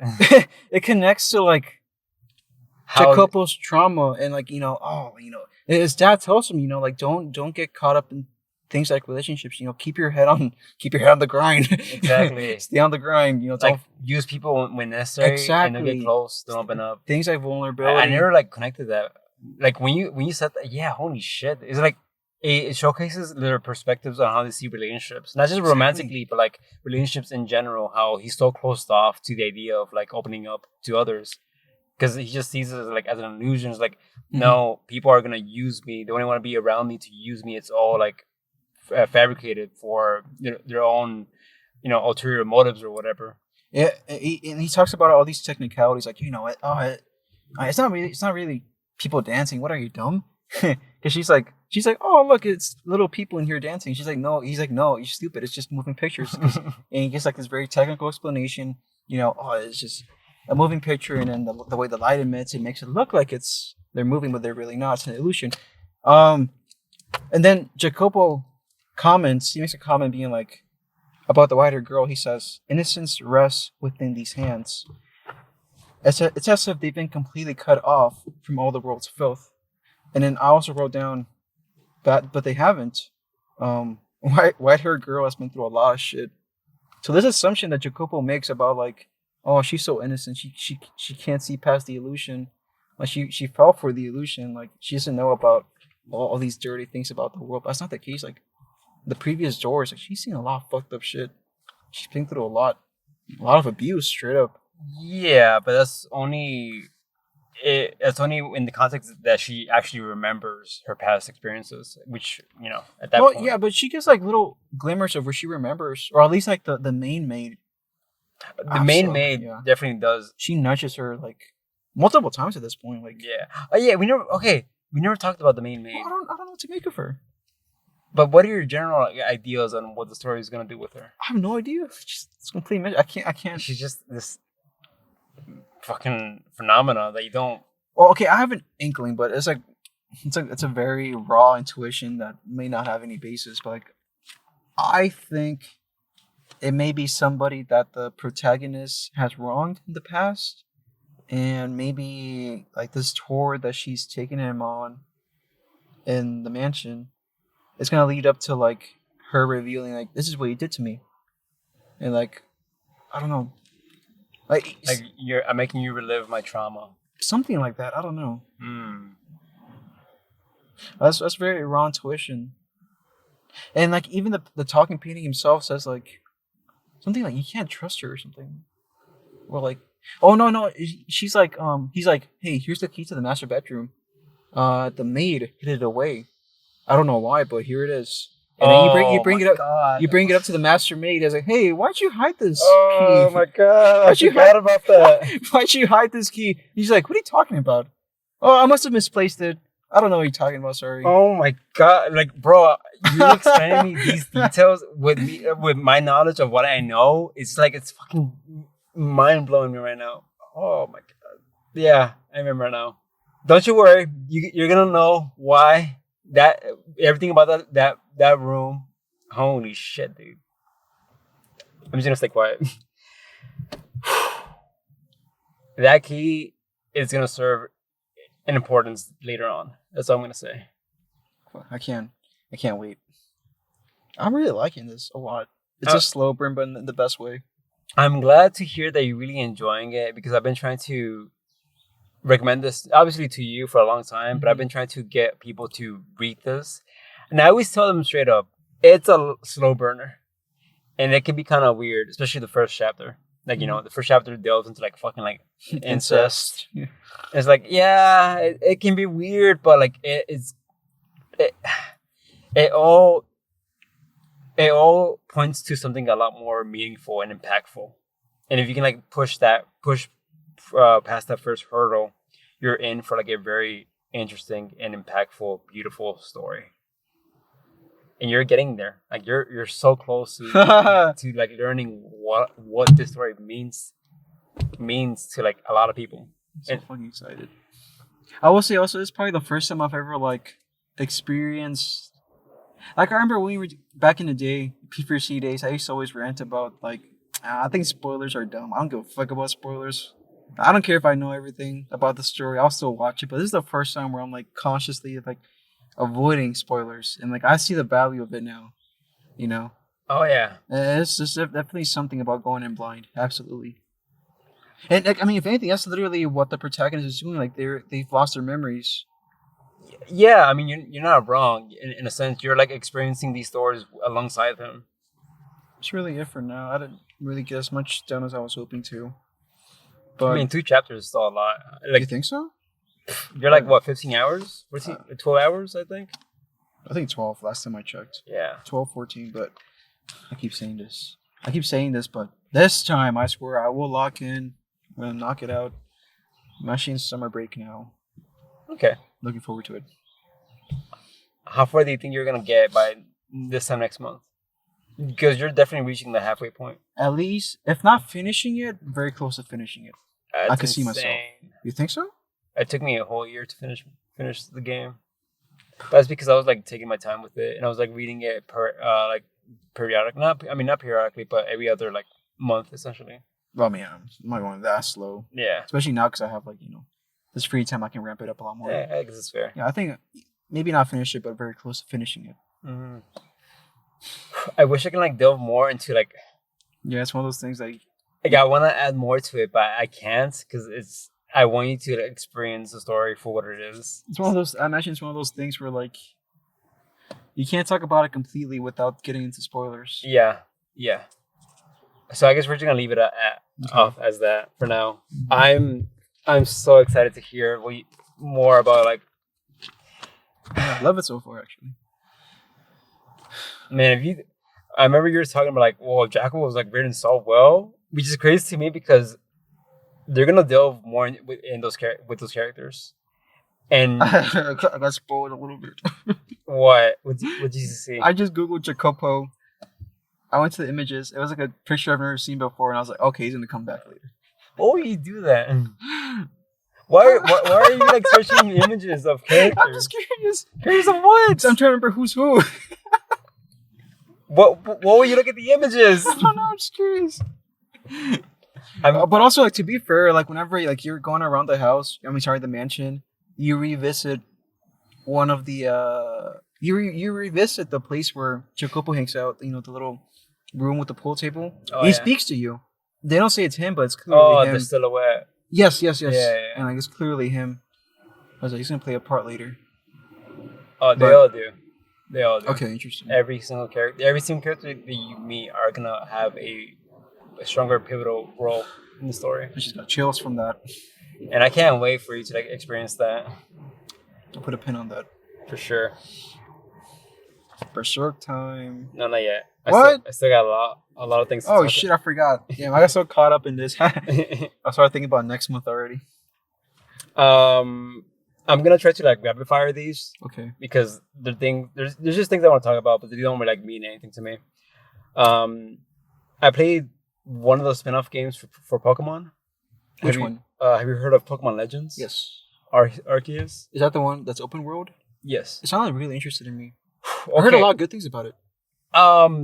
Yeah, it's like an interesting take on Pokemon for sure. And I had a sorry, go ahead. No, by all means, go for it. No, I was gonna say I had an interesting conversation with Lancy about it because she's a big Pokemon fan, and we were talking about how like, well, I don't know anything about it, but like, I guess I was commenting from like an outsider's point of view, where I was like, yeah, she kept talking about how it's very different from like the formula, the usual formula, and how they were catching like the fans were giving a lot of shit for it. But I was pointing out like it's ironic because like these are the same fans who like shit on bitching. It's like, yes, you're doing the same thing again. And then when they get something new, they start shitting on it. Like, why is this different? Like, what do you want? They can't win. They that's exactly what we were saying. Like, fucking okay, yeah. Sorry, that's it. No, I mean you're not wrong, and I completely understand where they're coming from. Yeah. I mean, you guys, not the fans. Yeah. Me personally, I don't really consider myself a Pokemon fan. Okay. I've played a handful of those games. I like them, but it's not something that I'm like willing to go out of my way and play. Mm-hmm. But Pokemon Legends it's a really interesting game for sure. No, tell me more about because I'm not deeply familiar with it. Like, what's the formula of it? Like, I know it's open world. So, it's an open world game, but it also tries to utilize the Pokemon Go mechanics, where you just catch a bunch of Pokemon. You can ignore battles altogether. You can just like throw Pokeballs at the Pokemon and just catch them instantly, or almost instantly, depending on your Pokemon level. There's a strong emphasis on capturing a shit ton of the same Pokemon to like.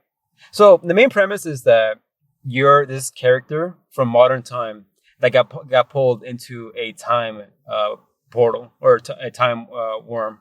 They got sent back to feudal Japan, and you see how the Pokemon world is being like established.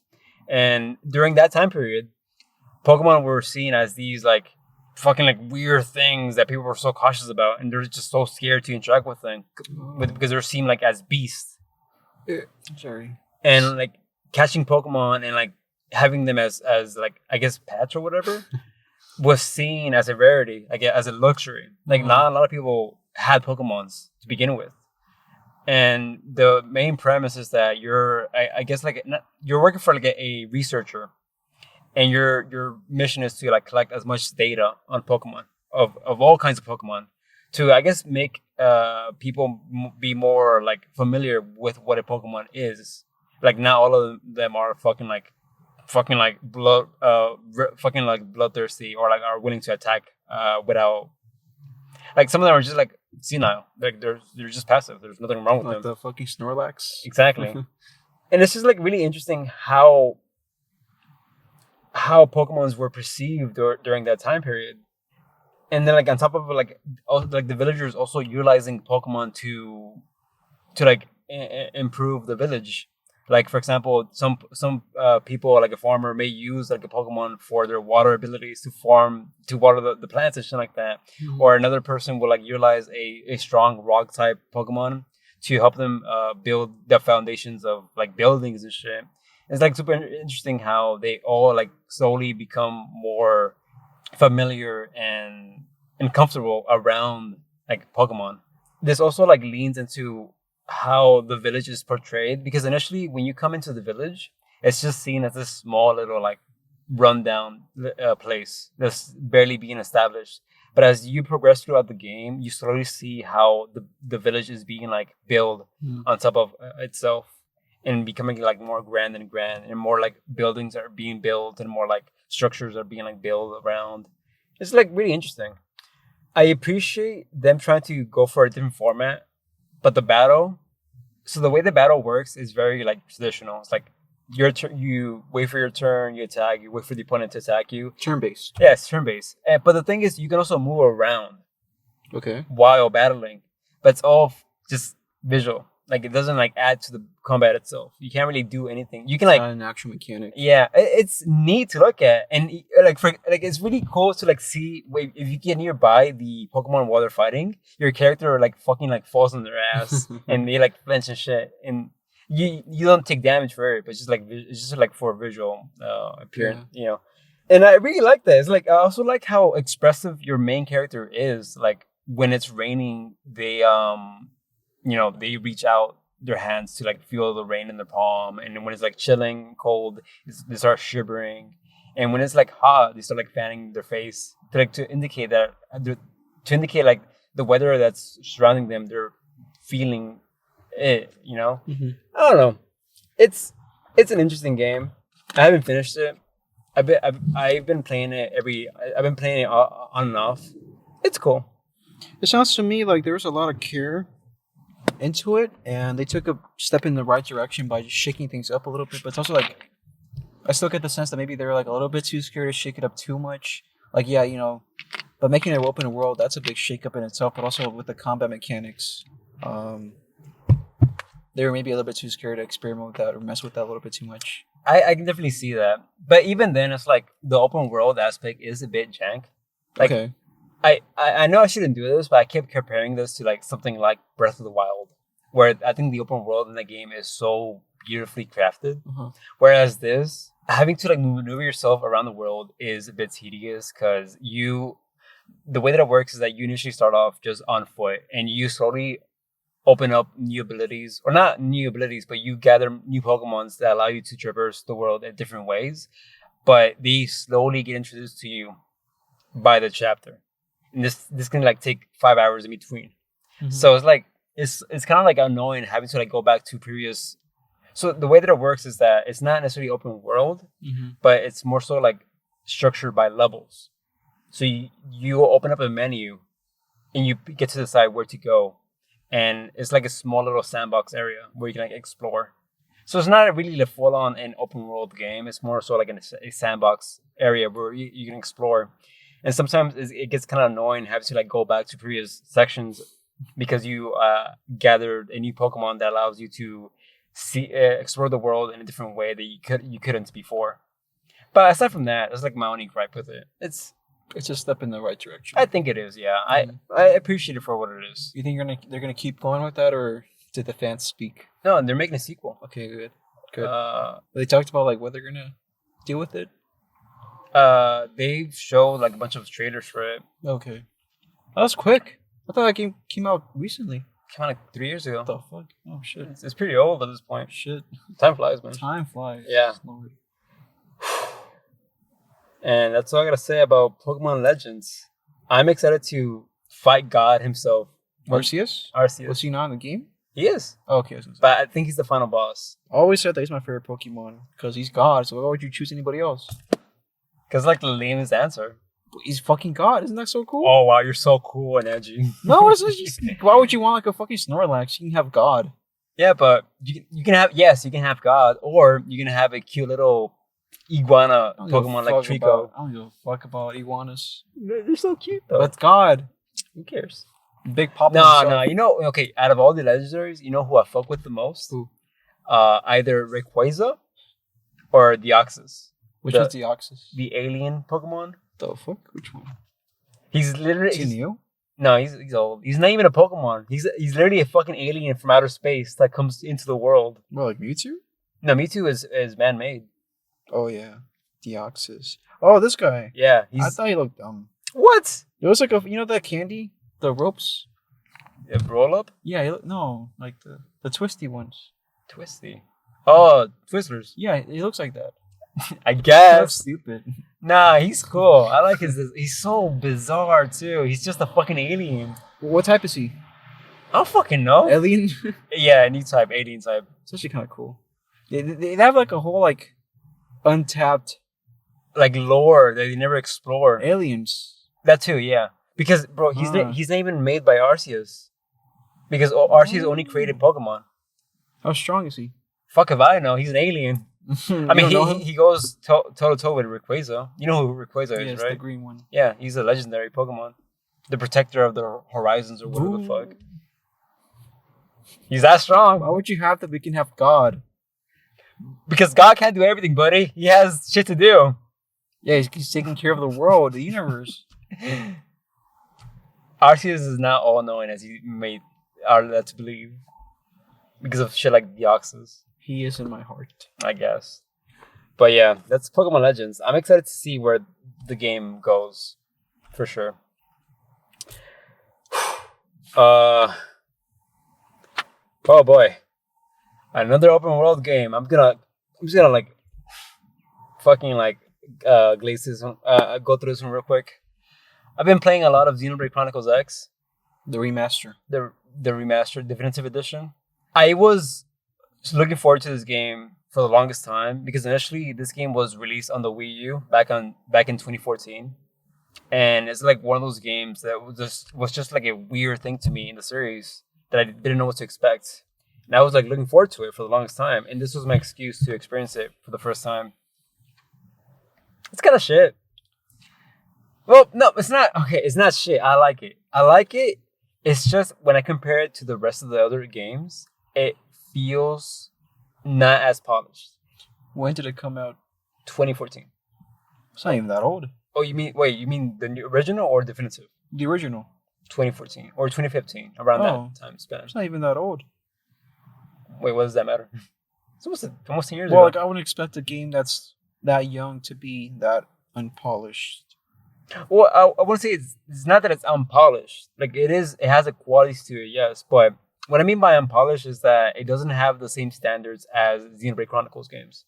I think my biggest problem that I have with this game is that I try to consume it the same way that I would with any other Xenoblade Chronicles game, where the appeal to me about those games is the story, the characters, the world. And this game takes a step back from all that. Like, yes, it does have a story, it does have characters, and it does have a world, but it feels like it takes a step back for a more focus on side quests and missions. Just like meandering and fucking like picking up bullshit and shit like that. The main premise of the story is that you're the last human civilization that has crash landed on a foreign planet, and you're the fucking like space station is not working. You're just like stranded there. You can't like leave the planet. So they kind of build a system where people are trying to like gather material off the planet, trying to like get data of like these alien life forms.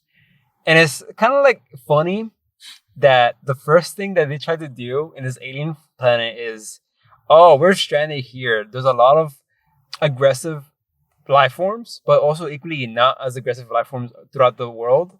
What should our next course of action be? Oh, I know. Let's colonize it. as humans, we should like colonize it and make it our own. It was just like Mickey 17.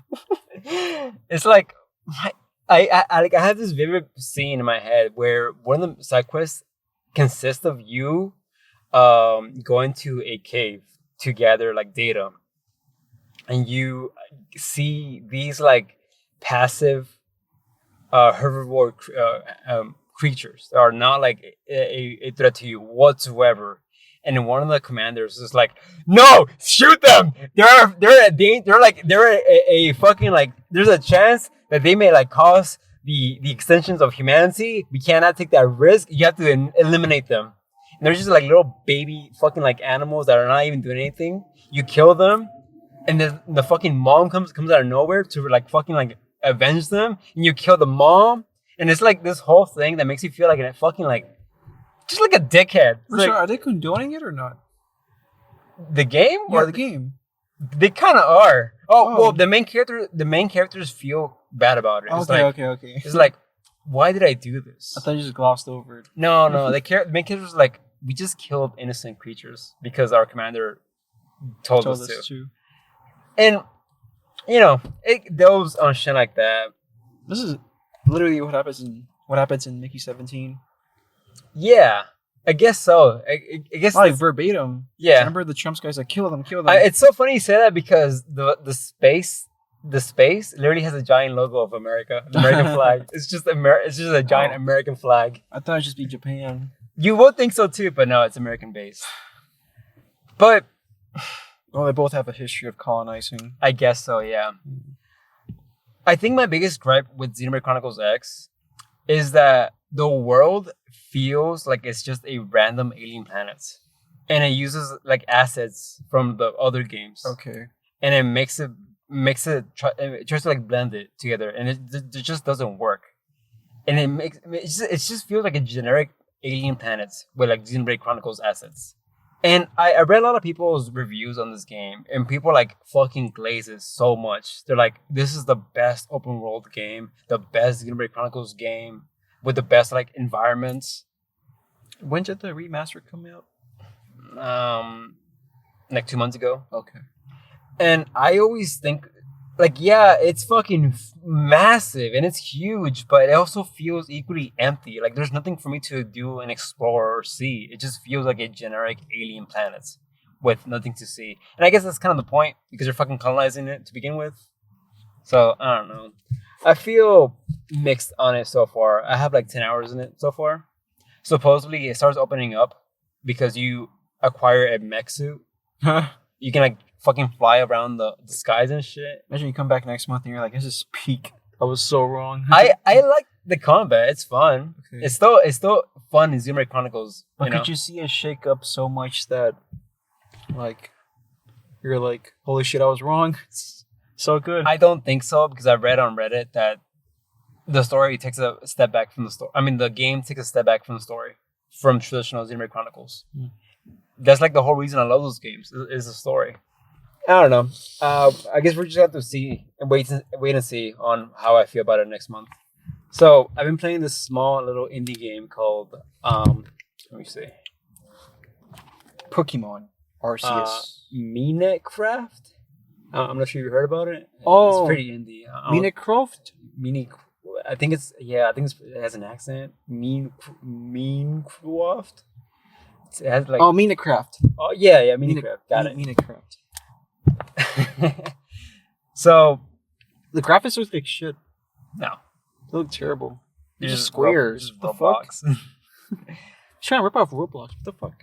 I'm noticing a pattern within myself. Every year, I get this weird like desire to play Minecraft, and you're not the only one. I've seen like multiple YouTube videos about this. There's a term for it. It's called like the 2-week Minecraft phase. Yeah, okay, it's so funny you say that because it literally lasted 2 weeks. Yeah, I felt it too. That's so weird. But like, okay, I want to preface. There's a whole literature about this. I want to preface right now. This is not something that I didn't do normally. I put 80 hours in the first week. Yo. I've never done that with anything in my life. Did you kill the Ender Dragon? No. But we did a lot of... Okay, so I've been playing Minecraft with Braulio and Gabby. Should we tell them who they are? Braulio is my younger brother. Gabby is his girlfriend. And also a third friend called T, or Luca. He kind of hopped in for a day and then fucked off. Rest in peace, Luca. Shout out. Your memory lives on. But for the most part, it's been us three. But the thing is, we've been playing with mods, and the mods, they don't really like change the game drastically, but they also do in very interesting ways.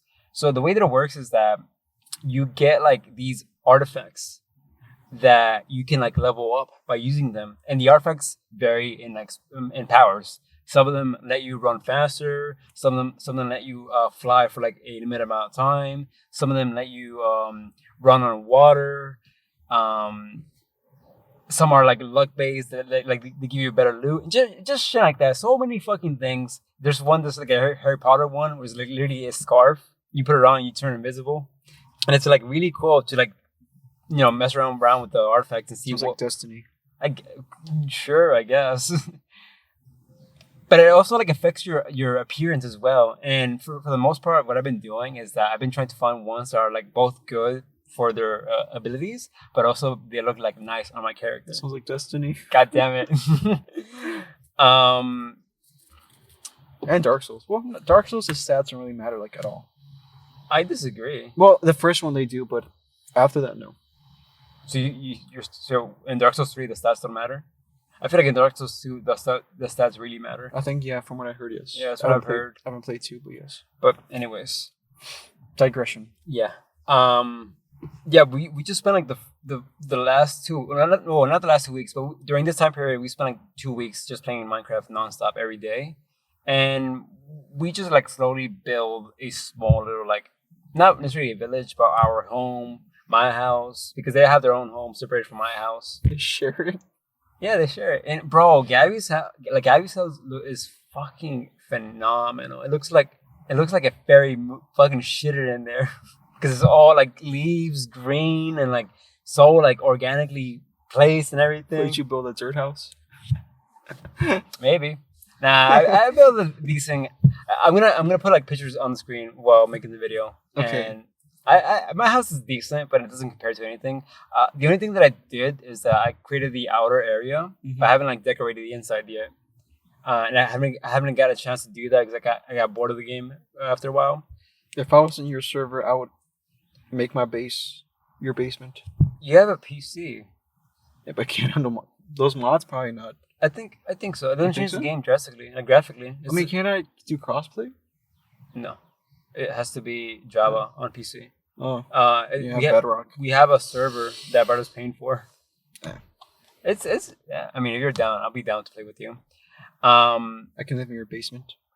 No, but the mod changes the game in really interesting ways though, because there's like more realms you can explore. There's like the Twilight realm, where it's literally just the forest, and there's like giant floating castles in the sky and mansions and shit. You heard about it? Sorry, go ahead. No, no, honestly, have you heard about RL Craft? IRL craft? Which is RL Craft. I think so. But describe I'm really fascinated by that because they got like it's like Minecraft, but like max difficulty because they got like temperature settings too. Oh, what? So you can get too cold, you can get too thirsty, too hot, and there's like random bullshit, like random dragons and shit. It was like a trend for a while. People just did gameplays with that mod on. It was really fun. Well, I didn't play myself, but it looked fun. I feel like that I'll get overwhelmed by that. Yeah, but I mean, it's at that point it's a whole different game, and the question arises: is that a good or a bad thing? I mean, it's not even Minecraft. It's just it's just a whole different thing. Which I mean, I don't see it as a bad thing. Fuck it. It's fun. If it's I'm not saying it's a bad thing, but can you even call it Minecraft at that point? No, you call it RL Craft. True. I never took you as a Minecraft person, bro. I love Minecraft. I think we bonded. When we first met each other, we bonded over Minecraft. What? I'm so positive we did. Like you told me, like you would spend like hours on it and playing on your Xbox, alongside like Dark Souls and shit. Yeah, but I don't remember you being that passionate about it, dude. Minecraft. Well, first of all, who doesn't like Minecraft? I think you. I thought you dismissed it. What? Yeah. I've never done that. I love That's just my childhood. Like I have so many vivid memories of playing Minecraft as a kid. My first like few memories from Minecraft was literally playing it with my cousin in Mexico. It was me, Bradley, and my cousin. You have Minecraft in Mexico? Yes, it was specifically like with the sombrero and everything. It was just a desert. But MX Craft. Like I remember, this is during the Xbox 360 Live days where we all play in the same screen. And it was like split screen. And I had the shitty fucking like ones on the top right, top left. I honestly think that was a peak of Minecraft. Yeah, simpler times. Xbox version.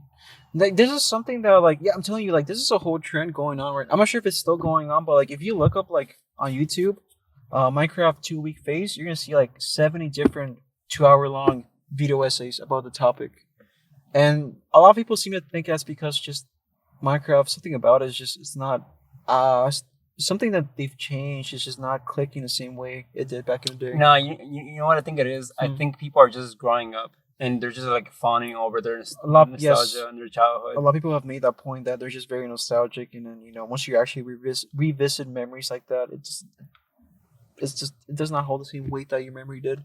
But yeah, it's funny because like yeah, Minecraft is such a gigantic feature of our generation. It's funny how like now that we're all growing up, like we're all getting this collective itch to go back and because I get that all the time. Literally, this fucking like last night I was contemplating like shit, I could use all summer to play Minecraft. It's funny. It's just this collective thing. Like we always want to go back and revisit Minecraft. What was your first like memory with Minecraft? How did you learn about Minecraft? I was begging my dad to buy it for me on GameStop. I was like, please, because I was watching on YouTube first. I was like, this looks so fun. I finally got him to buy it for me.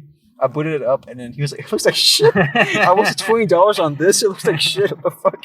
Wait, what year was this? How old are you? I don't, less than like 10, 12, something. It was a 360 version. I don't know what year that was. Like 2012. I was probably like 10, I think. I was crazy. Wow, fuck, I'm old. Holy shit. Bro, you think you're old? I'm old. I was playing that shit back in 2010. Fuck. When Minecraft was like brand new. On my fucking shitty laptop. And it's on the topic of, like, this is a good topic. I'm glad you didn't gloss over this. Oh, for sure. It's funny because like actually one of my favorite playlists that I used to put on all the time when I was busy with finals this semester. I would always go to those fucking like the theme song. Yes, the Minecraft music with rain in the background. Oh my Either God. That to study or to fall asleep. It fucking works every time. Is it the one with the cover where it's like a giant? Well, there's multiple at this point. I don't even know which one. It's okay. like it's I guess it's like the new lo-fi beats thing. You know, that was a trend back a couple years ago. It's very soothing. Like it's a great soundtrack. Not even like the lo-fi one. Like even the default ones, they're very like soothing. Well, I mean, and comforting. It's funny because like literally, I think a couple weeks ago, like Congress added the Minecraft soundtrack to like the library, where they have like culturally significant pieces of music or art.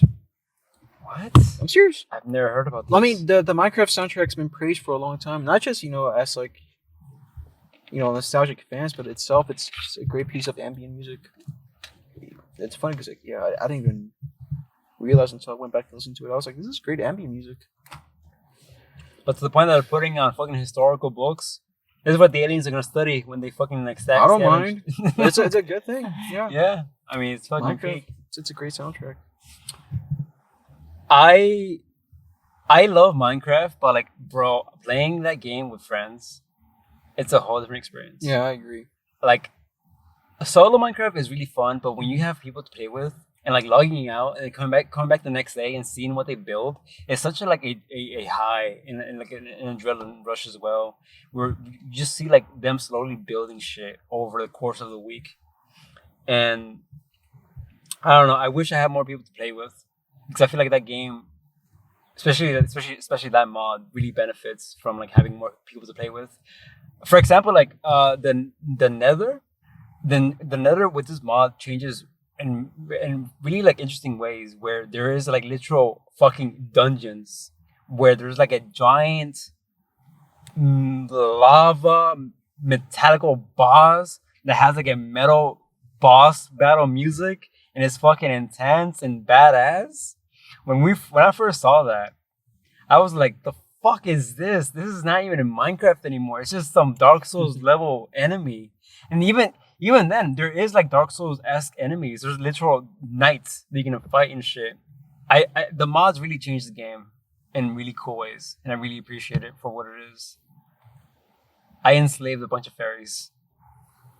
I enslaved so many fairies. They're just there, roaming in my house, not doing anything. They're just trapped in my house. I used to deal with the villagers. Huh? I used to deal with the villagers. I would just go into their village and be like, "You're mine now, all of you. I'm the governor now." And I would build my base around them. Like, I'm taking over. Oh, Jesus Christ. What? You're a dictator. You're a fucking tyrant. You're the one who has slaves, and Their house. No. Okay, I call them slaves, but they follow me around willingly. So Willingly. yeah, I Air give them a little item and they start following me around. Yeah, you know what that sounds like? What? Capitalism.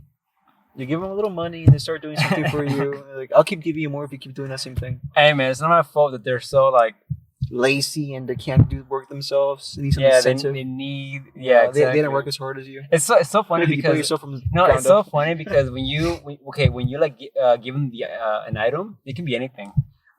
They're very happy and they're like cheering and shit, right? Sad. But when you like remove the item away from them, Mhm.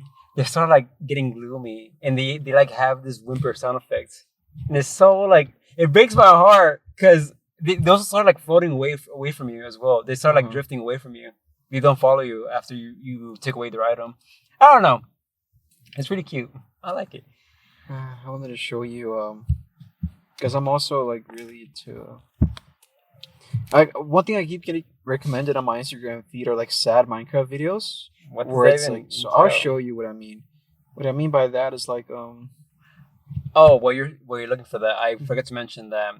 So the reason we started playing Minecraft was because us four, we started playing Terraria together, and that lasted for like 2 days, and then we kind of switched out to Minecraft afterwards. But I've always wanted to try Terraria, but it looks very complicated. it is thankfully we had someone that was like knowledgeable on the game, so it wasn't that bad. Terraria is really fun. I have a new appreciation for that game. It just people like to say that's like the Minecraft killer. Mm. It is not. It's fun. It's really good, and even base game without mods or anything, it has a lot to offer. But Minecraft is just like a whole different beast, man. That us playing Minecraft killed our engagement with Terraria. Felt like. Okay, well, I can't find the exact post, but one post came to mind as soon as we started talking about Minecraft, and it's like, it was like a Instagram reel. The squirrel and the bird are Scared me. fighting. I thought something fucking came. No, there's a squirrel and a bird fighting. What the fuck? Yeah. Are you scared? I thought like a homeless man was charging us. No, my bad. No, it's just Where's he at? Or them? they're fucking gone. But like fuck? they're like fighting the bird and the squirrel. That's the first time they've ever made contact. Those two species. I'm sorry. Oh yeah. I immediately thought about this one Instagram reel I saw.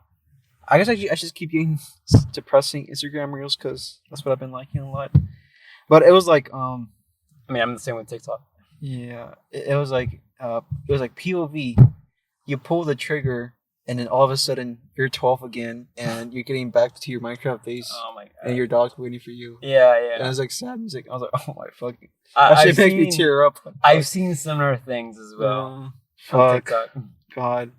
Well, like whenever like it's also like just stuff like people revisiting their old like fuck. No, for me right now, the thing on TikTok for me is that I keep getting recommended like 90s, 2000s nostalgia things, like commercials and toys and stuff like that from that time period. I mean, and holy shit! Not only is it like bringing back like memories from my childhood, it also like reminds me like the 2000s were weird when it comes to commercials and just like creating things.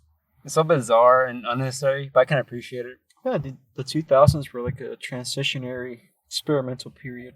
I think about fashion, like when you look back at movies that take place in the 2000s, it's really awkward. Just khakis and button shirts. No, the one that comes to mind is the trend from 2010, where it's like the snapback and Oh the lord, fucking swag. yeah, the swag YOLO. era. Yeah, yellow swag era. Holy shit, the One fucking deep. holy shit. I haven't heard that term in a long time. Anyways, Minecraft just brings fucking memories from the past. That's all I gotta say about Minecraft. It's Minecraft, pretty good. What can I say about it that hasn't been said already? It's always gonna hold a place in our hearts. I think it is, and I think I'm always gonna come back to it, even though I get burned out every time. Like I feel burned out right now with Minecraft, bro. If you ever download Minecraft on your PC, you're always welcome to join us. It's just so fun. Moving on from Minecraft to a small little game that I found on Steam for free. You can play this on your PC if you wanted to. It's a little game called Everything Ends in Zero. Picture this: you're a ghost. Quadeca? Quedeca. You're Quedeca. You're Quedeca floating in the void. I would just start playing with myself. What? What? So just gooning. Sorry, go ahead. You're a ghost in the void. All you see is the silhouette of a ghost. White, cartoony. But you also see a timer at the top of the screen. It's ticking down. There's an hour remaining. Ticking down to what? Who knows? You try to move around to see what you can do in this world. It's just void. It's just a black. What are you laughing at? It's just a black void. What? What's so funny? The void. It always goes back to the void. But you quickly realize there's an arrow pointing at you at something. You follow the arrow. It leads you to a strange NPC. You talk to the NPC. They start rambling about random shit that don't mean anything. You talk to the same NPC a couple times. Same results. They start rambling about God knows what. You quickly realize that after a few interactions, the arrow changes position. You could stick around, talk to the NPC further to see what they will say, because they do say a lot of things. It may not be impactful or meaningful, but they have a lot to say regardless. But you can also move along and follow the arrow, which I did. I followed the arrow to see what I will come across to, and I did that for a good chunk of the game until I came across certain NPCs. As you're traversing this world, the void becomes colorful. Colors start showing up. Hues of green, blue, yellow, even white start showing up. And whenever you overlap over the color, your little ghost has a little contrast effect with the color. It's really nice, very trippy. You don't really think much about it. It's like, oh, cool colors. The black void is becoming colorful for some reason. Cool. I'll follow the arrow moving forward to the next NPCs. None of them really stick out to me, except for one in particular. There's this NPC that's it's the shape of a video cassette or a mixtape cassette of some kind, and it just rambles on about trying to write. But the problem is that this unidentified unisex creature struggles to sit down and write because they struggle with distractions. So to deal with that distraction, they try to put on music. They try to put on a playlist of some kind. But they quickly realize that the songs they're playing are not the right mood for the thing they're trying to do. So they click next to the next song. Same thing. It's not the right mood, not the right song. Next. Not the right one. Next. Next. Next. Next. And it repeats that for a long, long time until they find the perfect song that they can use to write. That one perfect song. Finally, I can get to writing. Or can I? The song is too distracting. I can't write with music. I need silence. So they sit in silence, trying to write.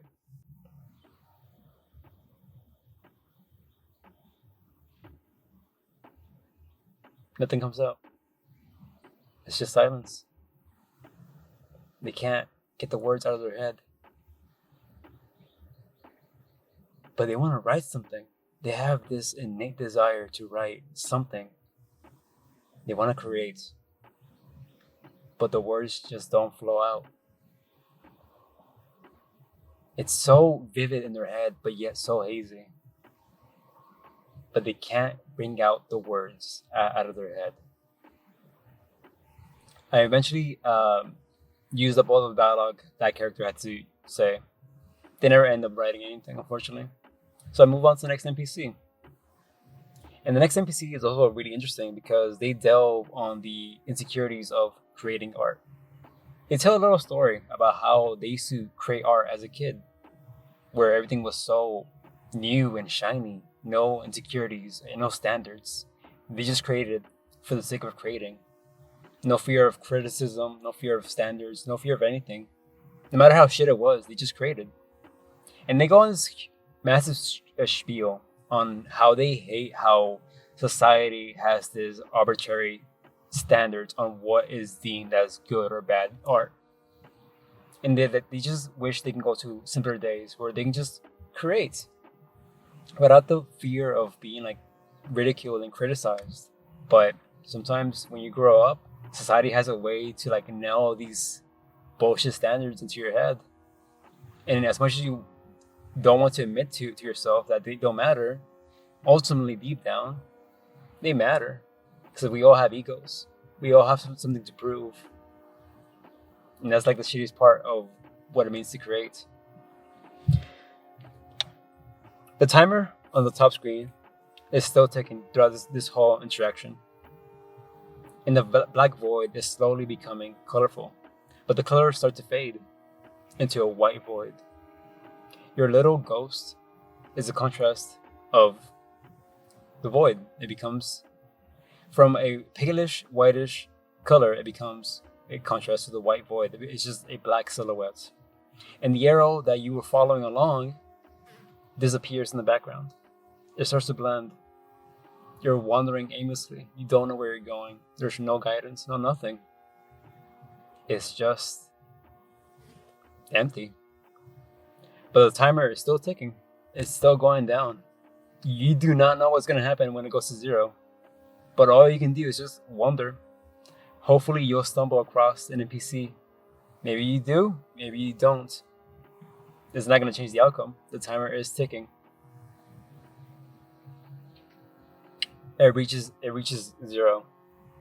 The creator of the game starts talking to you directly. And they just go on a rant about art. And to preface, the writing itself is choppy. It's not great. It's kind of mediocre, if I'm going to be honest. But it kind of lends really well to what it's trying to convey. When I was done with that game, the thing that I pulled away from it, sometimes creating things, like creating something, like creating art, doesn't need to be good. It doesn't need to make sense to anyone but you.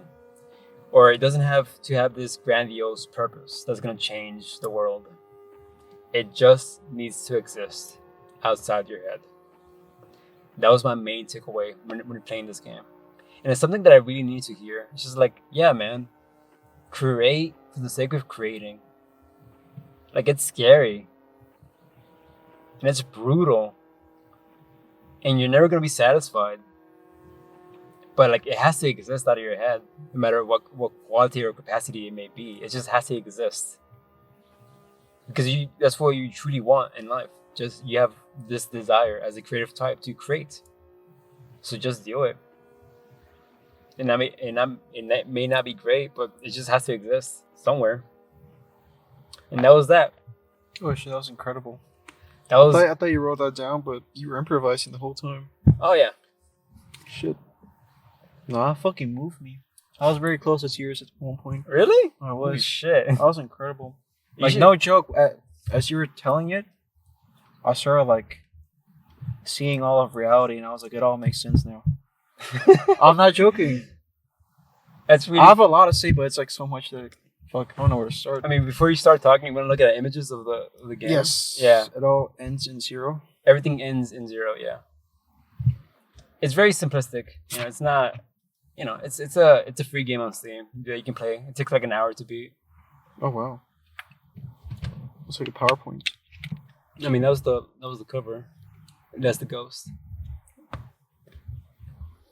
So to me, my interpretation. I want to hear your interpretation too. But I mean, I just told you my interpretation. Like, what was your interpretation about? Like, why is there a timer in the first place? I think it's meant to like give you a sense of urgency because there's a lot of NPCs, and the arrow guides you to the NPCs. But the NPCs talk so fucking much, and a lot of time it's just literally nothing. It's just ramblings, like nonsense a lot of the time. And when I was playing this game, I remember I was like, I want to like experience everything. I want to hear what every NPC has to say. But I got to the point where I was like, I can't. I literally can't. Like the arrows, after a while, it starts to disappear because of the white void. It blends in. You don't know where you're going. So at a certain point, you just have to like pick and choose who you want to hang out with, and who you want to like learn more about. And I think to me that says that life is just too short to give your energy away to just random people. You have to like pick and choose who you want to surround yourself with. You know, and that kind of like brings value to life, and you bring value to their life. I think that's my main interpretation of that. I interpret it as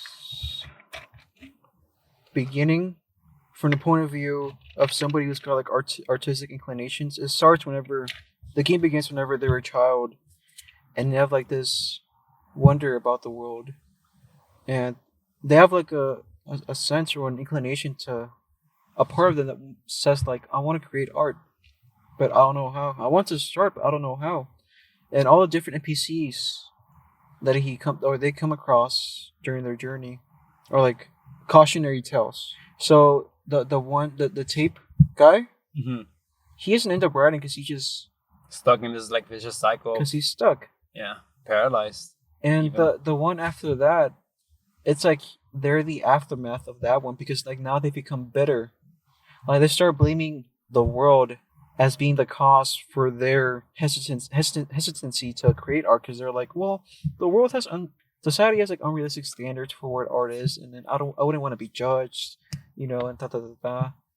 So it's like the middle one will be like the hesitancy, and then the third one's like the bitterness that comes afterwards.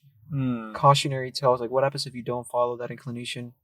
And the timer to me is like that person growing up and that creativity just dying.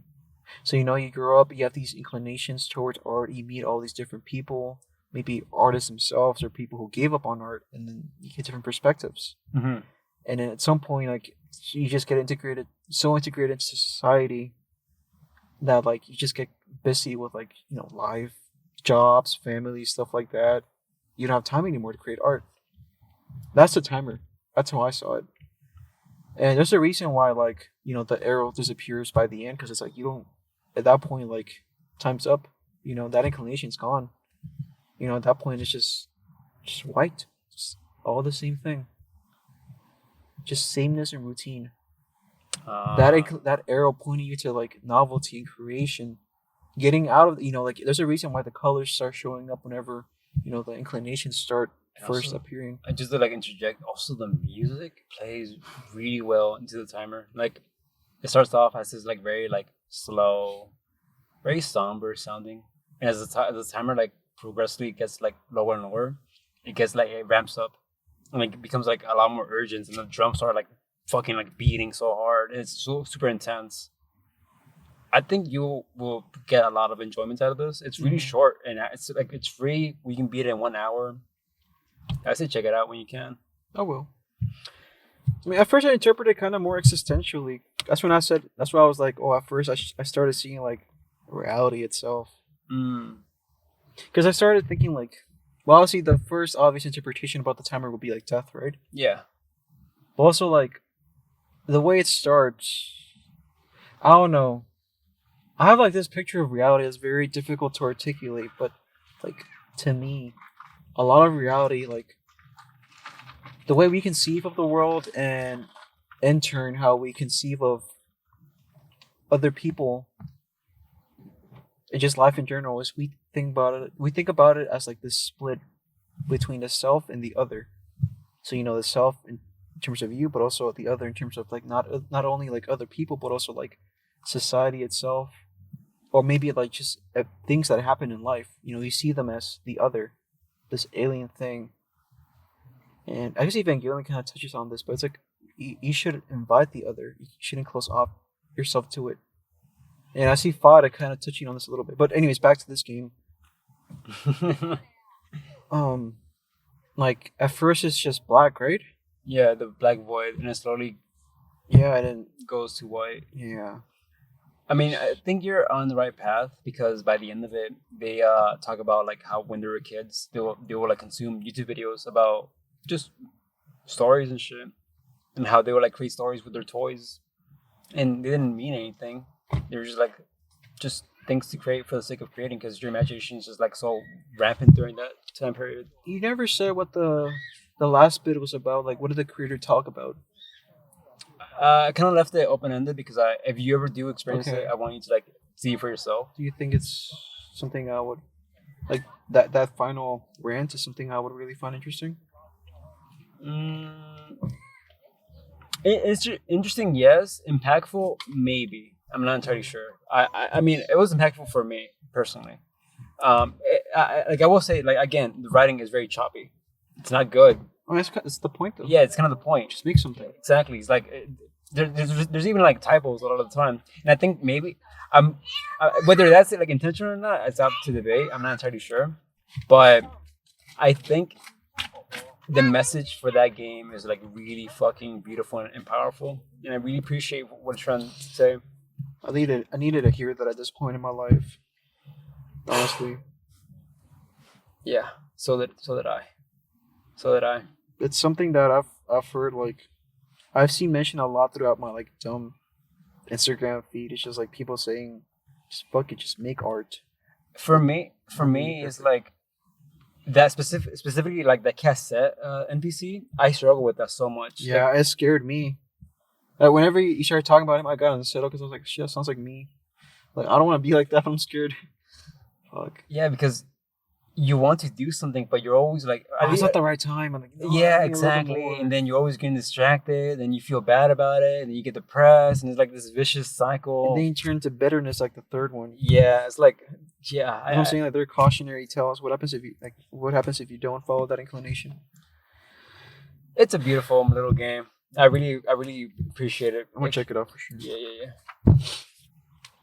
But to follow along that same train, wanna continue on the same like topic about like that sort of thing about not necessarily creativity but success. A lot of people have different interpretations of what it means to be successful.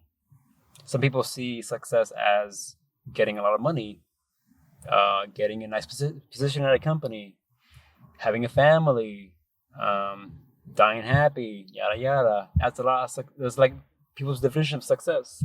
But success varies. Everyone has like their own definition of success, and it can be something as small as I don't know, going to Antarctica on a ship. I watched an anime called A Place Further Than the Universe. It's about these four girls, high school girls, who are trying to find themselves in life by going to Antarctica. And these four girls, they all have different reasons on why they want to go to Antarctica. For example, you have the main girl who is always second guessing herself in anything she does. When she tries to do something new in life, she always gets paralyzed in fear, and she just never commits. And her reasons to go to Antarctica is to push back on that fear, to just fucking go for it, you know.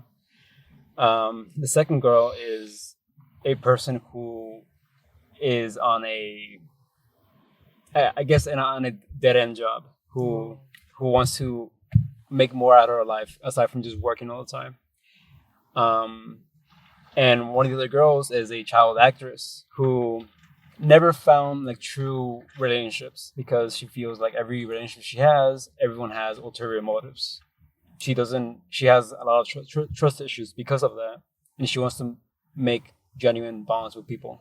And the final girl is she wants to follow the footsteps of her mom, who unfortunately passed away during an expedition in Antarctica, and she wants to go there to find the beauty of what her mom found in that place. And they all have their reasons to go to this place, and they all find different ways to value life for what it is. So the way that the story is built up, initially Shirase, the girl that was the initial motivator to go to this place, she's always being ridiculed and being laughed at and pointed at, being like, that's such a dumb dream. Why would you want to pursue that? It's so silly of you. Like you're never gonna make it. It's so dumb. Stop. Why even bother? But she rebels against that, and he wants to like prove people wrong. Like, no, I have this goal in mind, and I will do it regardless, no matter what it takes, no matter how silly it may be, no matter the hurdles it may I may have to like get through. And as she like slowly convinces people to join her, for example, Mari, she has a best friend who they've known since birth, and it gets slowly revealed that the best friend gets jealous, and she slowly sabotages her friend because she doesn't want her to go out to Antarctica. But it also like stems from a sense of like insecurity, where she feels like she can't like live her life without relying on her friend. And the story is like it tries to convey that you you can follow your dreams, your goals, and sometimes, unfortunately, your friends and family are the first people that are always going to try to convince you to not do it. They're always going to be there to tell you otherwise, that no, this is a bad idea. Do not try. You have better things to do in life. Like, I appreciate how it conveys how success works in real life. Success, a lot of times people think that is point A to point B. It's a straight line. That's not true, though. There's a lot of struggles you deal with when trying to achieve your goal. Some people think it's point A to point B with hurdles here and there, but that's also not quite exactly true either, because it's not as predictable. Sometimes your success consists of just going haywire all over the place. Sometimes even backwards, go like second guessing yourself. Maybe you think you're not gonna make it. You think this is stupid. It's never predictable. It's all over the place. But eventually, if you keep pursuing, success will be there for you waiting. And this anime conveys that so well, because the anime is about fucking going to Antarctica through a ship. But a lot of the time, the anime takes place in school, and it's like the build up for them trying to go there to begin with. And they're always like the anime's always throwing like hurdles at them. Like everything always goes wrong. Nothing ever goes right. And if sometimes it even feels like life itself is like against them on trying to succeed. And then one day you look back, and it's this. Yeah, you look back and it was a lot simpler than. It all made sense. It was necessary. Yeah, because by the end of it, these four girls, not only did they grew stronger as people, but they grew stronger as friends. Because prior to the anime, none of them knew each other. Like they're all just strangers, and they all had like insecurities, and they had like troubles communicating with people. And by the end of it, they learn how to like let go of their baggage, and let go of bring down their boundaries, and just let people in. Sometimes success is not solitary. You need people around you to help you along the way. And sometimes when you're trying to reach those goals, people that are gonna try to bring you down are gonna come out of the woodworks and make themselves very very clear on where they lie in your pursuit. Mm-hmm. And sometimes, unfortunately, you have to kind of cut those people away, and it sucks, and it hurts, but it's for the better. And it's kind of selfish, but you have to be selfish when it comes to success a lot of the time. I want to delve into like spoilers, but I don't know if I should. Do it. My favorite character. I should have prefaced that they all range in age. The child actress, she's 15, I believe. These two are 16, and the oldest one is 17. The one that's trying to pursue her mom's footsteps. By the end of the show, she finds a laptop that belongs to her mom. And it gets revealed that Shirase, this character, emailed her every day, trying to like document her journey to reaching Antarctica. And this laptop that she found was isolated in this bunker in Antarctica that had like no signal whatsoever. Mm. So when they took it back, it gets revealed that all the emails that she sends out gets sent out right there and then, and she sees all the emails that she sent out, and it's just like the scene where she just starts bawling her eyes out, and it's like it's tragic but also beautiful.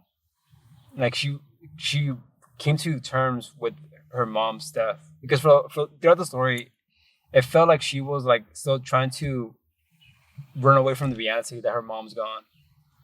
In a sense, she got reunited with her mom. Yeah, she got reunited and the most beautiful thing is there's an email that the mom tried to send out before she passed away, and it's just a picture of the the Borealis, the lights in the Antarctica, and that was like her final like contact with her. This picture she took before dying, and she received it, and it's like fucking beautiful. It's like this is your last contact with your mom, and she spent it pursuing what she loved. I don't know. Making me tear up. I cried. Like this anime genuinely. I wasn't like bawling, full on bawling, but I could feel my heartbeat racing, and I can feel me grasping for air. I teared up a lot. It's a fucking beautiful anime about like loss, grief, friendship, learning by yourself, and just community. The same best friend that tried to sabotage the other friend, ultimately at the end, got inspired instead. That main character inspired her to try to pursue her own dreams, and she did. The story ends off that sometimes you just gotta follow your dreams, and everything will follow suit. Everything will not always work out the way you want it to work out, but that's just how life is sometimes. It's unrelentless. It's unrelentless and it's brutal.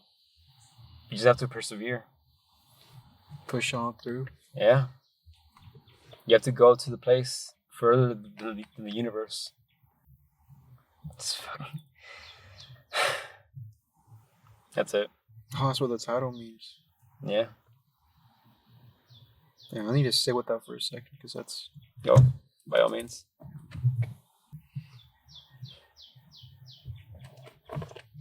No, I keep picturing last memory you have with somebody. It could be whatever you want. It could be better. What comes will be beautiful, you know?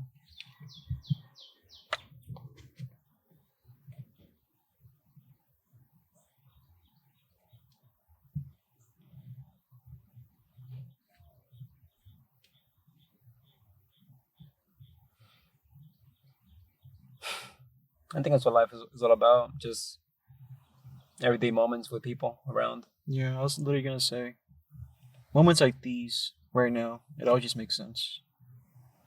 Makes it worth it. Yeah. It's like Porter Robinson. Russian roulette. Yeah, literally. Those little moments. Yeah. Girls Glass Tour. Just like enjoying the little things in life. I want to kiss my cat one more time. I want to lose my phone one more time. Yeah. I want to play in the snow one more time. Oh, God. I'll let you sit on that for a bit. Yeah.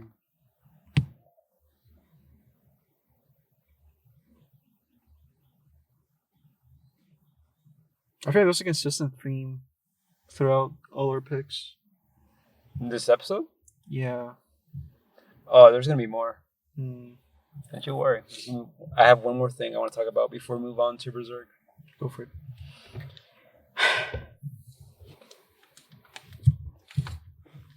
Continuing on the emotional train that we're currently seeing, I've been reading Clannad for the last year or so, on and off. And Clannad to me is this. I'm not gonna like delve into it too much. I want to save the whole section of it once I'm done with it. Is Clannad the visual novel or the manga? Visual novel. Okay, so I have in mind like a manga as like a medieval thing.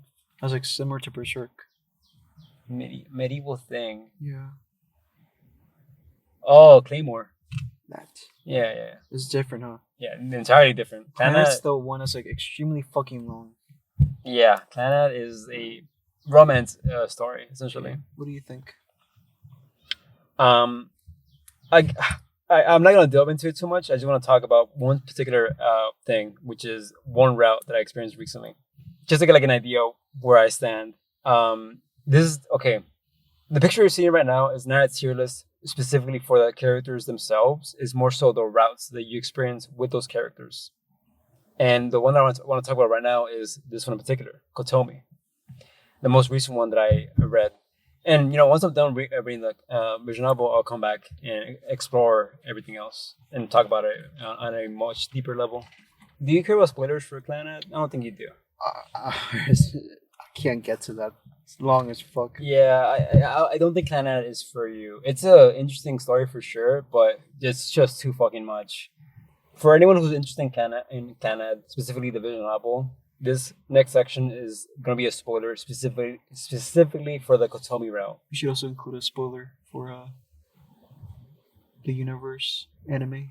Oh, that's true. Yeah. Fuck. I'll do the pre-edit. I mean post edit. So I'm just gonna delve into like the last bits of this route. So to give a quick rundown on who Kotomi is. Kotomi is this girl who is intelligently gifted. She is the daughter of two well-known scientists who are on the verge of finding a cure for I guess humanity or some shit. Like, well, not humanity, but just like a cure for a deadly disease that's never classified. Disclosed. Yeah, disclosed. And Kotomi throughout the story, I mean throughout her route is seen. She's always like portrayed as this like childlike character who is very like naive and very like ignorant, but also equally very smart as well. And I never understood exactly why this character was portrayed as such, because none of the characters are portrayed in the same manner as this character. And initially, I thought it was like just like catering to like a specific demographic that likes that sort of trope, but it gets revealed, down by the end of her route that at a young age. So during the last few sections of her route, we get like flashbacks of her childhood, and we like get to learn more about her parents and who they were, just scientists. And in one of the flashbacks, we get to learn that Kotomi, for her, I believe, like 10th birthday or something like that, she wanted to like celebrate her birthday with her parents. But unfortunately, the parents, being these renowned world scientists, they need to go across sea to America to deliver an envelope that had the cure to a disease of some kind.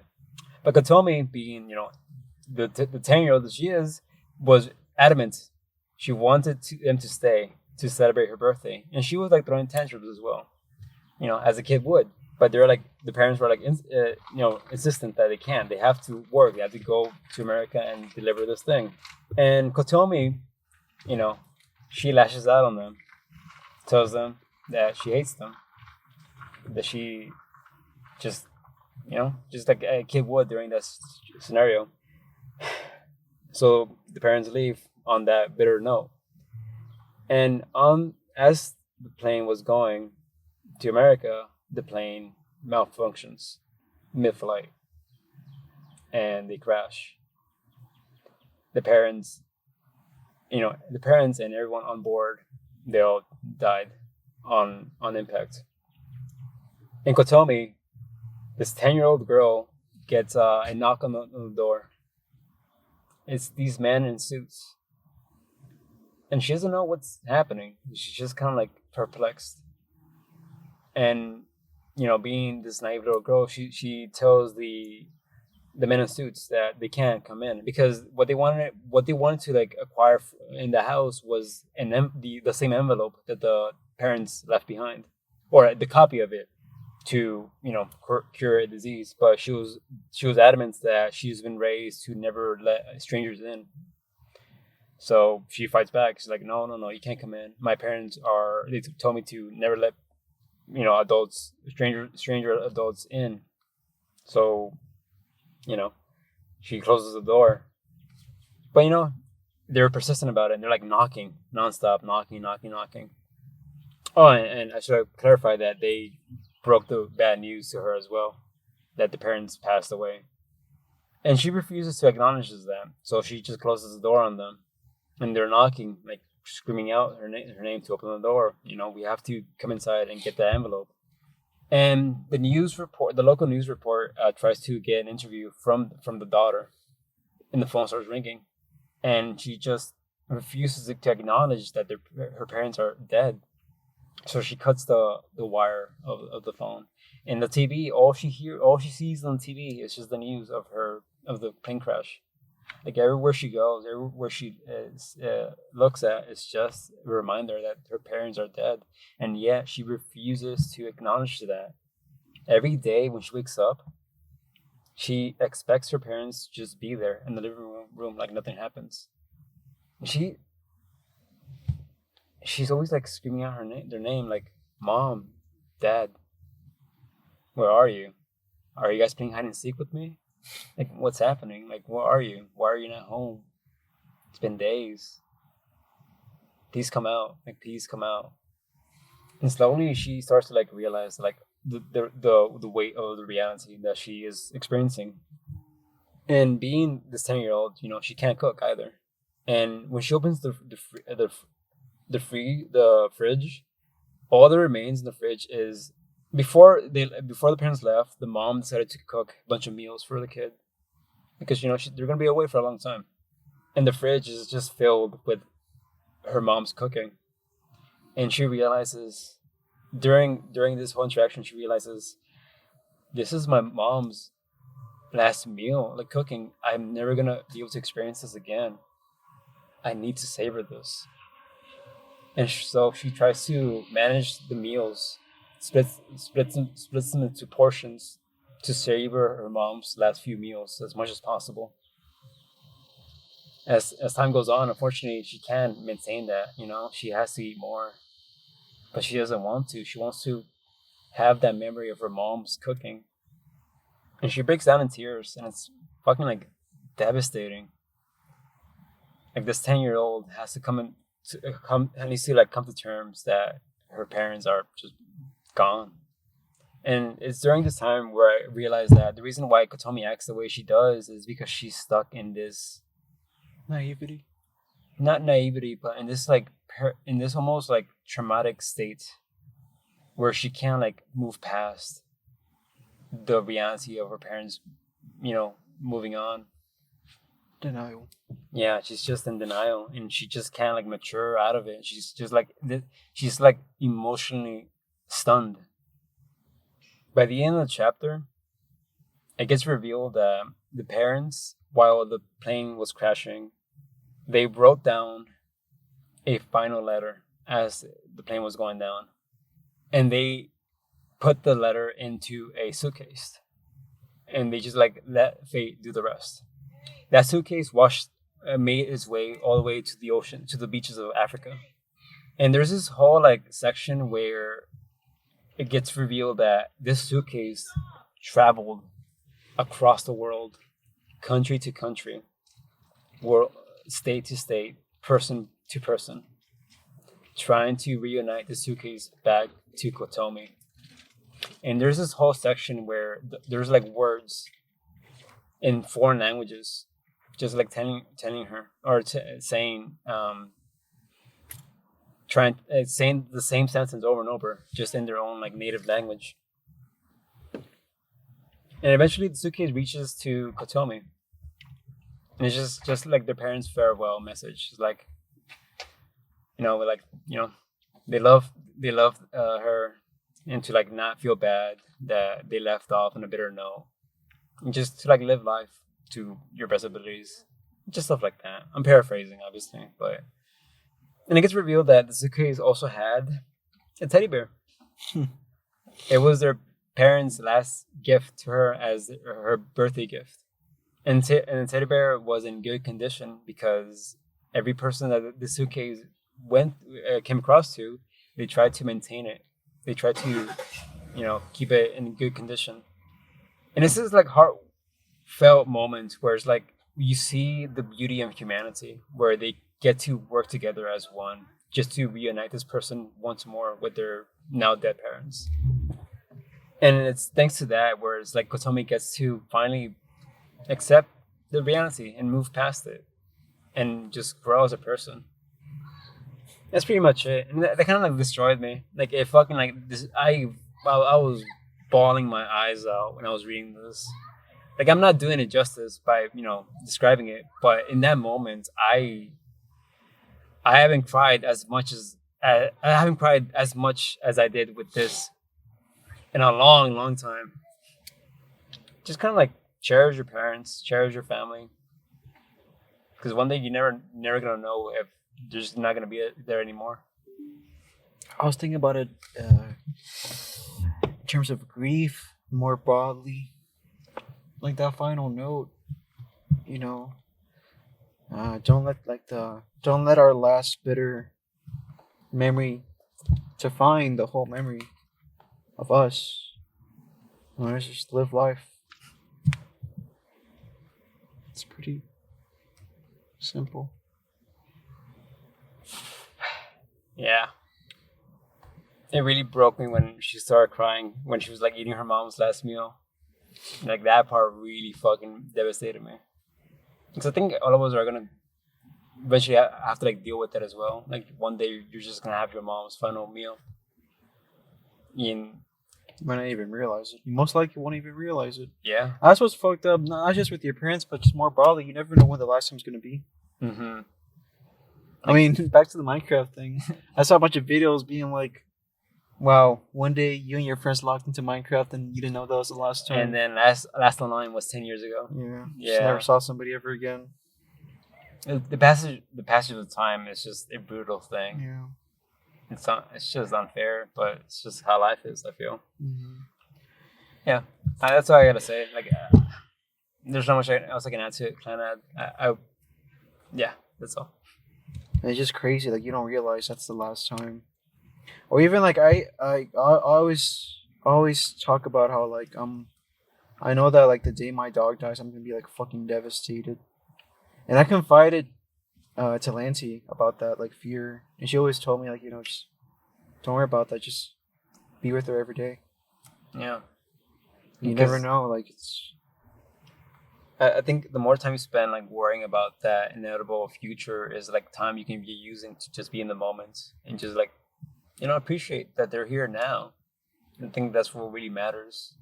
Just appreciate their presence now, because it's not gonna last forever. I really need to get off on Instagram, because I saw another reel being like, it was like it was a picture of somebody having dinner and the cat was on top. Then the next caption was like, you never know when they're gone. Or like, you never know it's the last time, and then it was just them by themselves. The cat was gone. Anything else you want to add to that? No, I'm fucking crying right now. I forgot. Bro, how the fuck are we gonna transition this to Bocchi? Oh no. All right. We got to step out of the car, and we're in a different location because we had to charge the laptop. That kind of gave us time to reflect on everything, and we're just gonna kind of move on to the next thing. What do you think, Ed? Yes. Yes? I think now, after that uplifting story, very uplifting. I about agree. spending time with your friends, being a socially anxious young girl. I feel like the last three things that I talked about were just gut wrenching. Yeah. So we need something more lighter. Something like, I don't know, Berserk. Yeah, Berserk. Very, very, very wholesome, very child friendly. Berserk. Everyone loves Berserk. I mean, it's cute and all, but it's bullshit. We can finally get to it. Berserk. Okay, so. I thought some about Bocchi. No, Bocchi's main event. Yeah, you're right. So this is the last thing before we start talking about Bocchi and True Detective. Okay, so last time we talked about Berserk was when Guts left Bannerhawks. and he got reunited, and that was the last thing I experienced. I've since got to experience a bit more, and we'll get to the good bits. I'm not done reading the manga. I'm 100 chapters in currently. What? So little. It's a long fucking manga, dude. No, it's not. It's like 300 chapters. Oh, it is? Yeah, I think I'm like a quarter done. Holy shit. So what part are you at? We'll get to that. Okay. We'll get to that. I just want to like slowly build up to it. So when I came back to reading Berserk, I came back to experiencing Guts and Casca's relationship, and I got to the very intimate like sex scene between those two characters. And when I was reading that scene, I was in my mind I was thinking, what are we doing here? What is the point of this? Like, why are we seeing this? And then it quickly got revealed that this whole portion is meant to convey that Guts, even through the act of like being very loving and being around his loved ones, still has to like deal with the traumatic experiences of being like sexually assaulted or raped altogether. Miura has a tendency to just show a lot of like love and care into his characters, that even where moments that are meant to be like beautiful and intimate, they tend to like hanker back to just like traumatic events.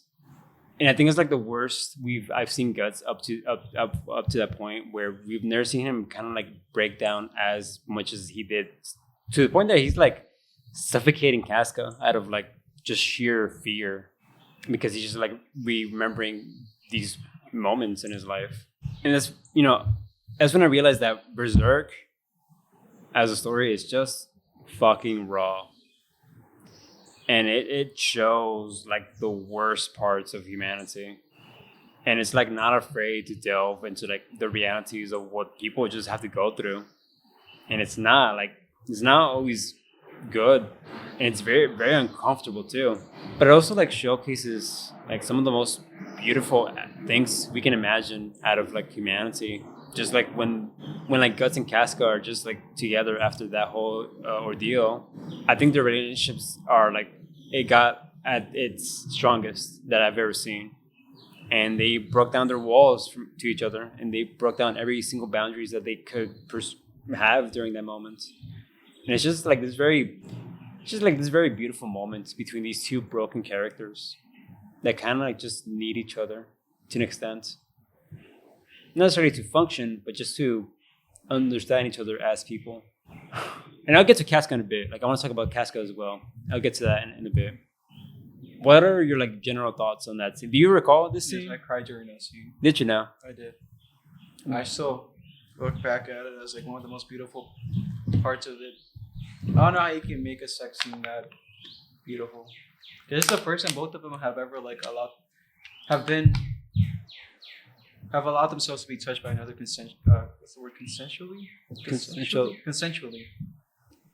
Like you said, it's like these walls are finally breaking down, but this time like it's by their own accord. Yeah, I mean that's really it. I thought it was very beautiful. Yeah, I really appreciate how Miura deals with like trauma like that, especially when rape victims. He does it in a very like respectful manner that I have never like seen in any other form of media. Like you said, it's just raw. It's just raw, yeah. And I'll get to that. I'll get to that as well. Also, like I mean, you nailed it when you said like it shows like the worst parts of humanity, but also the most beautiful but delicate parts. And what's really I think moving about it is like the beautiful moments are very few and far between. But because of that, you kind of you treasure them more. They have like this tender, delicate quality to them because it's not common, especially in like a world like that. Yeah, especially in a world like fucking Berserk, where violence and chaos is like the norm. It's only after this scene where we get to see like Casca and Guts as a duo. We get to see them in a new light. They're like officially together, and it's almost funny in a way how they interact with each other as romantic partners. Like I remember there's a lot of scenes where Casca has like these facial expressions where she's just like blatantly just jealous because a woman is getting near Guts to an extent, or like Guts is having to like hold another woman because of reasons. It's kind of like funny because this happens all during like a battle in war.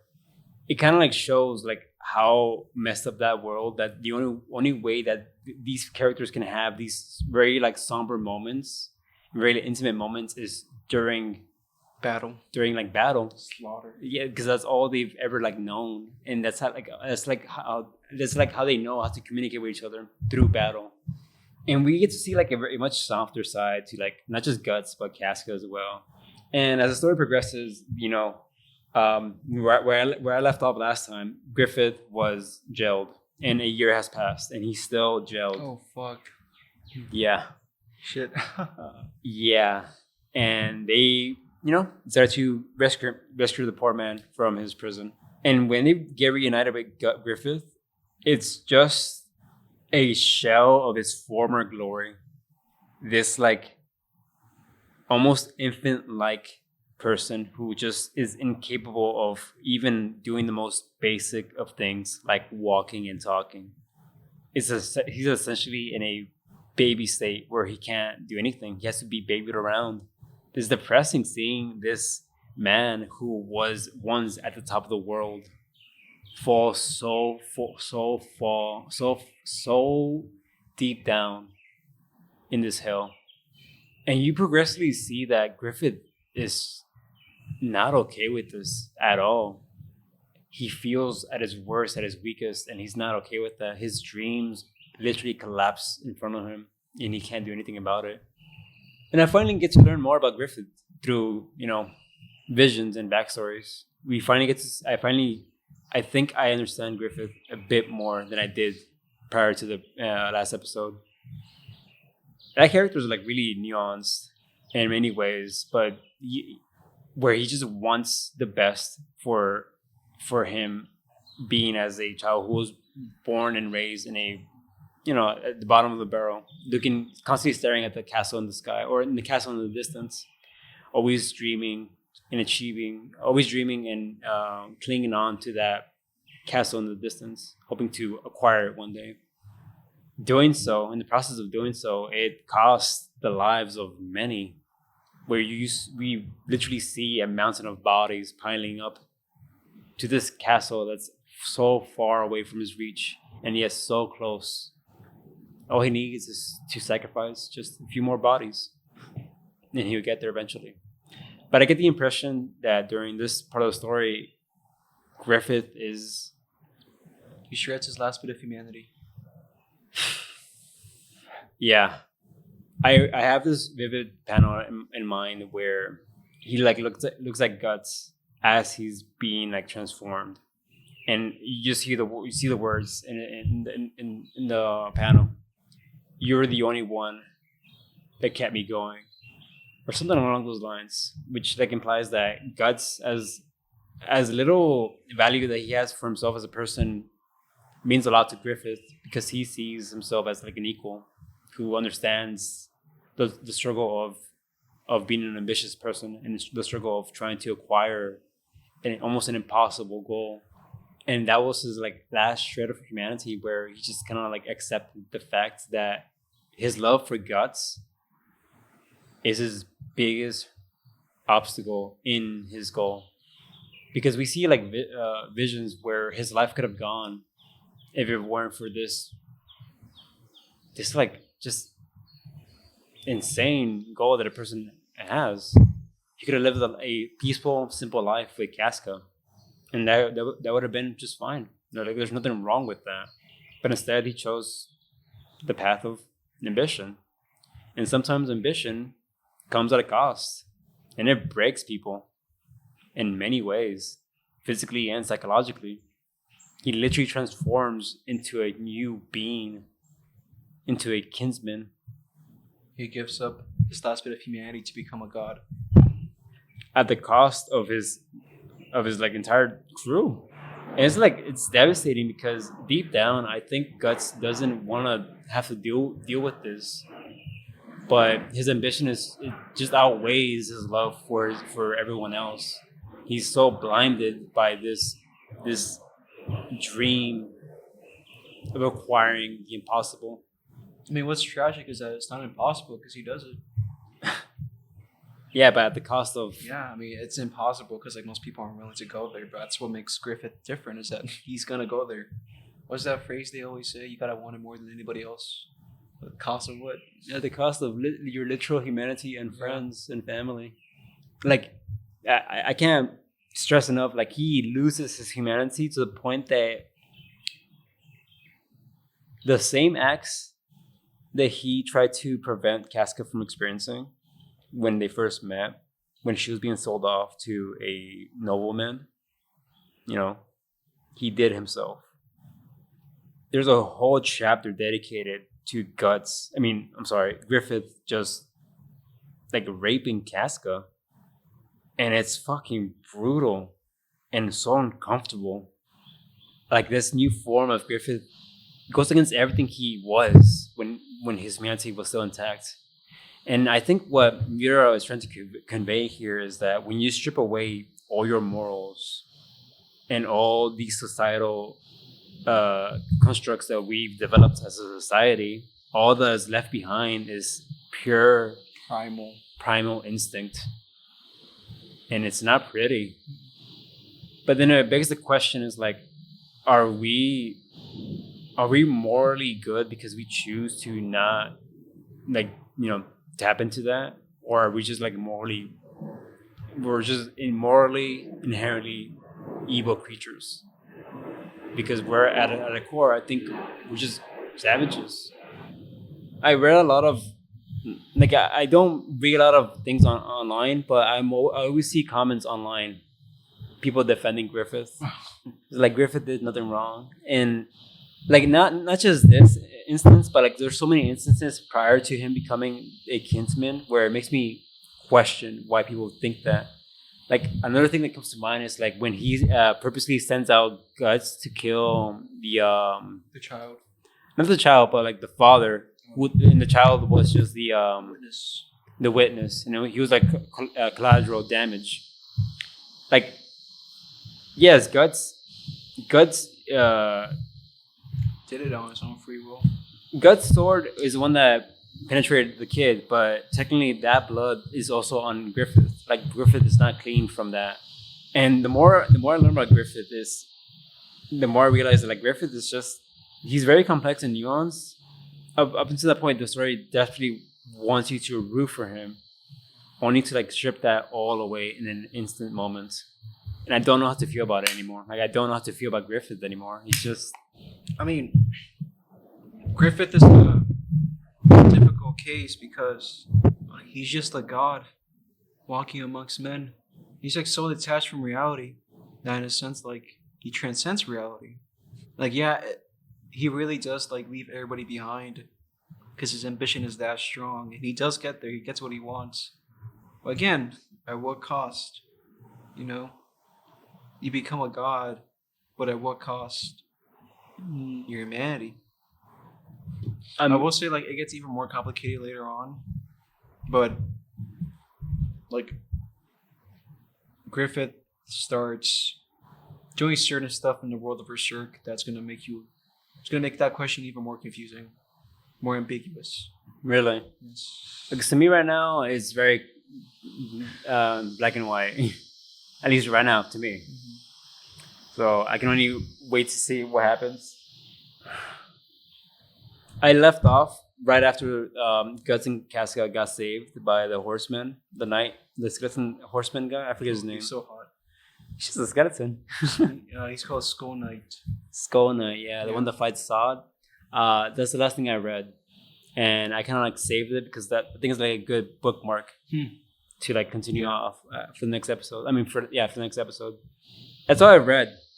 But aside from that, like I remember a couple nights ago, I was telling Braulio that Berserk has this way of just showing you the worst aspects of humanity and life, but also being equally very soft and very loving as well. I think the thing I respect about Miura is that he doesn't shy away from showing like any aspects of life, good and bad. But I also feel like that can be a bit excessive at times. One of my complaints I had last month's episode was purely on Casca, and I still maintain that complaint.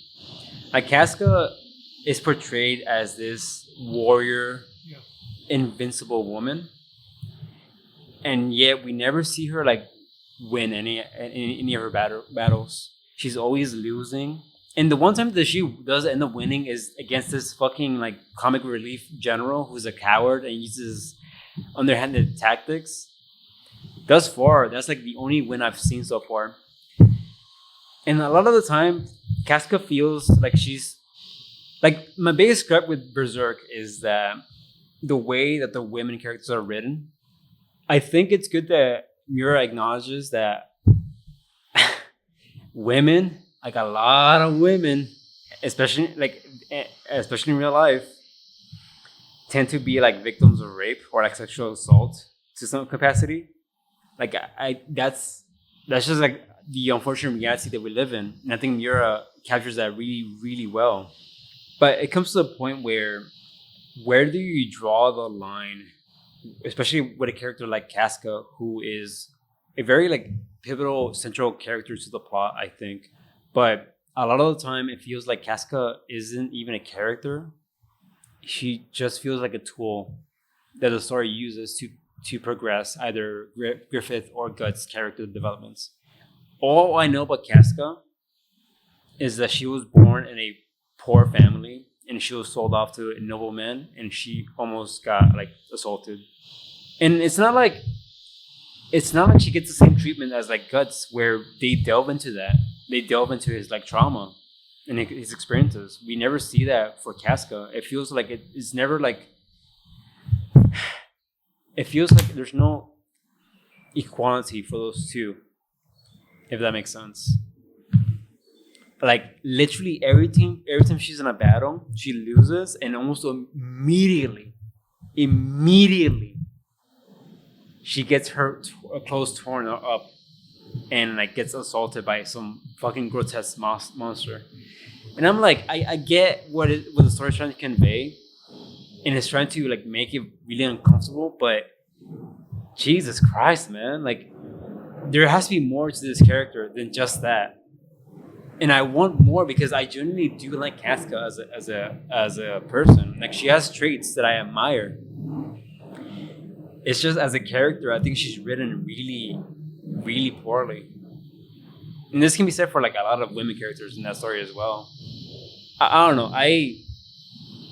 I'm gonna hold out because I think Miura is a phenomenal writer, and I do think he's gonna do something with that down the line. But as of now, I think it's just kind of tasteless how they're portrayed a lot of the time. I'm not sure how much I should say because it's gonna get to spoiler territory. Then maybe not delve into that. I'll leave no comment on that Casca thing. But yeah, I'll say I agree with you thus far, 100%.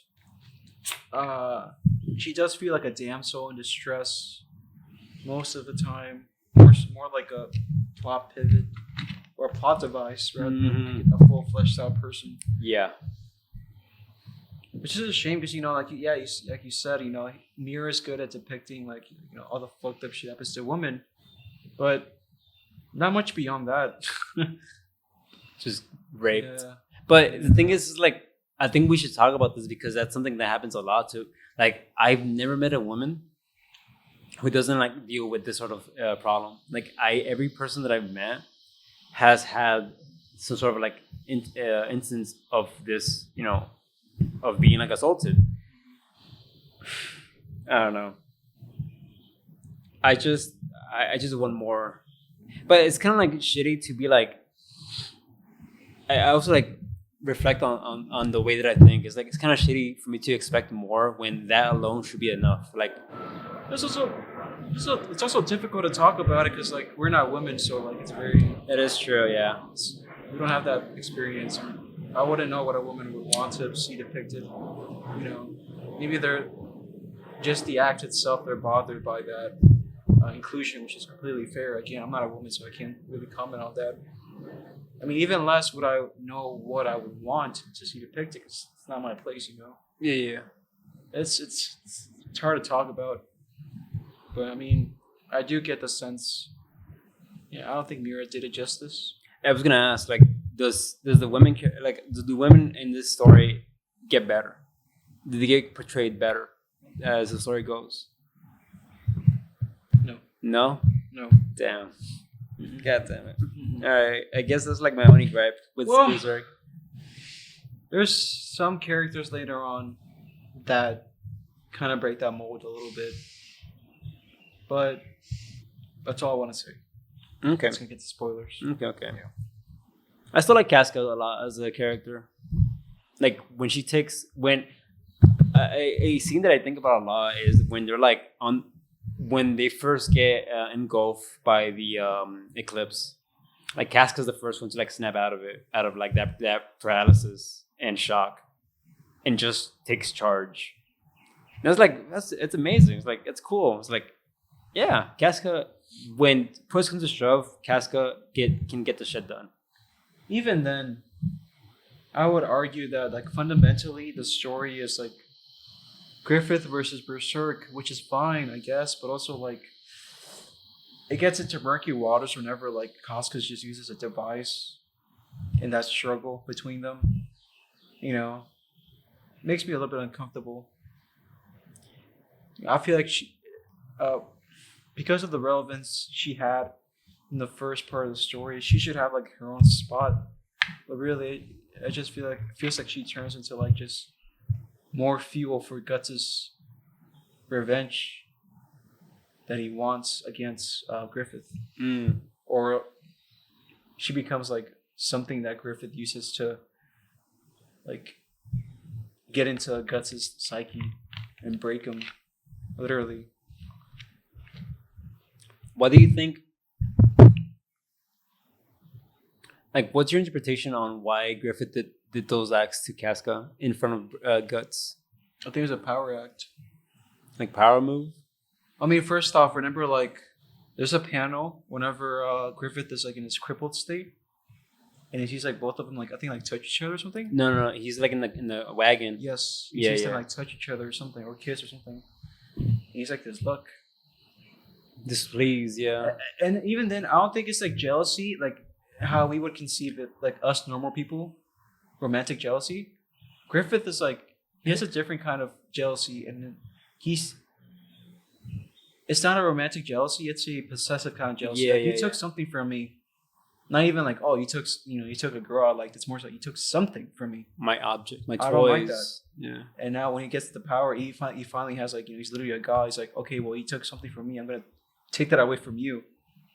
You know, because that's how Griffith sees reality. He just takes things. He doesn't see them as people.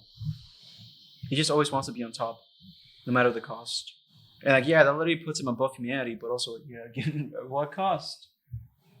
But like, the reason I say he's so nuanced is because there's also moments where he's like, I can't give up, and I can't like apologize, because that's like putting a stain on everyone that has died on my behalf.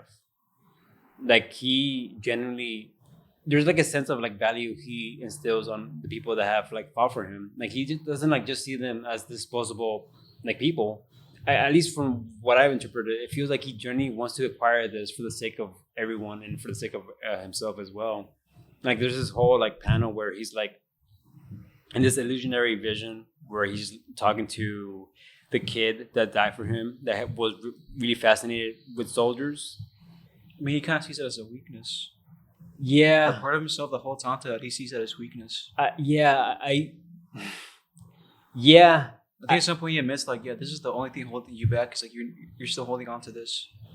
And I think that's what makes that panel where he's like looking at Guts. He's like, you're the only one that keeps me going. It's like you're like you give me my humanity, but you're also the reason why I'm being held back. Mm-hmm. Griffith is definitely a really interesting character for sure. I can't wait to see what else they do with that character. I'm not sure what else I can add to that. I do remember you saying that the Eclipse is like post Eclipse is like fucking 11 out of 10. I don't know, man. Really? You said that. Well, the immediate aftermath, maybe not, but No. I was gonna say like generally throughout my entire experience, I think Berserk is just like a phenomenal story through and through. Like I have little bad things to say about that story, except for like the yeah. And that's a rarity. I've never felt so strongly and passionate about something towards most things as much as I do with Berserk. It got to the point where I told myself I'm gonna read up to a certain point where the anime, ends, so I can like stop reading the manga and go back to the anime and watch it. But I got to the point where I'm like, but I want to continue reading to see where everything like plays out. And I still feel that it's like I want to continue reading and understand where everything is going, especially with like all the entire like lore dump that the Eclipse fucking dropped on me, like the Kinsman, the God Hand, fucking everything. Also, like knowing Mura, there's this panel where you see the Kinsman, and they're all standing on a finger, and I quickly realized that one of the fingers, the index finger, is no one's like standing on it. I presumably for that spot is for Griffith. And knowing Mura, I know for a fact that those placements must mean something. Like they're indications towards something. I don't know what. I just know there's something behind. There's some sort of symbolism that I'm not catching on to. And I want to read into like, what fingers mean and shit like that in Japan culture, just to understand a bit more. Yeah, that's all I gotta say. Moving on to Bocchi The Rock. Oh wait, you're not gonna add more to it? I don't have much to say, really. Okay. I think I'm gonna try to read more of it for next month because I didn't read much this time around, unfortunately. But yeah, that's Berserk. And now for our main event, Bocchi and True Detective. Very different things. Now that I think about it. So, before I start delving into Bocchi, I want to preface to you real quick. Mm-hmm. Why do you think I recommend this to you? It's about me. Yeah, it's funny too, because like I was gonna talk about this too, because whenever I was gonna tell you, when I watched episode 1, I was like, why did Fabian recommend this to me? I'm not like this at all. It's not this bad. But then I got to episode 2. I can't remember if it was episode 2 where she started working at the barista. Yeah. But I was like, shit, literally all her fucking internal monologues are like what I still experience. Like I've been working at this job for almost a year at this point, and I still have these thoughts. What thoughts in particular? Because what I remember is that her thoughts are very extreme, and they're fucking like, she makes up scenarios that are so out there and so insane that it just doesn't make sense, and she can't like rationalize in her head that this will never happen. Yeah. But she still like believes that it could happen. I still fucking do that. Like, just very tiny little things set you off. Like a small little gesture, like, oh shit, I fucked that up. That means they hate me. They want to see me fucking die. I'm gonna end up alone forever. I'm never gonna make friends. Yeah, I have a habit of doing that. Just that fucking thought spiral. Very small things. And it's not as bad. Definitely not to her level now. Oh yeah, especially this year. I feel like I did a lot of improvement this year. I think no one in real life is as extreme and as bad as Bocchi. I think she just encapsulates all the extreme examples that a person. I think I was when I was younger. Really? Like a lot of these like reflect like my thought process when I was younger. Well, for me, like I related to Bocchi to an extent. I remember like in the first episode where she's like she brought all her band T-shirts and her bracelets and having music playing. And she did that in the hopes of like people coming up to her and talking about it. I remember I would do something similar as a kid where I would like want to I wanted people to like come up to me and talk about certain things. Unfortunately, life's not always like that. You have to take the initiative to, make conversation all the time. Yeah. But I fucking related to that so fucking much. But the reason I recommended this, it's less so because I saw Bocchi in you. I think, that is true to an extent, but more so because I wanted to give you something a lot lighter in contrast to Fata Morgana. Because, it's a light show. It's a very like... And I still gave myself heavy shit to consume this month regardless. But did you like, when you were like watching the show, how were your like general thoughts? Did you think it was like dumb and silly, or were you like actually enjoying it? Well, I liked it a lot. Did you? Yeah, I loved it. Yeah. Oh, okay, that's good. Yeah. So I was actually worried. No, I loved it. When I like first recommended that, I was like afterwards, I was like thinking about it more. I'm like, fuck, did I make the wrong choice here? Did I recommend the wrong thing here? But I'm glad to hear that you actually like ended up coming out of it enjoying it. Oh, first comment is like probably the best animated anime I've ever seen. Yes. It's a lot of like not only is it like super clean, but also it's like a lot of creative segments. Yeah. With like stop motion animation I was not expecting, or like just the way it's like 3D whenever the band is playing, or the fucking where she's like throwing up and you see a waterfall. Yeah. Yeah, I really admire how they took a lot of liberty to like just expressing themselves in a very artistic way. I think we had a discussion a while back with that when an anime is being adapted, it should like enhance the original source material, not just be like a carbon copy. And I think Bocchi is the perfect example of that, where they just like there's so much love and passion behind that that manga that the animators just went above and beyond in trying to like bring that like passion into its visuals. Well, I mean, I wrote down some like general thoughts whenever I finished it. I think they kind of get at the heart of like my overall takeaway from it. I wrote down, growth is uncomfortable. Strength is not the absence of fear. It's stepping forward despite it.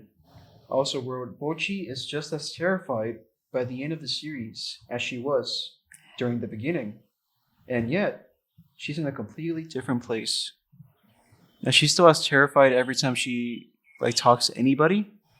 But like just through pushing through and putting herself out there, she's got like all of a sudden she's in a, not only did she join a band, which at first she thought was impossible. She's like, how could I join a band? I at first off, she was like, how could I talk to somebody? She does that. And then she's like, okay, I joined a band. And then she plays in front of an audience. Not just that, she plays in front of like her entire school. Which like, from her perspective, she's still just as scared as like the very first moment. But all of a sudden, like she's taking the initiative without her realizing it. Yeah, well, I won't say completed her dream, but like what was once impossible is like now actually she's done it. You know?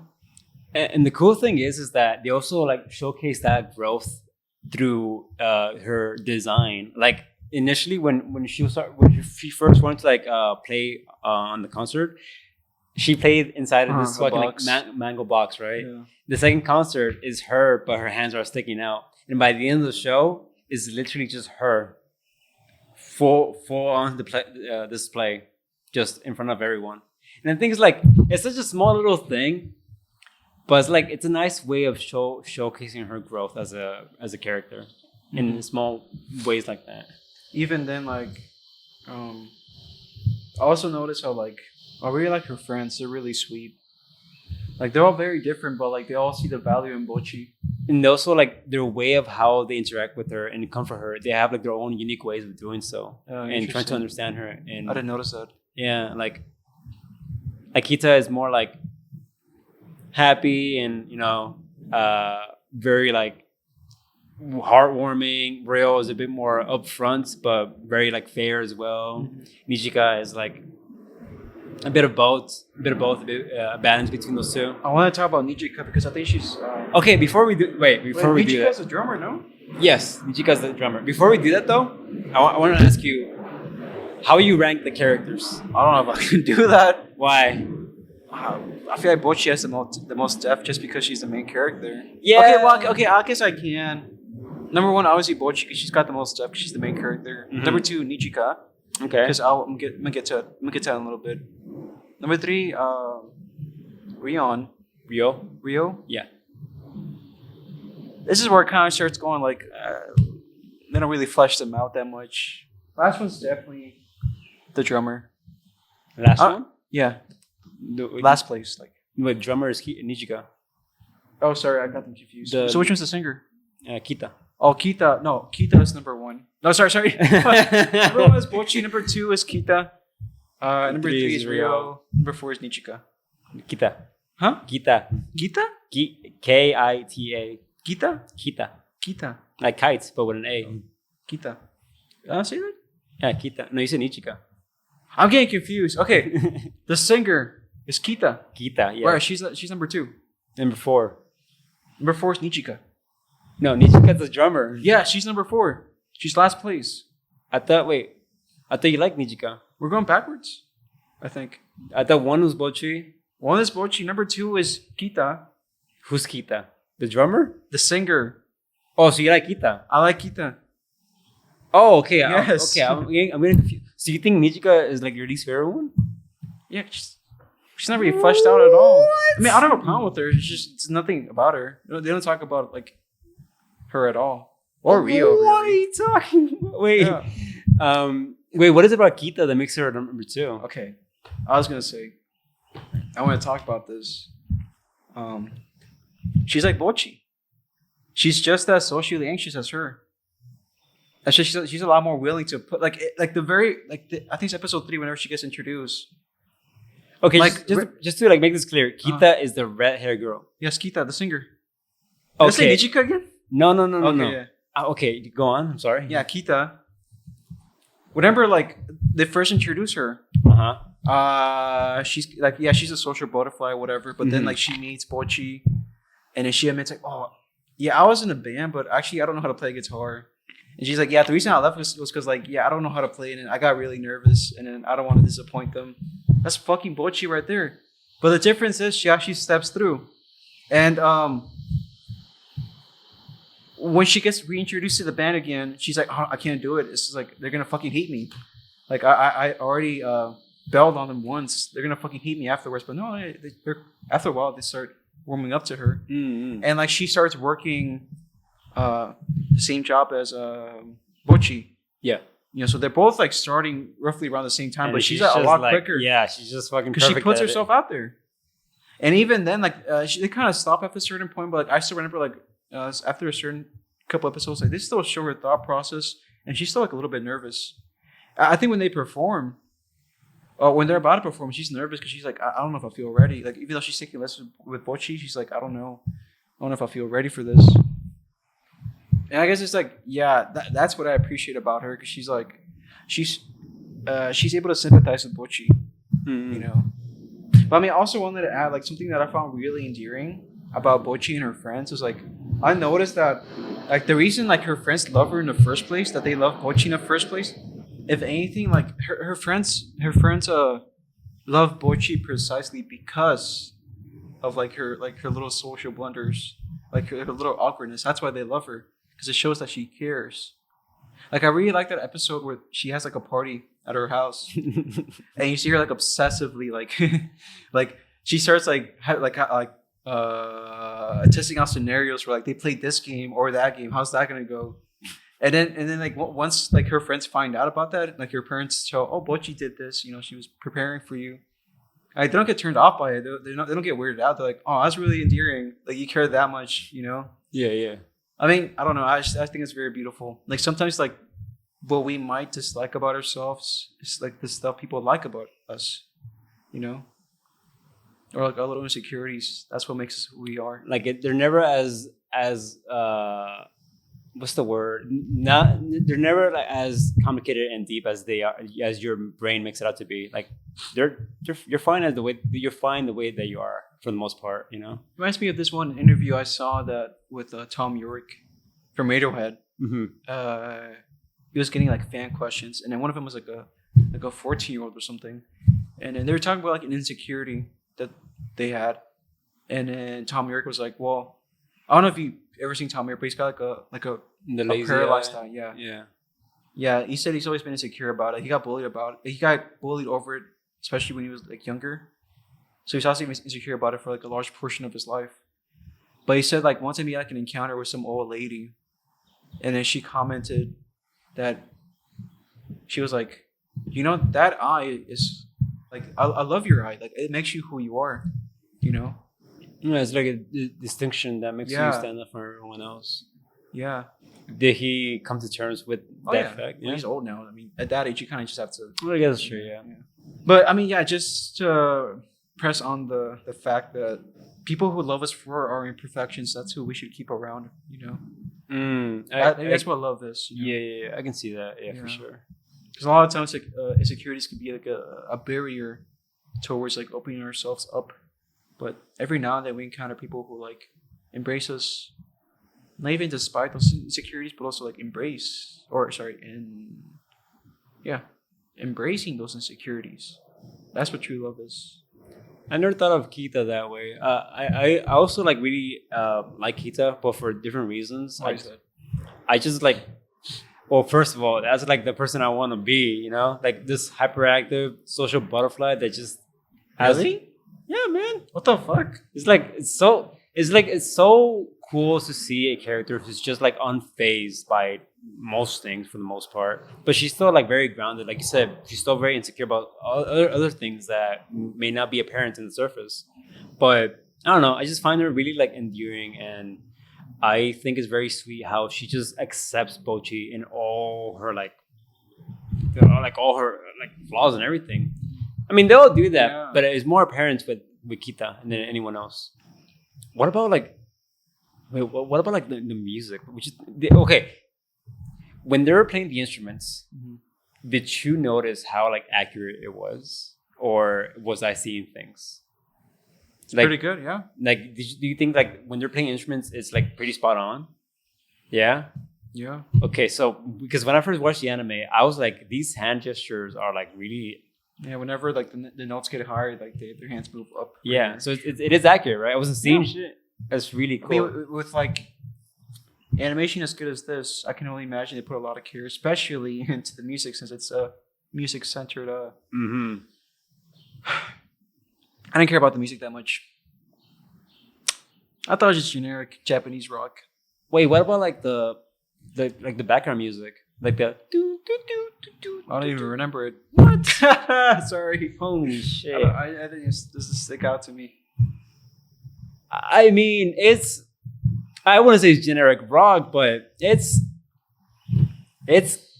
good for what it is. Is it because it's like a different language that you can't really appreciate it because you don't understand what they're saying? Yeah. I think is the problem. But like in a technical sense, do you think it's good? Oh yeah, I mean it's not bad music. I don't. Okay. With like an anime with this kind of budget, they're not gonna hire lousy writers. It's funny you say that because when Bocchi was conceived, the anime at least, it was there's not a lot of hope for it. People thought that it was just not like no one expected the same level of success that it got. I didn't know it was that big. No, it's massive. Oh shit. Especially in Japan. Oh shit. Well, it's massive everywhere actually. People love Bocchi The Rock for a good reason. But when it was being conceived, like the anime, the producers, they didn't expect for it to blow up as much as it did, and that's why we haven't gotten a season 2. And it's been like what 4 years now at this point. I'm gonna say something you're gonna get pissed off at. Go for it. You already talked shit about the music. What else can you say that will piss me off? I think Bocchi and Mob Psycho deal with similar things, Uh-huh. and Bocchi is far and away superior. In Like, what sense? Bocchi was everything that I expected Mob Psycho to be. Well, they're both sides of life, right? But they also have protagonists where they're very talented and skilled at what they do. But I think that, the difference here is that in Bocchi's case, she's very talented, but she's only talented in a secluded space. When it comes to like actually working as a team, that's when she falls apart. And it's kind of like a metaphor for like human connections and forming bonds with people, and being like understanding them as just people, not just as a member of the band. Like you have to like kind of understand them on a fundamental level to communicate properly. You can't just like walk up to someone and expect them to like bond with them instantly and be able to like talk to them with ease. It's the same thing with when they're playing music. You have to like understand their habits and how they play and kind of tune themselves to each other, and it's fucking beautiful. It's like that's what life is, man. You tune to yourself to each other, and that's what a friendship is. You just kind of tune to you make compromises a lot of time to tune yourself to someone else and vice versa. It's like an equal agreement. Like I remember that one scene where I think it was the first concert or the second where they were like losing people's interest. Oh yes, because they were like none of the members were working in unison. she starts actually, And she goes solo, mm-hmm. and then everyone else follows suits because they tuned themselves to Bocchi. That was my favorite musical part. I thought it was cool how she started. Yeah, like she takes the insensitive to lead people, and they follow suit. And that's like that's what a relationship is, man. You have to like. Even then, like yeah, you're right, but also like I interpret it a little bit more basically. It's just you just have to take that first step. Step through, Mm-hmm. and then the path unfolds from there. I can see that. The hardest step is the first step. Yeah, I agree. What are your thoughts on the opening? I mean, I didn't skip it. I always watch it every time, but even I don't remember it at Do all. you have like any thoughts on it? Because I have a lot to say about the opening. Really? Yes. And can we pull it up actually real quick? Yeah. On your phone? I watch this every time and I completely forgot about it. So I watched his opening so many goddamn times, and I've been wanting to make a video on it for the longest time. Like the symbolism behind a lot of the scenes. Yeah, just mute it. Wait, mute it? Yeah, mute it. Okay. So I'm just gonna just bear with me. This is gonna sound insane, but bear with me, okay? So the opening starts off with Japan. the globe of the earth, and there's like an alien, and the alien, I'm not sure you noticed, but the alien makes subtle appearance throughout the show. I didn't know. And it's meant to like convey how sometimes Bocchi feels alienated in conversations. Like it's very subtle. You see the alien every now and then in the show. Oh. And the opening slowly zooms into Earth, then to Japan. But if you pause at the right time, you may notice that the houses surrounding Bocchi's house, they're all identical. And I think what the animators are trying to convey here is that Bocchi's world, even though the world itself may be massive, her world is very small. It's very isolated. And it's confined not just within her house, but within her closet. And I want you to remember this scene in particular. Again, it's gonna sound insane. Just bear with me.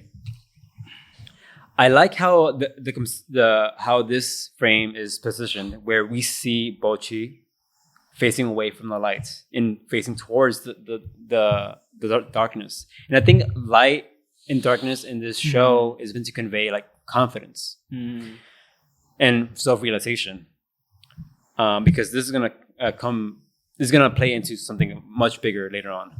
And the frame breaks into Bocchi and darkness, being engulfed in darkness, and all her like interests just being like, and just scattered around. And I want you to remember this specific pose. This pose where she's like T-posing, I guess. I always remember she took that photo with the band. Oh, in midair. Yeah. Oh, yeah, I guess so. We'll see her in a bit. But remember that pose where she's like T-posing, because it's going to come into play as well later on. I'm not sure what this entails. The thing that I like about this part is that they showcase how Bocchi feels left out of place within her friend group. And the way that they convey that is that each character, they pop out of every single shape. And these shapes, they're the three primary shapes that we see, is the three primary shapes. You have the triangle, the square, and the circle.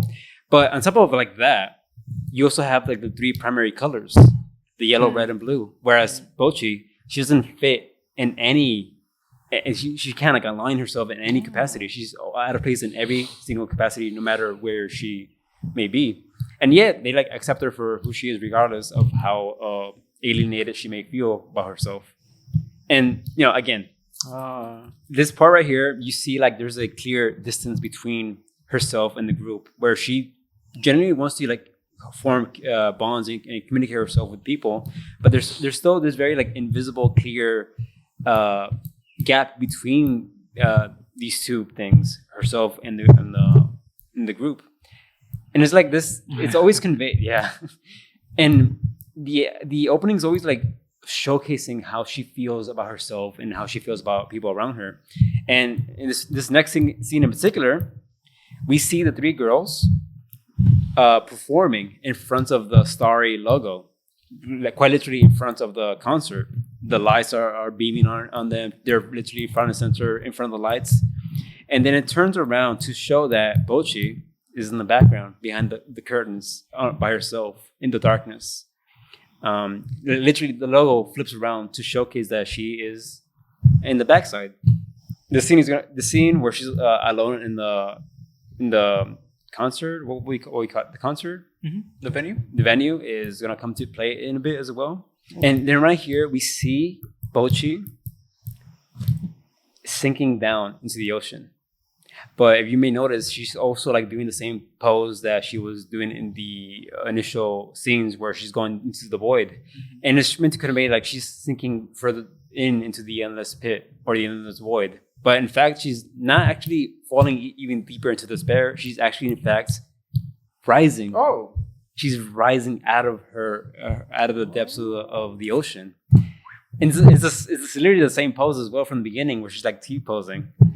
And, you know, we have like more visual stuff. But the thing I like about this scene in particular, right here, you know, very obvious metaphor, like red, cautious. She's like freaking out. But she's also running towards Starry, like the venue where her friends are at. But while she's doing that, she's seeing red, quite literally the color of like cautious and fear and like danger. But as she's running towards the staircase, you have to also You also have to remember that Starry is downstairs. Starry is not. There's no staircase that leads upstairs. But in the opening, is clearly portraying that she's climbing upwards, indicating that even something as simple as like going towards her friends to the avenue is like a fucking this stressful thing that she has to like work. She has to like willingly have to constantly go for, and it's like these steps that she has to like climb, and they're like, yeah, it's just a lot of work for her. But then the red background slowly fades into like white, like she's slowly that fear is slowly fading into the background as she's like progressed, like taking those steps. And here, and I have to remind you, like animation is a very deliberate thing. It's not like films and movies where camera and lighting happens naturally. Animation is a very deliberate thing where everything has, like, animators have to put time and effort into animating the smallest details. And here you see that as she's like facing upwards, her face is shrouded in shadows and darkness. But as she's leaning forward slightly, her face slightly gets engulfed in the light. Like she's slowly becoming more confident. And right here, she's standing next to her bandmates. But the thing I find interesting here, if you notice, every time Bocchi and her crew are shown, Bocchi is always being shown in isolation. And when the teams are shown, they're always shown together. But Bocchi is always out of the picture. Her guitar is there, but her being is like her essence is not there. Like her guitar is still there, but she feels this disconnect regardless. Like she may be there, but she also feels like she's not there to begin with, and her bandmates are doing fine without her. And you even see that more clearly when she feels like she wants to connect and she wants to like be with the group, but she has this distance between her and her bandmates where she feels like she can only play well in isolation. And this becomes even clearer when here again Bocchi is missing. She's out of the picture, and you can clearly see Nishika in the background. She's not in the frame necessarily, but her drums are still being played, indicating that again they're all working together. But Bocchi, for whatever reason, is out of the frame. And I think this frame in particular is meant to symbolize that if they can't coexist and work together, their band will ultimately fall apart. It's just it can't work if they're as unison, which falls back into the name of their band, Kensaku bands, a literal like zip tie. Mm-hmm. They're tied by a bond, and they live by that. And here, I think this is like the most beautiful scene right here. Oh, I did wonder about this scene. I didn't know what it meant, but it caught my eye. So the thing that I really appreciate about the scene is that even though all her steps she's taken so far, all the confidence she's taken, the world still feels bleak and black, and she's still very afraid. But the thing she's not realizing is that the world is not as black and white and dark and white as she may seem, because as she's seeing the world, she takes a step back from the darkness. She turns her back from the darkness and slowly steps into the light, which is a parallel to the beginning where she's facing engulfed in darkness. Yeah, she's facing away from the light, and she's like facing towards the darkness, which is like indicating that even though Bocchi herself may not realize it, the small steps that she's taking is towards her better improvement. Like she's growing. And she's learning, and she's becoming better at socializing and communicating with people, but she may not realize it herself. And I think it's so fucking phenomenal that they can convey that purely through visuals alone. This might be the best anime opening of all time. Maybe not the best anime opening, but fucking Jesus. I studied this thing. I had no idea it had that much depth. That to me was just a regular opening. I have no idea how you picked up on it. I've been meaning to make a video on this for the longest time, but I just don't know how to like word it properly. And goddamn, like, oh, and another thing I wanted to like mention is, I'm sorry, you're good. I'm gonna lock it. Like this scene right here. This scene actually, I don't know if you remember, but this scene literally. Frame by frame plays in the final concert, but instead of like constantly cutting back between the two where they're showing like isolations of the group and Bocchi, they're all working together in unison. It's meant to like show the developments that they have grown as a team, because it's literally like frame by frame comparison, and it's fucking awesome, man. Like they managed to like show that pure visuals. I fucking love Bocchi The Rock, as you can tell. But yeah. Let's sum up Bocchi with 21 Pod's song. I think deals with similar things. Opening lines are like, only consistency in your periphery is fear in the bridge of your nose. And as you move about, you learn to tune them out. But they say they continue to grow. As you move about, you learn to tune them out. They say they continue to grow. Like your nose apparently grows, but you still ignore it. You know, you don't see it. Even though it's in your periphery. Even though it's literally growing as you get older. Never stops growing. Same thing with fear. Oh, I see. Oh, what would you rate Bocchi The Rock out of 10? 7. 7? 7 or 8. I gave it an 8, but the manga is a 7. I think the animation for the anime really enhanced my incredible enjoyment. Animation, yeah. Oh yeah, I gave the manga a 7 and the anime an 8. So you've checked out the manga, right? I read a bit of it, yeah. I was gonna say, have you gone to like where season 2 would pick up from? No, okay. But I've read certain things from fans. We just have to wait and see what happens. Season 2 got announced not too long ago. But is it good? Fuck if I know. Oh, shit. I mean, if it's anything as good as season 1, I can only hope. I'm just curious what they would take the story next. Oh, I wanted to add one thing I noticed. Why do they never show adults' faces? Oh, specifically the dad. They show the mom. Yeah. They never show men's faces. Huh. Wait, that's actually a good point. I mean, I noticed that his eyes were always like covered up, but I thought that was just like a running gag. But now that I think about it, I can't think of any male character that's shown. Because this crazy conjecture on my part. I'm not sure if they would go this far, but like, what if she's got some kind of trauma, and that's where like her anxiety comes from? I don't. Yeah, I don't think they would go that far. But also, like, it's weird though. Like, specifically men. I think. Oh, the author is a woman, and I think she just likes. She just likes drawing cute girls. Oh, speaking of, a cool thing that the mangaka does in the manga, she by the end of every chapter, she always draws Japanese bands, but in the form of bocchi. Like she's always referencing like well-known Japanese band covers.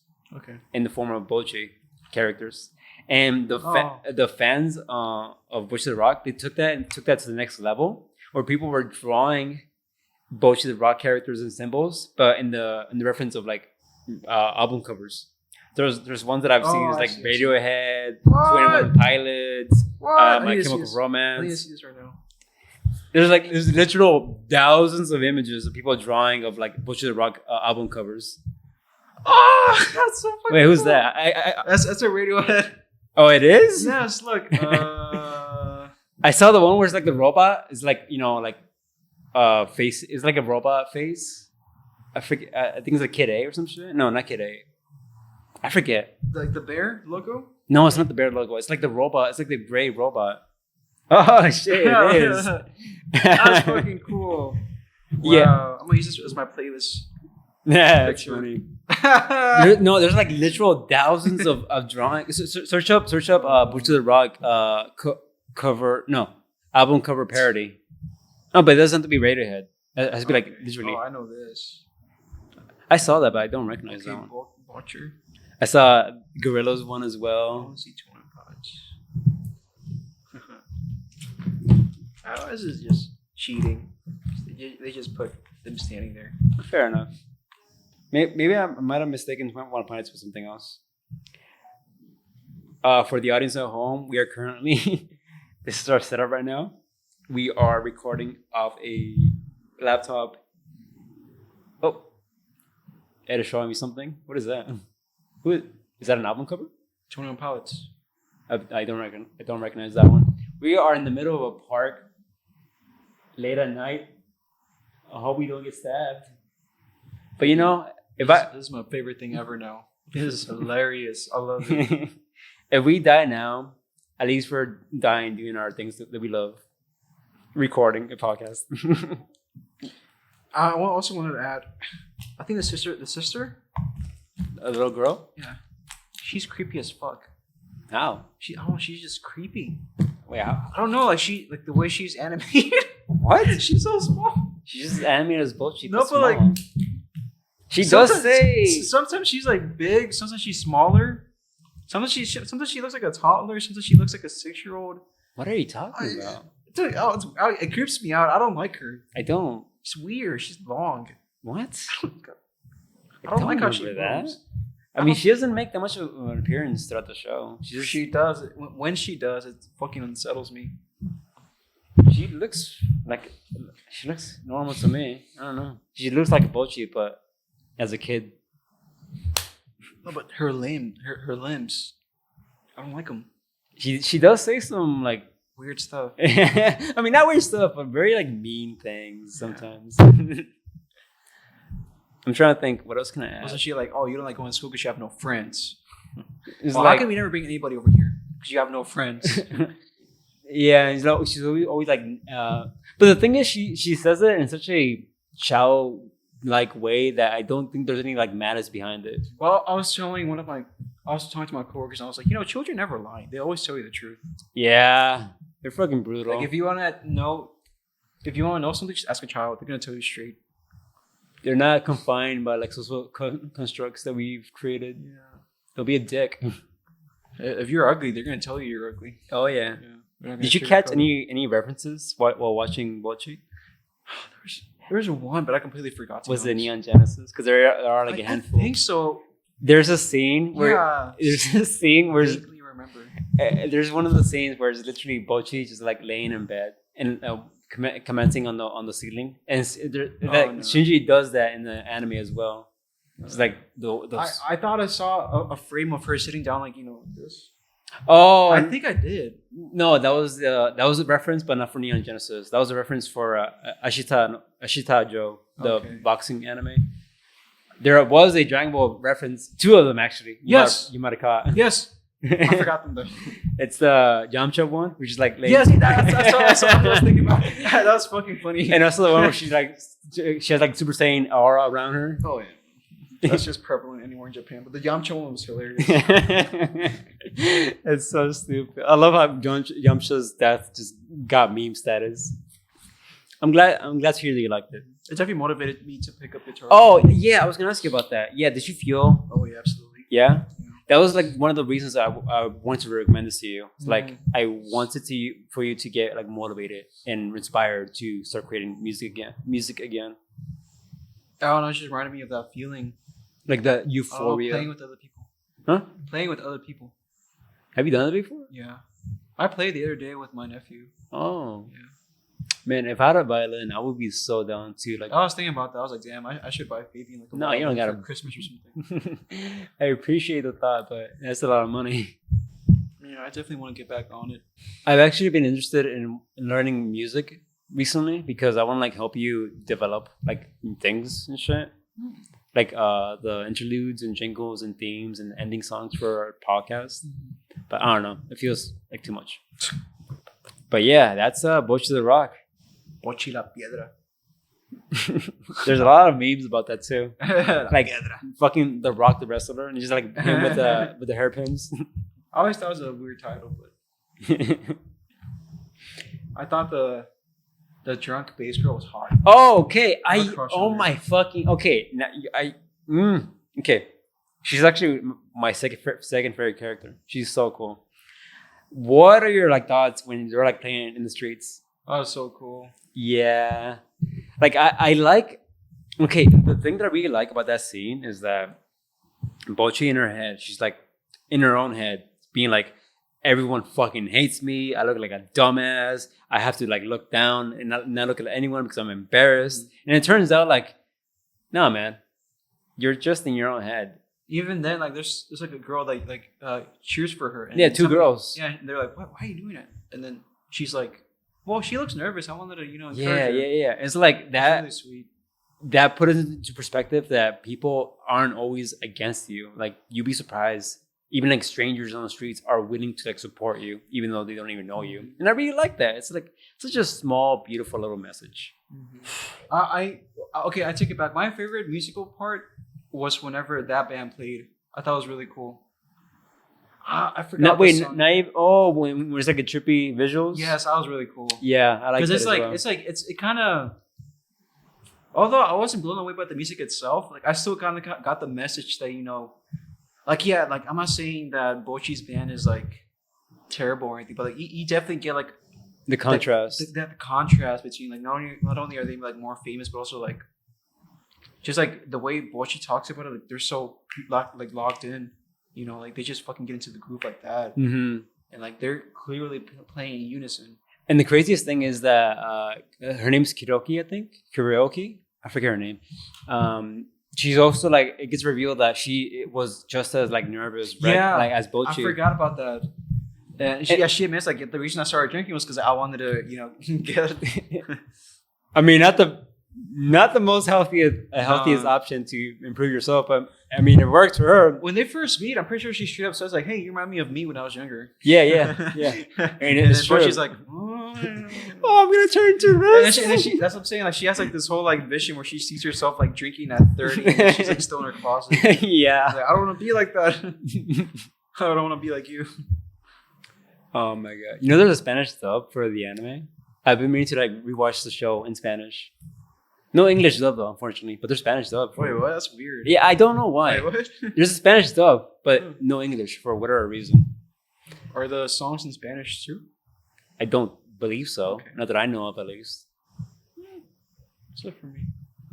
Well, that was a long discussion about Bocchi. I'm glad we had this talk. I'm really happy you enjoyed it. But this brings us to our last course meal of the day, or the night, I should be saying, since it's almost, what time is it? Like 9. It's almost 9. Jesus, 9 at night. True Detective. You think it ties pretty good into Berserk? Huh? You think it ties pretty good into Berserk? I think it ties pretty good into a lot of things. Okay. So, what was your thought process when you recommended this to me? You remind me of Russ Cole, especially P4C Fabian. Reminds me a lot of Russ Cole, especially his worldview. It's funny you say that because I felt like a lot of the time I tend to align myself with Marty more than Rust. Interesting. In what sense? Definitely. Well, I mean, to be fair, like I'm comparing like past you. Yeah, not yeah. comparing you. You know, you definitely changed since then. Well, we'll get to that. We'll get to that in a bit. Before we like start talking about all of that, I just want to like preface. These are two of the most morally great yet complex characters that I've ever seen in a story. My initial thought was that Rust was gonna be like, yes, I'm the smart one of the two, and what say goes, and what you say is like stupid and dumb, and I'm really smart, yada yada. I thought it was gonna be like very obnoxious and really like fucking like stupid, but I'm glad to see that it didn't go that way. It wasn't like the dialogue and the writing wasn't cringy, and they both Russ and Marty, they take turns in straw manning each other. Like not like I never felt, not once did I feel that either Marty or Rust fell above one or the other. They felt like a set piece, and they complemented each other so well in a way that just makes sense. Like their views and life itself make contrast, but they also share a lot of similarities fundamentally as people, which I really appreciate. It never like showcases that people are like black and white. Is very gray and nuanced, and I really appreciate that. Obviously, there are also like a few gripes here and there that I have with some of the writing, not necessarily the dialogue, but the way that the story presents Rust as like. So I have like this scene in mind where Marty is being like interviewed by the other detectives, and he's like, "Yeah, Rust. When it comes to like integration, he has like a way to make people squeal. Like I can never make them squeal as fast as he can. It takes him like 12 seconds to make them squeal and open up, and then it hard cuts to like Russ doing just that. And I think it's like kind of cheap in a way to like kind of like make Russ feel a lot more not compelling, but more capable. Through he's like a superhuman. He can do everything. Yeah, I think there was like a few instances here and there, but for the most part, I think the writing was like pretty solid, especially the dialogue between the two characters. Where did I even begin with this fucking thing? What do you want to know? Let's go with that. What do you want to know first? Are you okay with starting at the end? I really want to know your thoughts about the end. No. We'll build up to that. We'll build up to that. What are your thoughts generally on Russ's philosophy on how he sees the world? Like you mean like the more pessimistic, nihilistic view on the world? He first expounds it in the first episode. I think in a lot of ways, I do see what you mean. That I tend to have a lot of like Rust tendencies. I think Rust has this hatred and disgust towards people and how like people may be like inherently morally wrong a lot of the time, and he like genuinely believes that people are just fucking evil and bad. His line of work, he has to catch evil people all the time. Yeah, and that kind of like cements this idea that people are they're not worth dying for. They're not worth living for. I think people should be exterminated to an extent. And I can kind of like, in a lot of ways, I do understand where he's coming from. But then like, I also think of like what Marty says a lot of the time, especially that scene where they're like at the church, seeing the priest, doing his speech.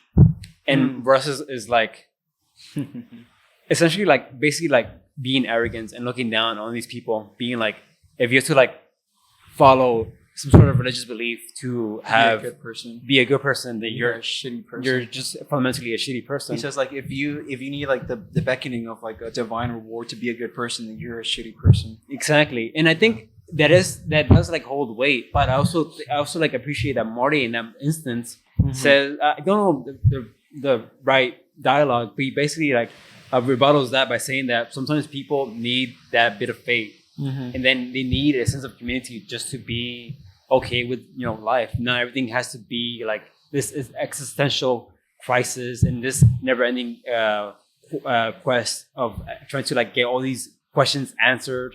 Sometimes life can be a simple, very simple, mundane life where you follow a belief, and that's perfectly fine. There's nothing wrong with that. And that's where I like align myself with Marty's way of thinking. Like, yeah, man, like there's nothing wrong with religion. There's nothing wrong with believing in something and being a good person. As long as it benefits you and the people around you, what's wrong with that? But then it's like also really hard to defend Marty a lot of the time. Okay, before we get to that, I just want to say real quick that I really appreciate that the story very subtly pushes the idea that Marty has a soft spot for like kids. Like he, as a father himself, he has this innate trait where he wants to be the protector of like children and kids. And you see that so many times throughout the show, and very like subtly as well. Like I remember there's this one scene where kids are just running around, and you see like off in the distance, you just see like Morty quickly like tapping one of the kids' head, like very very like endearingly, and the camera never like focuses on that. It just happens like you blink once, it's like you blink once you miss it sort of thing. I haven't cashed it. I watched the series twice. Really? Yeah. It's when they're like talking to the priest, they're like walking and talking. Okay. One of the kids like run around, and you see like Marty like tapping one of the kids' head in an endearing way, and that builds up more when you see how Morty feels disgusted by the idea that this like teenage girl is working in a whorehouse and is like selling her body for like the wrong reasons, and he tries to like give her like advice to just seek a better life, and he even like gives her a bit of money to maybe like pursue a better route in life. And then on top of that, you also see like he has this like fondness for his kids, and where he like just cherishes them and loves them even more than his fucking like relationship with his wife. But it gets to the point where it becomes kind of like, what's actually happening here? Do you actually care about these kids in a fatherly way, or is there something? Is there like a much more deeper underlying thing? Because throughout the course of the show, you quickly realize that Marty has a very like masculine way, very like binary way of seeing men and women, where he believes that marriages sometimes you need to like compromise the marriage for the sake of the health of the relationship, and therefore the man needs to like cheat because it's for the betterment of the relationship. And I don't necessarily agree with what he's trying to convey, but I think I understand where he's coming from, because he has a very traditional masculine mindset. And that to me tells me that I think his fatherly traits is less about being a protector, but more so a projection of his disgust of his acts, of being this like tainted, adult. I remember a lot of scenes where the kids, specifically the older child, is drawing these profanities, like these stick figures, just like boning, right? And Morty, he is distraught at the idea that his innocent little angels are, growing up and maturing and becoming more aware of like what adults get themselves into. And this gets even like thrown in his face a lot clearer when that same girl at the whorehouse comes back to Marty's life, and she's like a full-fledged adult. Well, I wouldn't say full-fledged adult, but she's legal age, and Marty, not seeing her as a child any longer, but as an adult, a consenting adult for that matter, makes his move with her. And we see these scenes where he's like having sex with this clearly way younger person than he is, and at one point saw her as like a child. Ooh. Okay. All right. Thank you. Sorry about that. We had to We've leave. changed settings 3 times already. Yeah. We've been recording for so long that we changed settings 3 times at this point. Yeah. We had to leave the park because 1, it was raining, and 2, the security guy told us to fuck off. So there's that. I tried to fight him, but I got a knuckle sandwich. Yeah, he was too much for both of us. Anyways, also, yeah, it's raining, so be mindful that the background noises you hear is just the rain. Set the car. So where were we with the Marty. Yes, I think I was trying to. What was the last thing I said? His relationship to young people.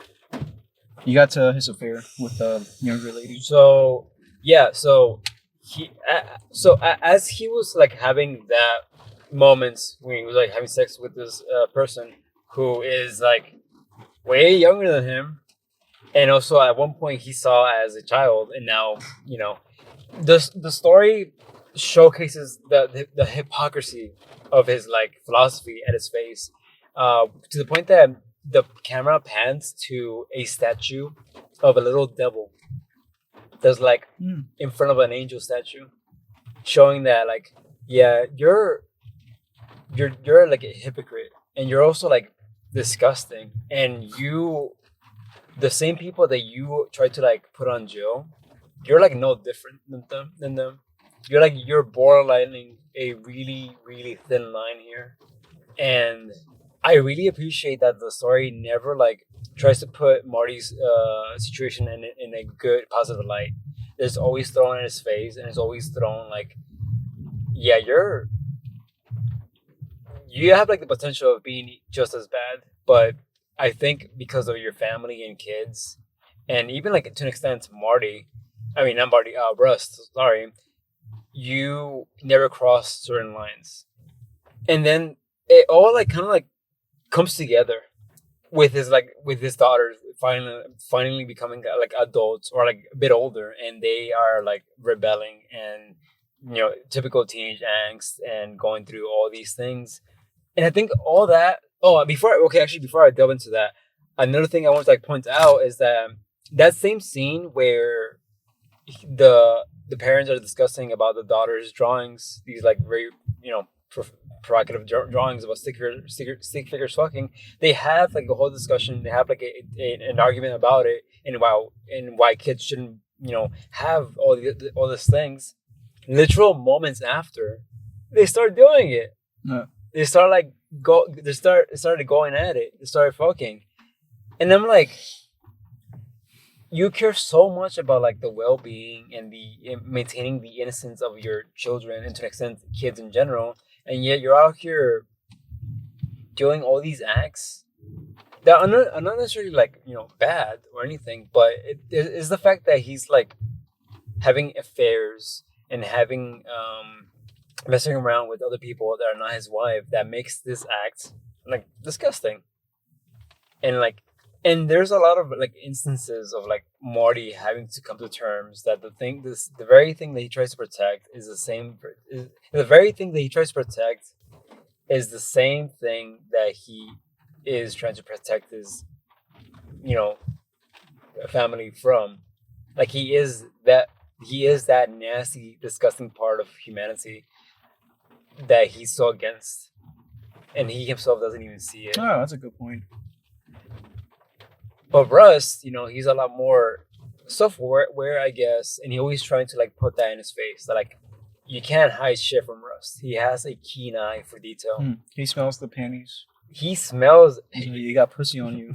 Yeah, he just has like some weird, intense senses. What are your like general thoughts on Rust? So I want to hear your opinions on him as well. I think he's deeply damaged. Seen a lot of shit.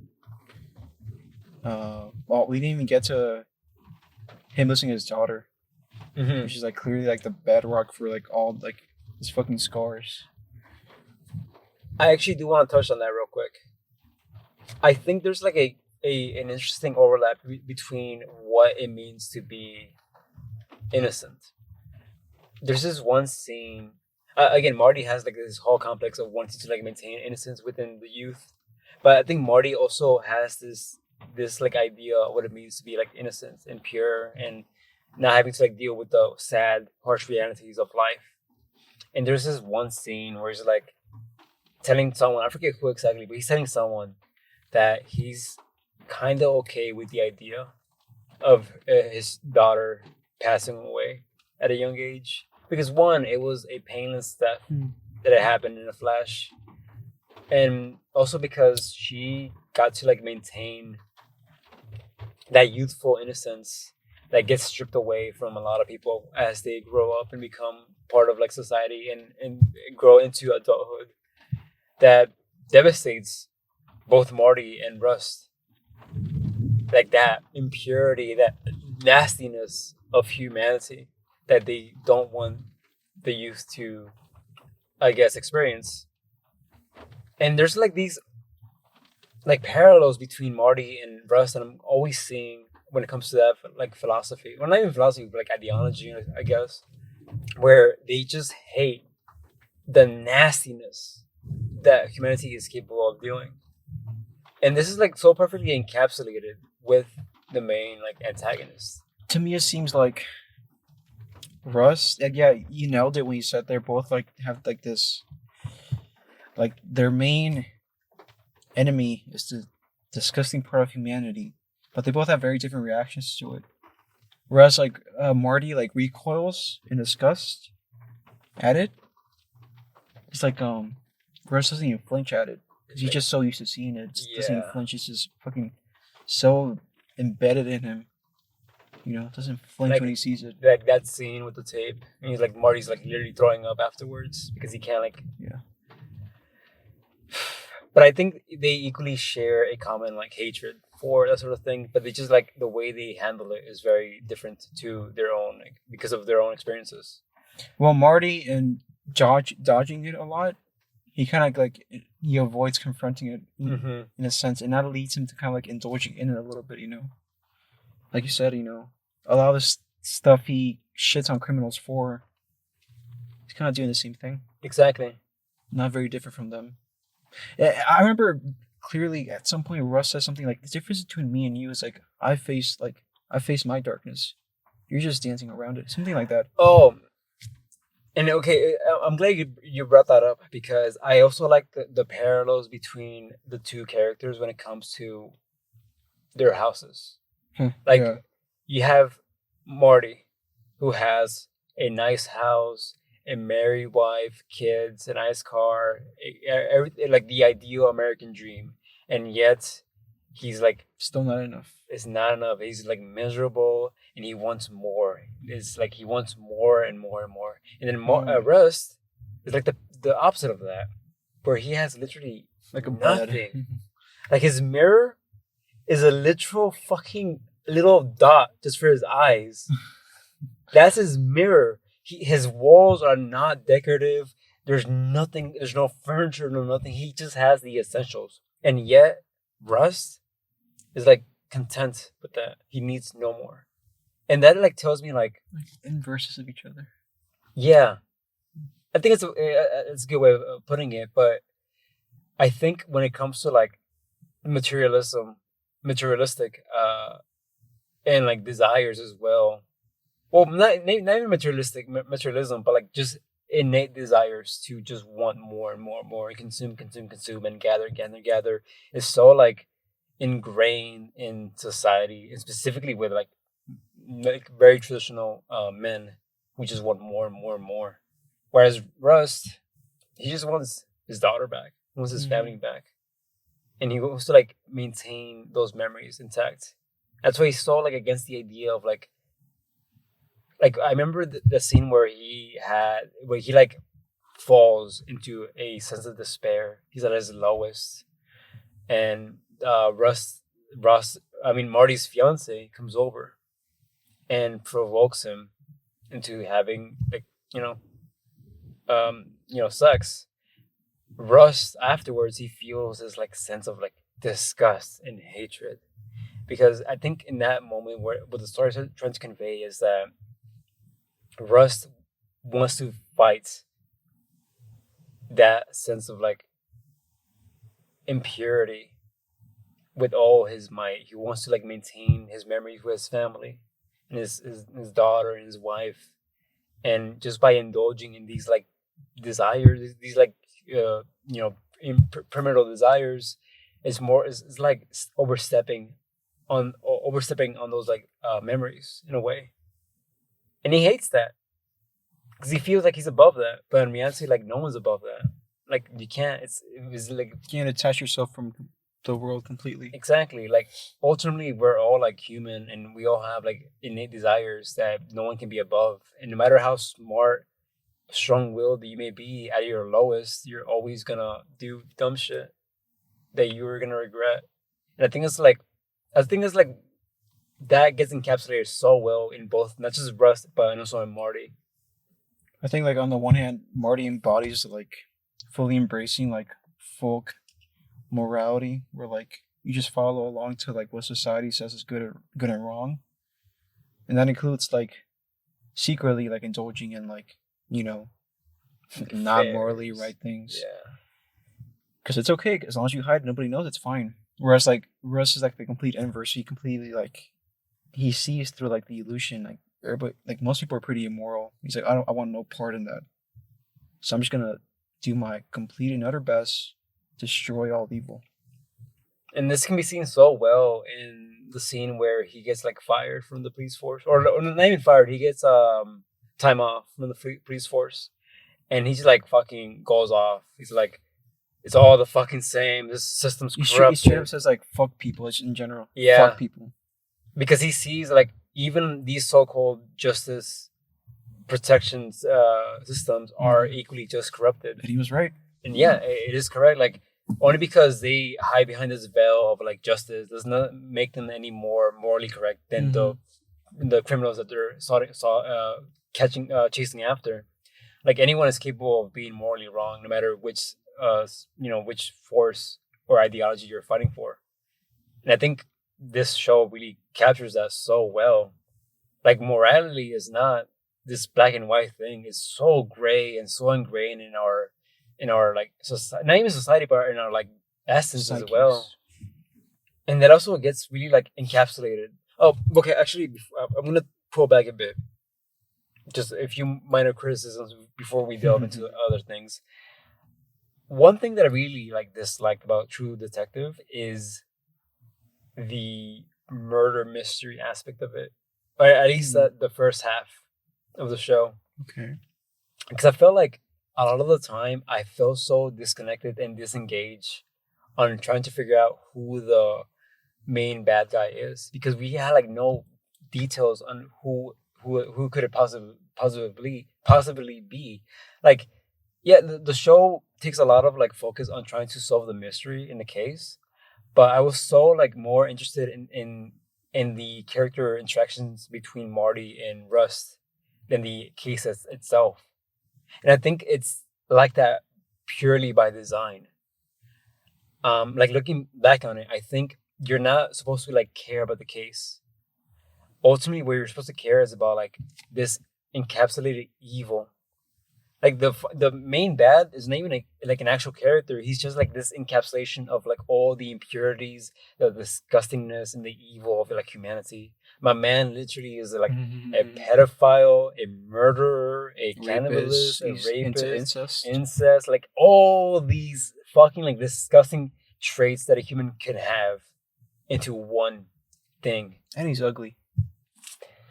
Yeah. Well, I mean, you can't really hope that. But the other things he can like change. But that's like, whatever.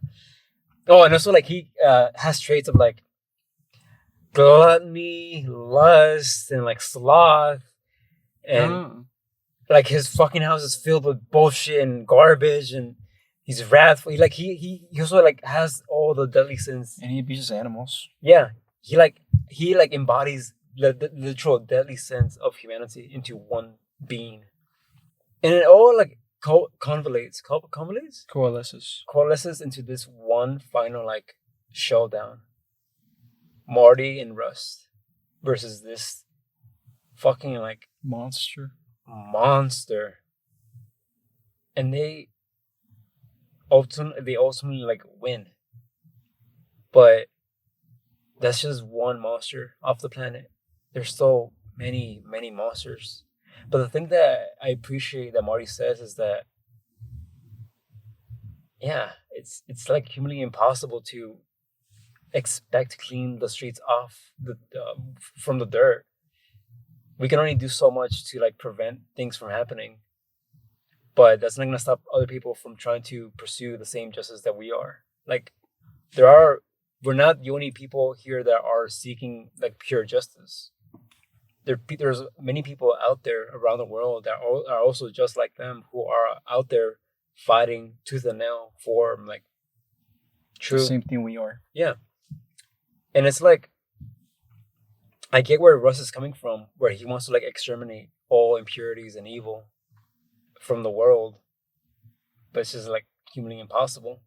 But I think by the end of it, he's like okay with that idea, because whenever Marty introduces Russ, doesn't he say something like, "Oh yeah, when you talk to Russ, you get the sense that he's got like a bone to pick with God himself." I guess so, yeah. I mean, when you say like, yeah, he literally wants to just rid the world of evil. That's kind of, I think, what he was trying to get at. Oh, so do you think he has like some sort of God complex? No. I wouldn't say God complex, but he does. He definitely has like some sort of like hero complex. No, not even. He has some sort of complex. He's got beef with the universe. Yeah, like, he's got like deep beef with it. He wants to set shit right. Yeah. Even if it's not possible. Like he doesn't think that I'm gonna fucking save the world. It's just like I'm fucking pissed and I'm gonna let out some steam. Because yeah, it's a good way of putting it. And by the end of it, they have like this speech between each other. I don't know the exact wordings, but it's like that shit makes me tear up every time. Marty's like, no, it's like Russ is like, no, you're looking at it the wrong way. There was only once darkness. The light is winning. And it pans to the sky, and you just see the stars glittering in the sky. And it's like, yeah, man. Like, I think that what that tells me is that, yes, I think we are inherently evil, and we are like inherently fucking disgusting. But I think we should like fight against that and fight for what we believe is morally correct and morally right, no matter what. And like ultimately, that's what really matters. Like you stick to your own convictions, and what you believe is correct and justice. And ultimately, things will play out. That's all we can really hope for. Like we can only hope the light will eventually win. We just want some light in the dark, some warmth in the cold. What do you think about that religious experience he had at the end? Okay, I wanted to ask you about that. I think it's meant to be open-ended. Not just that, but like his hallucinations. They always like bring it up, but they never do anything with it aside from that one instance. No, I think it's just a way to portray his trauma, the fucked up shit he see. Because he got those hallucinations by like having to take drugs when he was working for the DEA, and then he had to go undercover, and then he probably saw a lot of fucked up shit. His brain's literally fried from it. I just wish they leaned more into that, because we see like glimpses of it, but even then it felt like a plot device. It's like, oh, the reason why Marty is so like has an eye for detail is because of his hallucinations. It just shows them things that a normal person is incapable of seeing because of all that. I don't know, but that like experience where he's like looking at the void, and the void is like staring back at him and engulfing him, and it's like ripping apart his like literal being and essence, but also simultaneously like reuniting him with his like family. Things like it's beautiful because it gives him like a sense of hope that the end, like death, is not the end. There is something more beyond that, and it may not be like a religious Christian ways like heaven, like not this like divine heavenly place, but more so like your essence, your being, the very like souls of your fragments of your being just being reunited with the universe. And I think that's what sort of was trying to convey, just being one with the universe again. Would you rate it? Initially, I came out of it rating it a 7, because there's a lot of things that I don't really like. Again, with the whole case, just I didn't really care for it. But the more I reflect on it, the more I thought about it. Like, those characters are written so well, and there's just so many layers to their like being, and it never feels like the story takes a stance for any given side. It's always like bouncing back and forth. I think it's like a solid like 8 out of 10. Okay, that's really good from you, actually. Why? An 8's pretty high for you. It's really high, actually. Yeah. I liked it a lot. Mm. I think that ending really like pushed it for me. That's my favorite part. Yeah. Yeah. If it hadn't been for that ending, I think I would also probably just be a little bit more lukewarm on it. I'll give it like a 9. 9? Yeah, not a 10 for sure, but 9. Solid 9. What about like the other seasons though? I've never watched them. Do they? It's different cast every time. Okay, I was gonna ask about that. I feel like for whatever reason, I have this assumption. Like, I think the second season onwards is gonna revolve around the 2 other detectives. Oh no, it's a completely different cast. It's like an anthology thing. Oh, I see. Okay, I was very tempted to check out season 2 just to see what's up. Guess not though. They switch it up every season. It's a different cast. Yeah. What do you think? You think I nailed it, or you think I missed certain things? I mean, you didn't really gloss over anything. What about that video you sent me? I haven't watched the video. I remember you told me to watch a video after I was done watching True Detective, but I haven't watched it yet. Well, that one just goes a little bit more into Russ's humor philosophy. In what sense? Do you remember? No, it's been a while since I sent it. Okay. It was like last month. I know this doesn't mean a lot coming from me because I haven't watched a lot of TV shows, but I think this is like among my top 10 for sure. Maybe top 5. But again, what's your number 1? Are we talking about animated as well, or TV shows? Just TV shows. Oh, actually, yeah, animated. That counts. Does anime count as well? No. So, okay. So like adult animated shows. Yeah. I think BoJack. Oh yeah, I completely forgot about BoJack. BoJack's top tier. Yeah. Yeah, BoJack. Golden standard. I want to rewatch BoJack. Same. Just to have like a better appreciation for it. But if it's like just purely live action, it's gonna sound very generic. But I really enjoy Better Call Saul and Breaking Bad. You would put it above True Detective? Yes. Yeah. Interesting. Because I think while I do appreciate a lot of things True Detective does say, a lot of the issues, at least for me, is how I'm not sure exactly what it is. It's just the level of quality doesn't feel like it matches that of Breaking Bad and Better Call Saul. To be fair, True Detective is like one season, whereas that is true. You're comparing it against like a mammoth of series. Yeah. Because it's like fucking. But I also 12 think seasons combined. I also think like because Better Call Saul and Breaking Bad has a wider range of characters to like. Yeah, which is over here they just have 2 characters. Yeah, really. Mm-hmm. Yeah. I think True Detective, like that cast of characters, Marty and Russ, are like they beat out everything I've seen in those shows. But I think overall, generally, I just like those shows a lot more. Except BoJack. BoJack is still top tier. Yeah, BoJack is definitely top tier. Just a quick thing I want to add real quick. They were also, you know what? As a matter of fact, where's my phone? Let's skim through them real quick. I'm gonna play a little bit of the scene for season 1, episode 6 of True Detective. So here we go.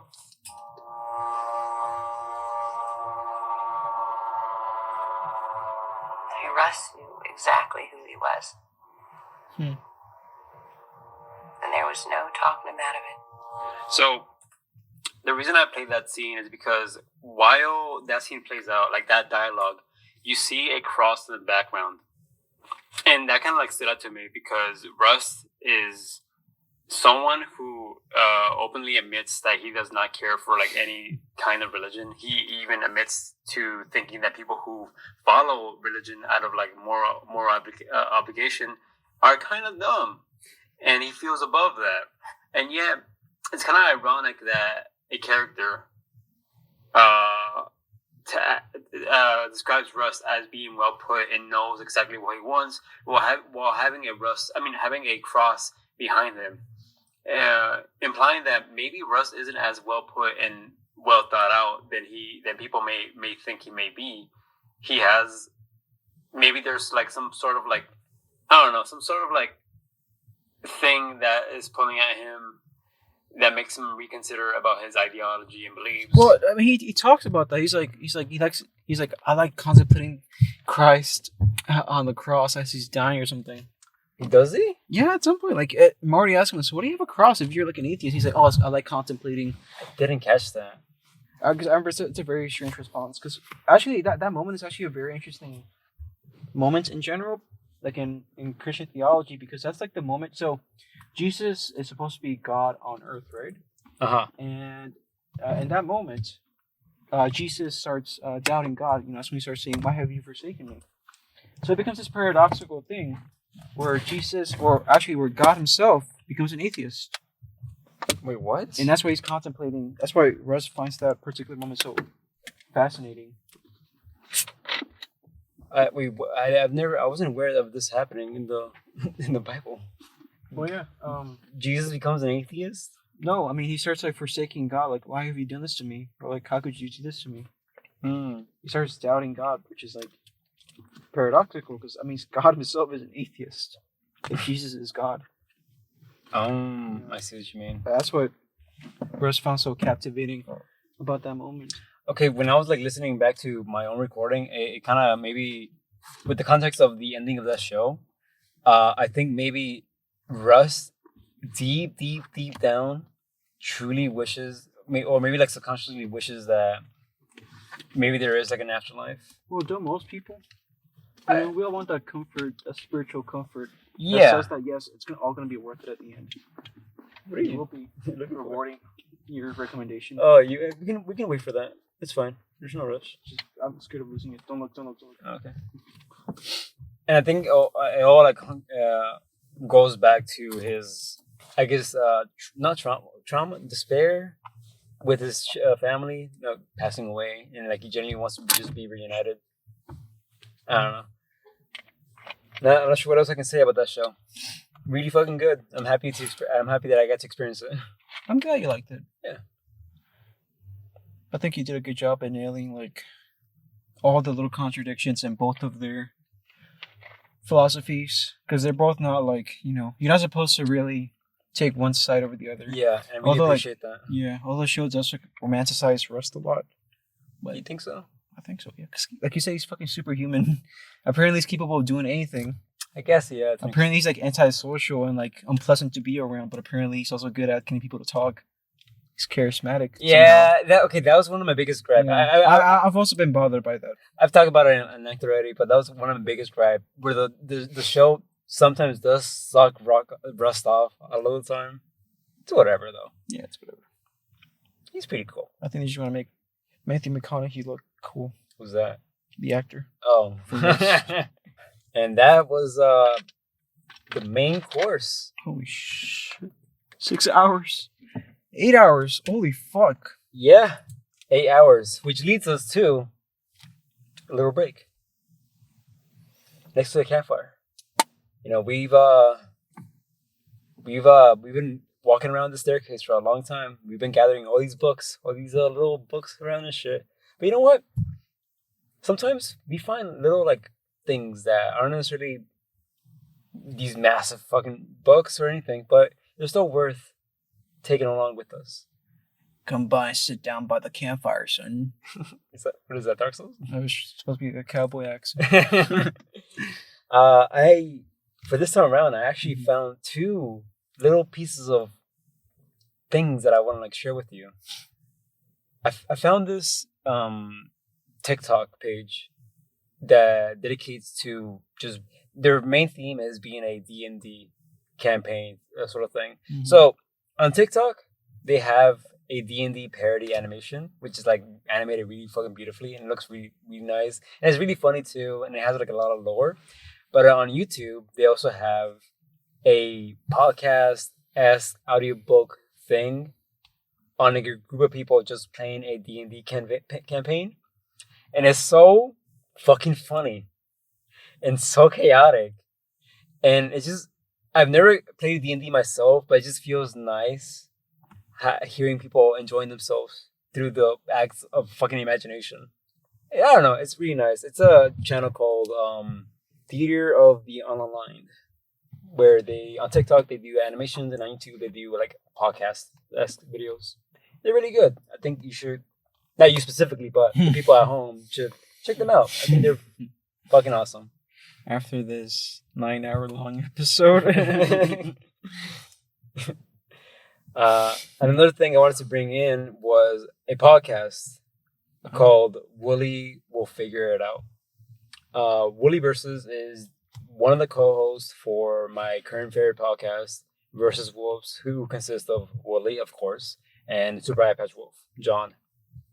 And Wooly Will Figure It Out was a podcast that predates the current podcast. And the reason this podcast got conceived was because during this time period, his current group of like YouTubers, I guess, or content creators had a falling out. And Willie was kind of in the middle of everything, of all that. So he just kind of made this podcast to figure shit out. And the podcast consists of him talking about like past projects that ultimately led to nothing. Creativity is a bitch to deal with. My man's a fucking artist major. Like he majored in art. And even he himself struggles with the fear and anxieties that comes with creating. And he has like this quote. I forget exactly what he said, but he basically says that no matter which phase in your life, no matter how knowledgeable you may be and at creating something, you're always gonna feel afraid. And it just comes with the territory. Sometimes you have to just work through the fear and just create things. And I really like that. It's beautiful. I think you will really appreciate listening to what he has to, the advice he offers. How many episodes is it? It's really short. It's short-lived. It's on Spotify. Is it on YouTube? Maybe, I'm not sure. I listen to them on Spotify. And that's my 2 short-form recommendations. I decided to bring 2 this time around because we've been gone for 2 months, so I think it was fitting. All right, the first of my short form recommendation is a YouTube video. Pretty sure you've seen this guy around, at least on your recommendation feed at least once. It's this cowboy guy. Cowboy. Yeah. Is that the reason why you're doing cowboy sounds? Yes, I've been fascinated by cowboy imagery as of late because of him. Okay. The YouTube video is called "When You Just Ain't Got It All Together," and it's by this guy called Dry Creek Wrangler School. It's basically like this guy from Wyoming who's like, he's literally a cowboy. Like he works like in a ranch. Most of his videos are just him, literally just giving life advice about random shit. But this particular one, he's just talking about how you're not supposed or expected to have shit figured out. Especially like, he's a lot older, but he's talking about people like in their 20s, like, at that age, like expecting somebody to have their shit together. That's just ridiculous. You're gonna be a mess. You're gonna fuck up a lot. Some stuff I wrote down from after watching that was wisdom takes experience, and experience takes time. You just have to live. Oh, yeah, perspective matters. Something may be of apocalyptic proportions in the moment, but time heals the damage. You look back and think that wasn't so bad. Maybe you even think maybe even start to think that I'm grateful and happy that that happened to me in the first place.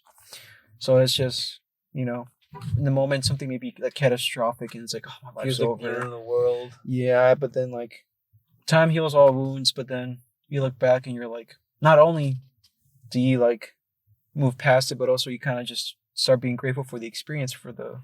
You learn from it, and it builds character as well. Mm-hmm. Wait, is it like a podcast? What exactly? No, it's just like a this. vlog. He's literally just sitting there talking. It's like 50 minutes long. It's just one video, or is it like series? This is one video, but he's got various different videos. But I chose this one in particular. Usually they're just sitting there talking to the camera while smoking a pipe. How long is it? 15 minutes. Oh, okay, More or less. Yeah. I recommend it to you. I feel it's so funny how we both kind of like have similar like recommendations. Cause I feel like Woody. Yeah, the Wooly. Yeah. Not having it figured out. Yeah. So, well, I mean, it harkens back to. Harkins. I feel like we talked about this with Bocchi. Just first step is the most important one, the most difficult one. Just start moving. And the thing is, you don't even know you're like progressing in the moments, but you definitely are. And you look back. It's like, bro, you're growing, you're improving. You just don't know it yet. Mm-hmm. Something that only, well, like he says, perspective matters. You know, like yeah. On the one hand, like at the moment it feels apocalyptic, but then also perspective. Once you look back on it with more experience, completely recontextualizes what that event was. Mm. It was beautiful. What about your second recommendation? I'm conflicted between two, actually. If you have more, by all means. No. Because, I mean, you shouldn't be surprised. What? Is Radiohead. Two songs in particular, okay? Okay. First one, Oh, I'm getting hungry. you get too excited. Sorry. Radiohead! Sorry. Radiohead, feed me! I love Radiohead so much, my stomach starts making noises when I think about them. I hope the mic cut that. Yeah. Anyway. Oh, it's like embedded in my body. My body starts craving for Radiohead. Like literally craving it. Just these two songs I've been listening to a lot. I'm telling you, they're the one fucking artist. Just gets better with time. Oh, is that video you sent me a while back? No. Oh, no. What was the video I sent you? It was just like a live concert of one of the songs. Oh, no. I mean, that was cool too, but... The first song is called House of Cards. Ooh, that one's good. You know about that song? Yeah. When? How did you find out about that song? Is it the one that goes like doo, doo, doo, doo, doo, House of Cards? Forget about your House of Cards. Yeah.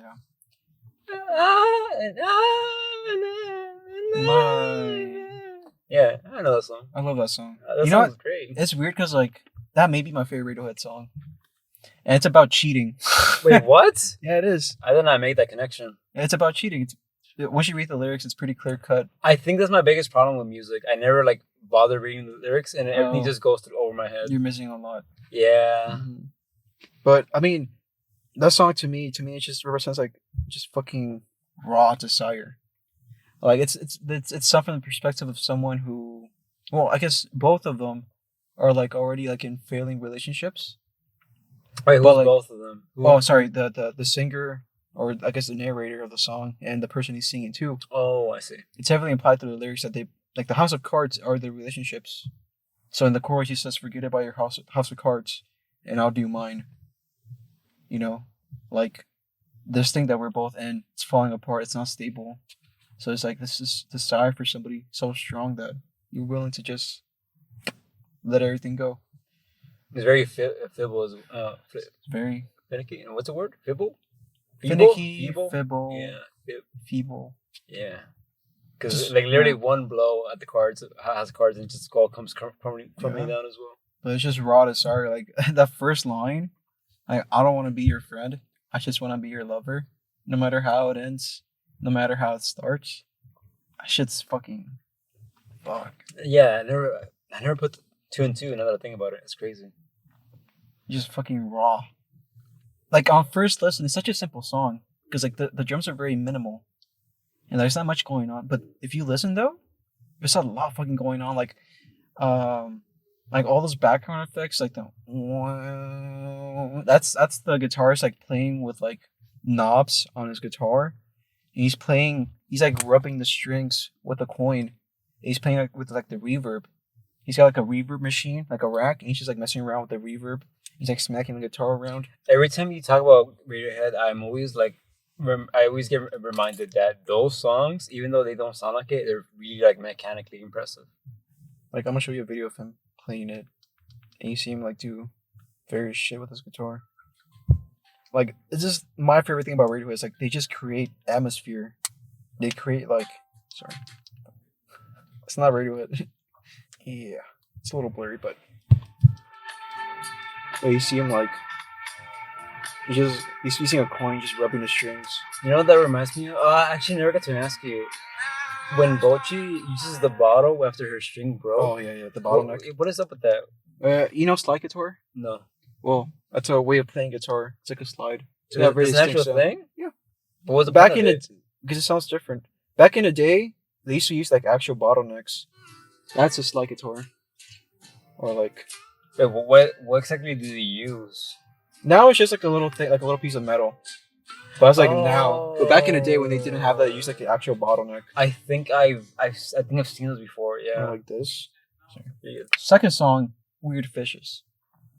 I've always loved this song, but now every time I fucking hear it, I have like a fucking religious transcendent experience. I mean, it's my favorite song for a reason. Especially the middle part. Fuck. Something just clicked. Like metal part. No, sorry, the middle part. Sorry. Oh, yeah. Okay. I was middle. Did I tell you? I actually encountered this one coworker who saw my Radiohead tattoo. And he works at the meat department, so I don't really know him well. But he was like, "I have one too." Same one? Yeah, same one. Like over here. And we started talking about Radiohead, and I was like, "So what's your favorite song?" Like, Weird Fishes. I mean, Weird Fishes is fucking good, man. But what can I say? It's just cool because like this is the first time I've ever seen anybody like who likes Radiohead as much as me. But it's funny because like when we were trying to like just talk about how much we love them, like the words just wouldn't come out. But like still, it's like this mutual understanding. Like you get it, you know.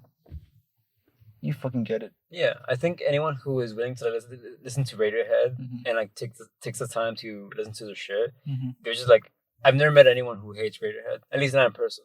Everyone that I've known, just like everyone loves Radiohead. Who doesn't? They're the best band ever. I like them a lot. That's coming a lot for me, considering that I don't really delve into albums and band music and shit like that. I just kind of listen to whatever. But even then, I'm like, I feel compelled to listen to more of their shit because of just like how unique sounding it is. Remember how we used to like interpret the ending of Weird Fishes kind of ambiguously? Like it's not really clear whether he does escape or not. Mm-hmm. So I kind of had a new like I started looking at it in the new light. Like at the end, he does repeat like, "I hit the bottom, it escapes." I mean, I think he does end up like escaping. It's just you gotta hit the bottom first.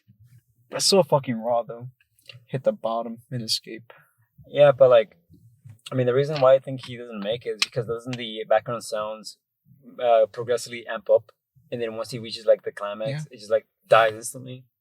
Like he gets eaten by the weird fishes. Yeah. But then he says like, "Yeah, I'll hit the bottom and escape." It's not done yet.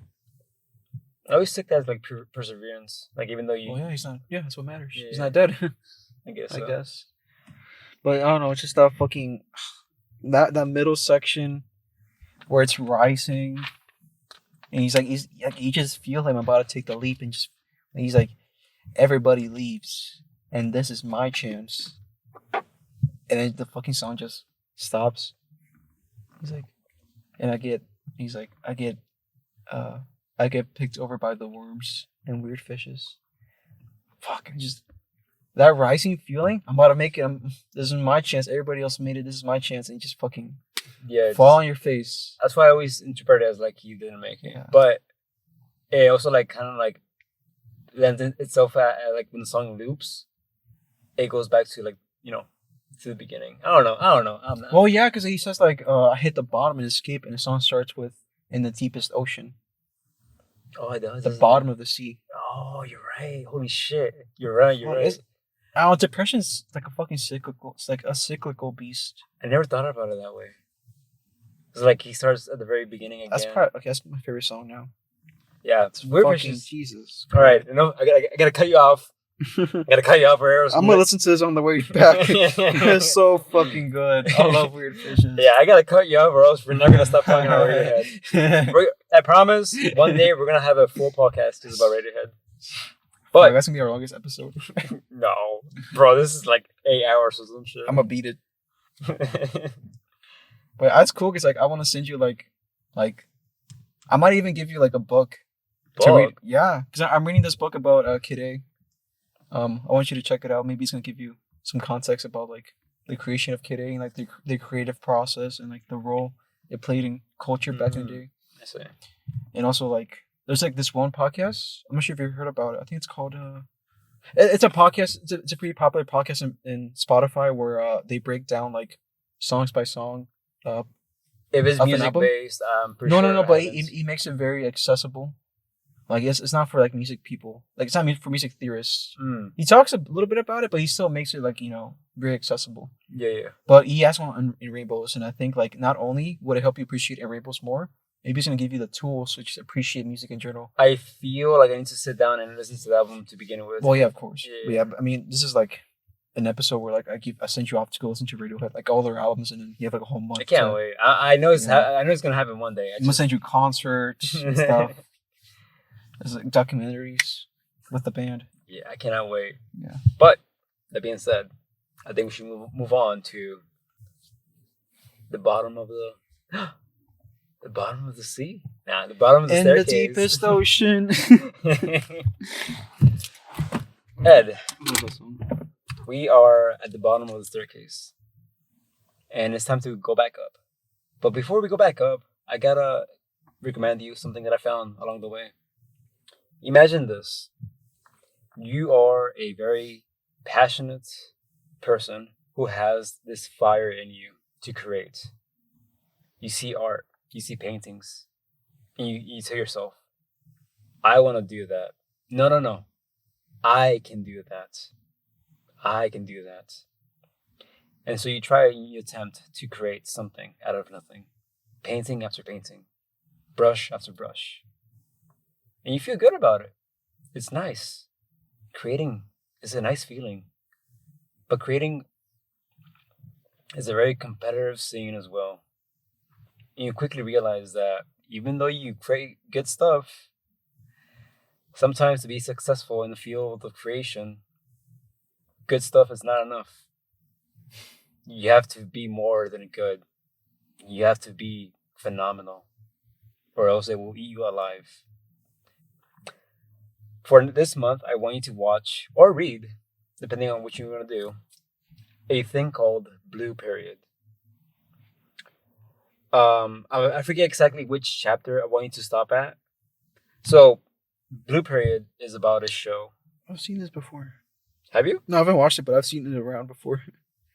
Blue Period is about Oh, shit. natural talent versus hard work, and how sometimes talent is not. Sometimes hard work is the way to go, but it's a grueling process, and you have to sacrifice a lot, and that's what the main character goes through. He's not he can't draw, he can't paint, he has no talent for it. He wasn't born with a gift. He has to work his way up. But it also deals on like art is also financially unstable. And a lot of characters in that show, they're like, yeah, man, pick something safer. Like art it's hard to make money off art. But sometimes art is just, you just gotta create because you have this desire. And I think you will really appreciate for what Blue Period has to offer. You can either read the manga or watch the anime. I would recommend reading the manga. I personally haven't read the manga myself, but I read a lot from people on Reddit that the anime brushes. Yeah, I get it. It skips a lot of details that matter to the overall narrative and the overall developments of the main character. So if you're going to read the manga, read up to chapter 25. You can screenshot of that. Chapter 25 specifically, because that's where the anime ends. However, if you want to read further past that, I would leave that choice entirely up to you. I'll stop there, but it should be interesting because I'm gonna come in reading the manga, and then you have the experience of watching the anime, so it's gonna be like interesting comparing our perspectives. Well, I'm gonna read the manga as well. Oh fuck. But if you're not in the if you're not in the mood to read the manga, you can also equally just watch the anime, because that's what I did initially, and I came out enjoying the experience regardless. So I'll leave the decision up to you. All I'm gonna say is there's a character in this show that means a lot to me, and that's what I'm gonna say.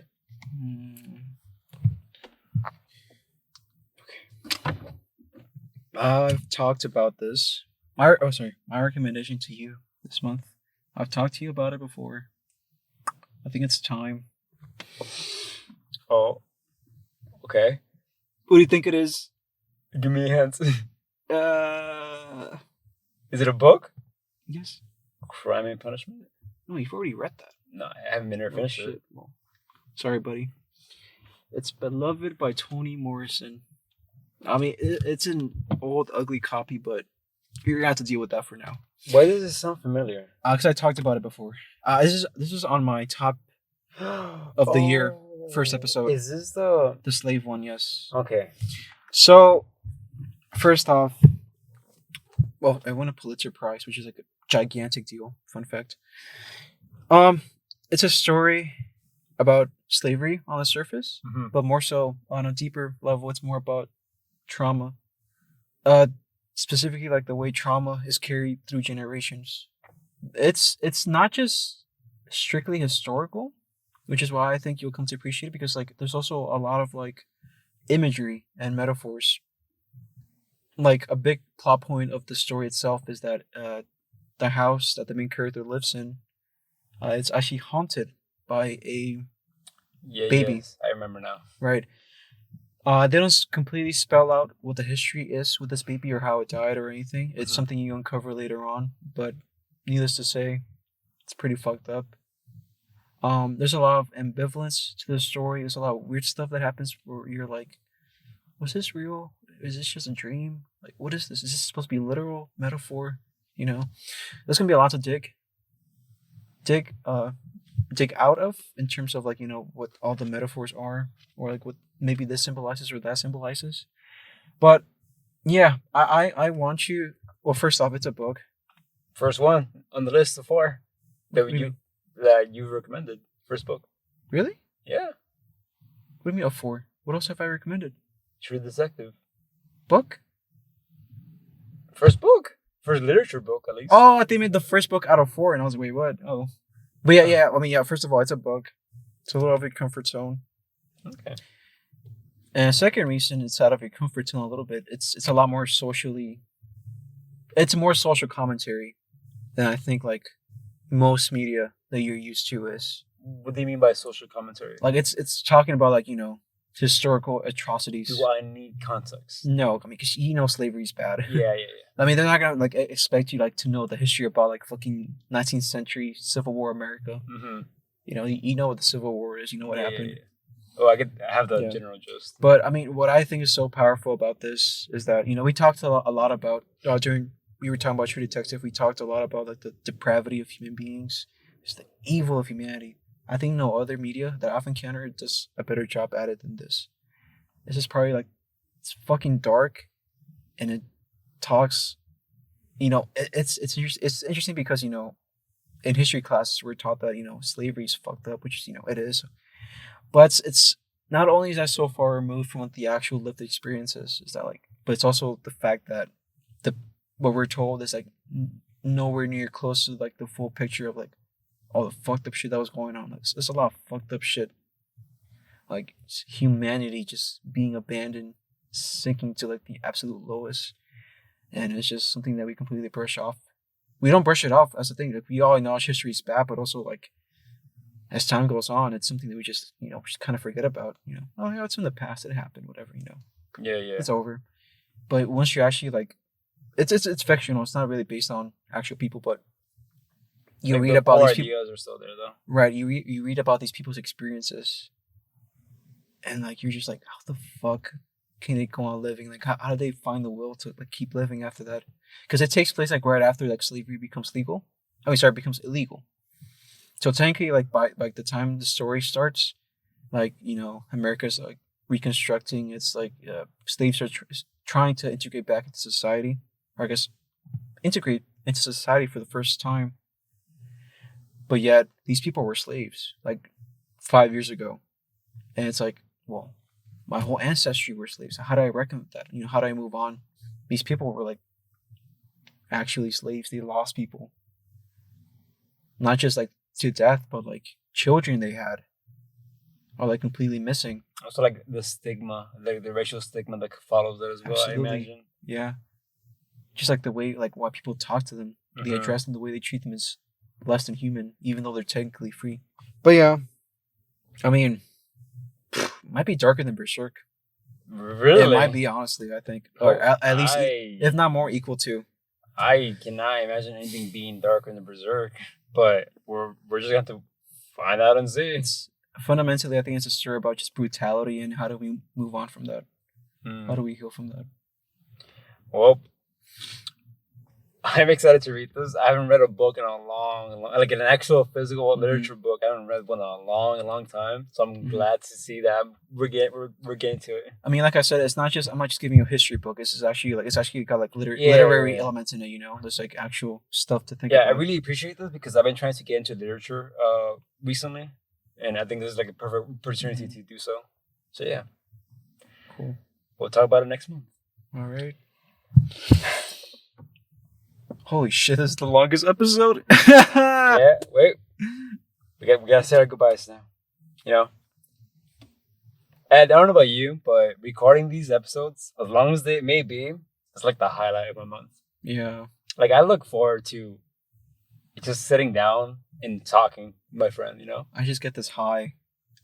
Or I just like we were talking about Clannad. No, the video game, the 1 hour video game. There's a moment I was just visualizing what you were saying, and I was like, I see reality as it is. I understand it all. Am I a good storyteller? Yeah, absolutely. Okay. I'm surprised you improvised that.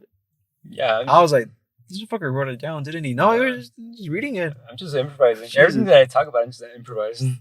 It's good. I can't do that. I need something to reference. Yeah, thank you.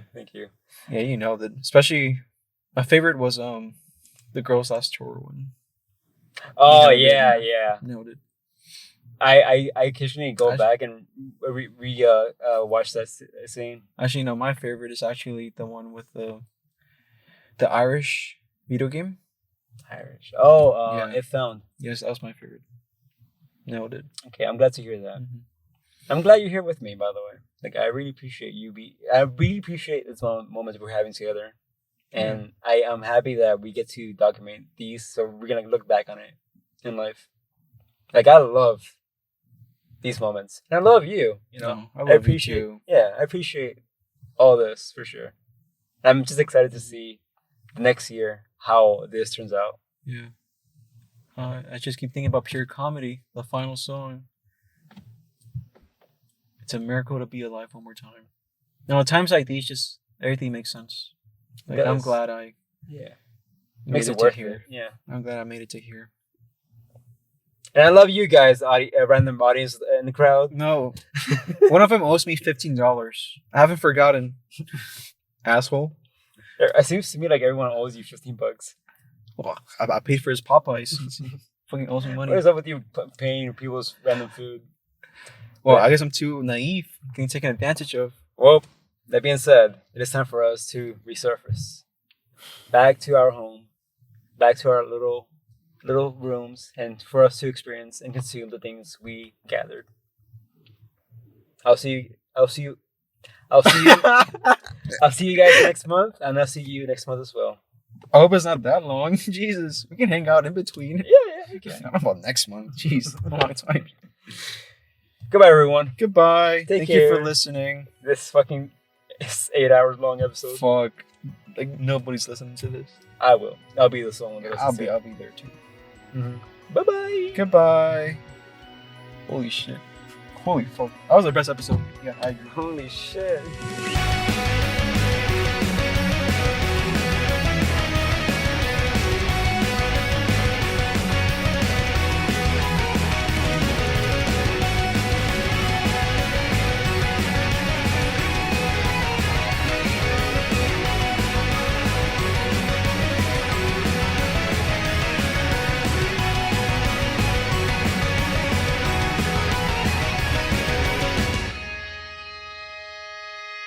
just one story.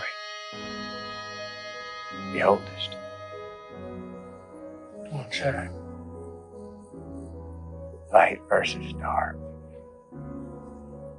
Well, I know we ain't in Alaska, but it appears to me that the dark has a lot more territory. You know, you're looking at her on the sky, thing. How's that? Well, once there was only dark. Let me ask you, the light's winning.